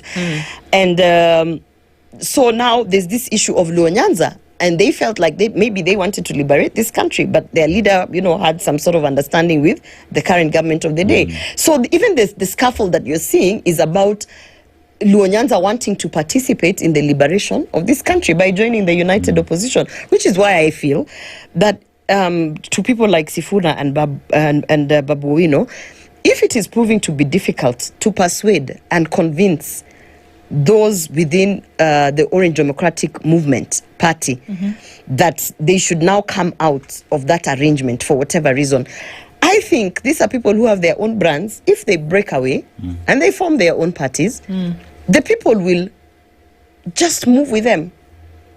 Because I can tell you today, if Babu Owino forms a party, I promise you, membership within 2 weeks will just skyrocket. Yeah. So I think sometimes also as young people, we have imposter syndrome. We don't believe in ourselves that much. So there's always something that's holding you back. You keep thinking, let me wait for somebody Governor else Orengo to tell me. Let me wait for, because we have, and it's something that within even the political spaces, when you try to come out, you are immediately pushed down. So we have a lot of imposter syndrome. But I would challenge these individuals, because it looks, also there comes a time in a community where you as a leader must rise up. You must rise up and you must lead your people. And with the confusion that is going on in ODM, I feel this is the time that Babu Owino should rise up and lead his people. Here we are so the next couple of days, and didn't even wait weeks or months, but the next couple of days, we're probably going to see that these realignments are going to start taking shape. But then under this, and this is all happening for maybe 200 people, 300 people max, right? The ones who will then be key in these decision making. But under here are millions of people who are asking for the country to be better. Are politicians aware? Yes, a big monumental shift has happened politically. But is there the awareness that there are Kenyans here who are still asking for things to be done better? I don't think seeking for governance to then be practiced out and lived out better. I think with what is happening, particularly with some individuals, I don't want to be very categorical, lest they accuse me of just fighting people and women and what. I think some people are in a state of shock and mourning and anxiety and no clear path for their own personal future. And in that state, they are misleading the people, because they're not really thinking about what the people want in terms of things to be done, in terms of development. So it is that situation where masses of people are now being led by confused leaders, by leaders in shock, leaders who have panicked, leaders who have realized they probably don't have a future in politics, and they are just holding on to these masses. And unfortunately, the masses who follow them, they have not recognized that is not the path, that this might be a leader that we used to follow when they were sane and of sound mind, but in this couple of weeks, this is not someone we should follow, because this person is now on a self-destruction mission. Yeah. And that's unfortunate, because that's what's happening. And the leaders who because you see also another thing, you can't wake up and say, because Raila Odinga has passed away, suddenly all the people who would follow all these MPs or the governors and whatever would suddenly just, say, okay, now we are looking for new leadership. No, they're still following their de facto brokers. Let me say they are de facto brokers to Baba. So Gladys Wanga has her people who will follow her to the grave, maybe. All these people, they have their people. And that's why this conversation, I feel, is a conversation that should be had with now the younger leaders who are more aware, who went out of their way to build their own brands despite the Baba factor. And that's why I keep saying this is a moment. There is a moment in leadership that comes. You don't need to be told. It just, you feel it. You know you must take a decision. This is the moment for people like Sifuna and Babu Owino to lead those masses. You just need, because whether you like it or not, people keep saying, leaders, no. People must be led. Even in your household, you don't even know, but you are led. Even you as the husband, you think you are in charge, but you are led. You are told what you are going to eat. You are convinced what time you are going to sleep. Somebody is leading you. There is an influence in that household that is leading you. People must be led. And if this confusion lasts another 1 week, it will be very unfortunate for Luo Nyanza, and maybe the other diaspora parts, Nairobi, Nakuru, that actually Baba had serious following. It will be very unfortunate, because what is going to happen is like the Tower of Babylon. It will come down. Yeah. And you say in this, you mentioned Babu Owino. I heard him speak the other day saying, even when Baba was alive, with regard to the broad-based government, they sat down and they agreed that he would remain in opposition. He wasn't comfortable going to broad-based government. You listen to Sifuna speak, referring to what Raila Odinga said in that meeting in a hotel not far. And he maintains that is the position and instructions. The last instructions were given by Raila Odinga. But then you look at the larger ODM, one would say those who built the party together with Baba. And there seems to be fear that the young Turks might take this away from us, and we need to do everything to prevent it. But how do you prevent an idea whose time has come? And then there's also this entitlement of, we are the founders of ODM, we are the people. One thing that I've come to appreciate is, even if you are the founder of that party, that was what God wanted you to do. to start that party and then move the hell away from it or whatever. So you can't keep holding on to, I was the founder, so therefore I am, you played your part. And now God is saying, past finding this, the party is already established. Now, next, we are now going to have the young people who are going to move the party from point B to C. So I feel like the older, without any, I don't want to sound, okay, I'm biased. I feel like the older generation has this entitlement, like, ichamani yetu. And that's why, for me, every time I look at the Esabu, because these formulas that anyone wants to come up with, they're like 7 factions of people fighting for the party. And it's becoming so complex that you ask yourself, what are you fighting for? Because you, as Sifuna, you have your own following. Or unless you know you don't have your following. Unless maybe there's something you know that we don't know. But if you know that you have your following and you have your leadership and you feel truly that this party is going in the wrong direction, just break away. It's 21 months to the election. Start arranging your things there on the side. And when the time comes, just break away. At what point, Gloria, does the voice of the people then become integral? Because you look at ODM, and ODM is not Baba or the leadership or the NEC or the NDC. The leadership, one would argue, actually, is the NDC, the people who form the party. No, ODM is Baba. Already you're wrong. ODM is Baba and Baba is ODM. So doesn't the members of the party then have a say in terms of voting for the next leader of the party? Yes. You see, when ODM is Baba, first of all, you can't say ODM is not Baba. ODM is Baba. And that's why on Sunday when Baba was put to rest, ODM was put to rest. If that wasn't the case, we wouldn't have all the chaos of people trying to fill in that space. The people in ODM and the masses were largely led by Baba. And that's the fundamental, that is the basis that is causing the chaos. The people believed and trusted and would give their lives. Some already gave their lives to Baba. They would die for him. And now those people are like, Sasa, who are we going to die for? Now that Baba is gone. There was nobody else. Yeah.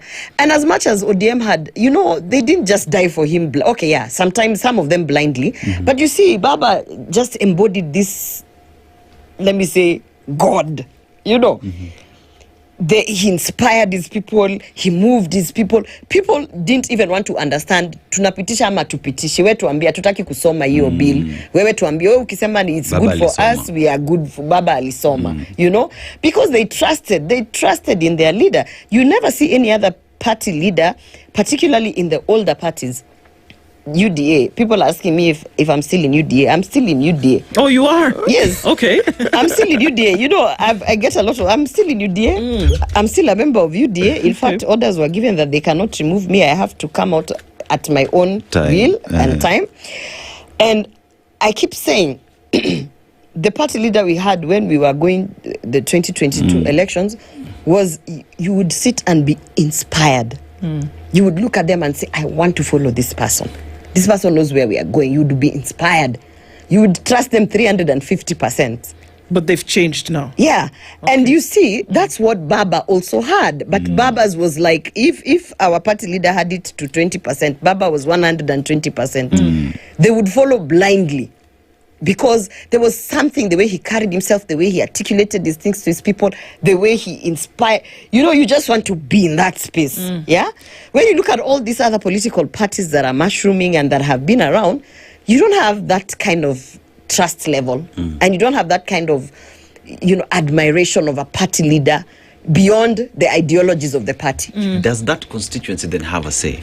The constituency has a say if the party leader actually takes it seriously. Which is what Raila Odinga took his own constitution serious because of the party. And he embodied it.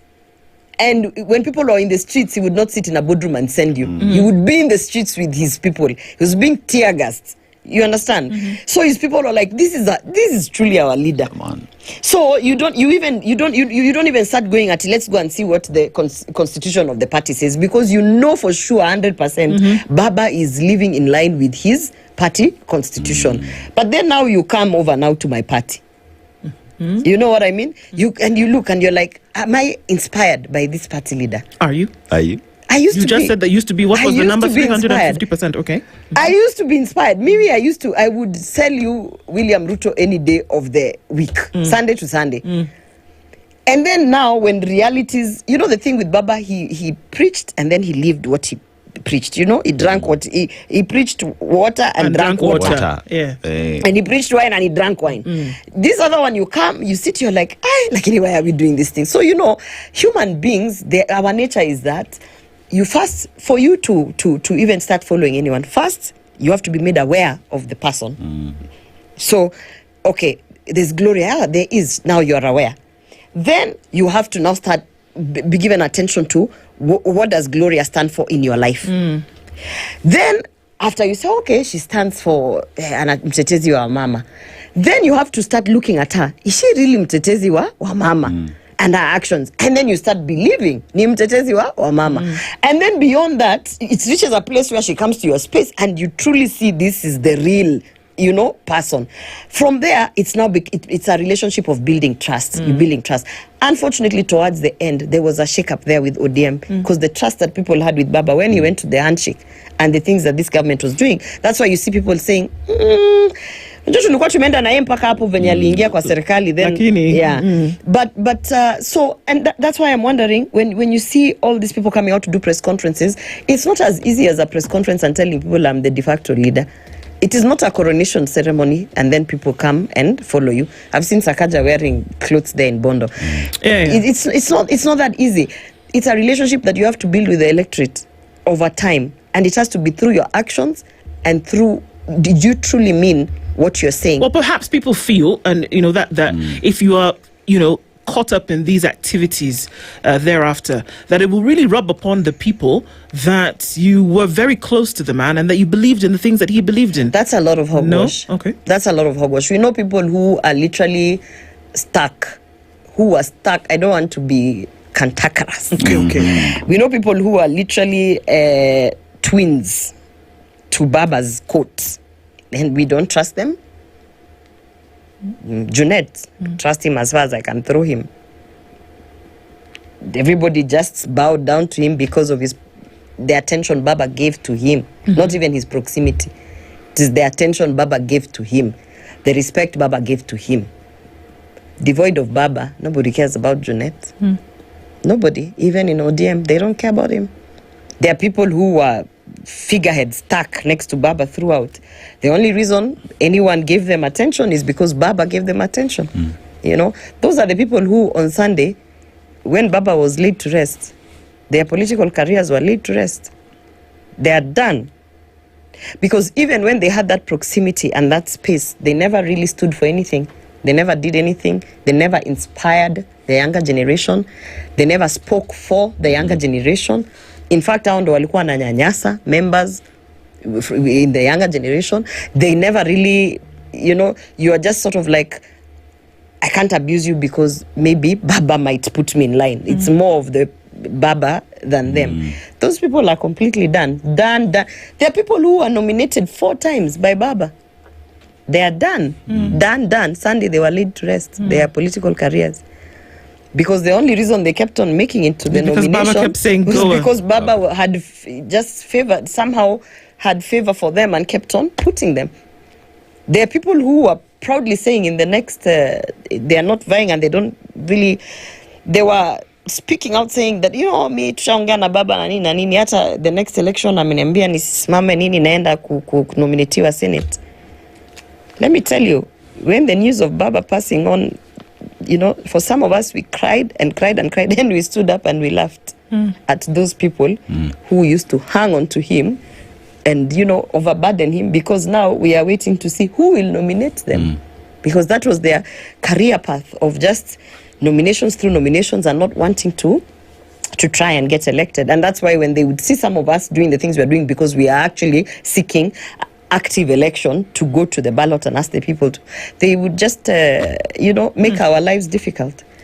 So those people on Sunday, when the last burial rites were done, their political careers were buried as well there on Sunday in Bondo. The perspective that you take is very interesting, and dare to say that this will be interrogated beyond this conversation this morning. In I'm sure 3 you weeks. know. I'm sure you know. In 3 weeks, everything I've said will come to pass.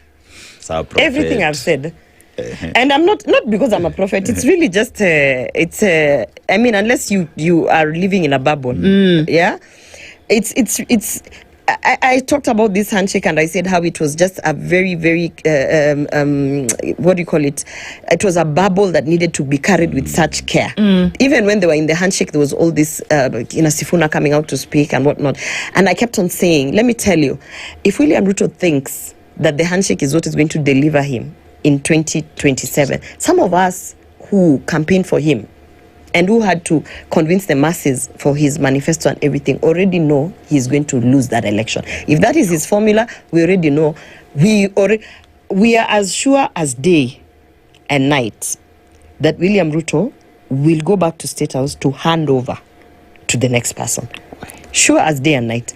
Whether he reshuffles this cabinet 350 times, whether he brings Gideon Moi into this cabinet, whether he brings who's the other person I'm seeing there, whether he gives Babu Owino the cabinet secretary for education, whether he takes Sifuna and puts Sifuna in interior, whether he takes, if there is one thing I can tell you today, if that is the formula he thinks he's going to use to win the trust of the people, the only thing he should be doing now is preparing over the handing over documents, because clear as day and night, he's going home. Gloria Rwabwa, folks. Yeah. Thank you so much for joining us this morning. I don't even know if there's anything to say beyond that. Let's see. She says 3 weeks, maybe sooner. We'll see, isn't it? Thank you for being here this morning, and we look forward to the next. Have a wonderful weekend, folks. The Situation Room comes back to you Monday morning at 6. Have a good weekend. It's 10:01. Good morning. News from around the world. 94.4 Spice FM.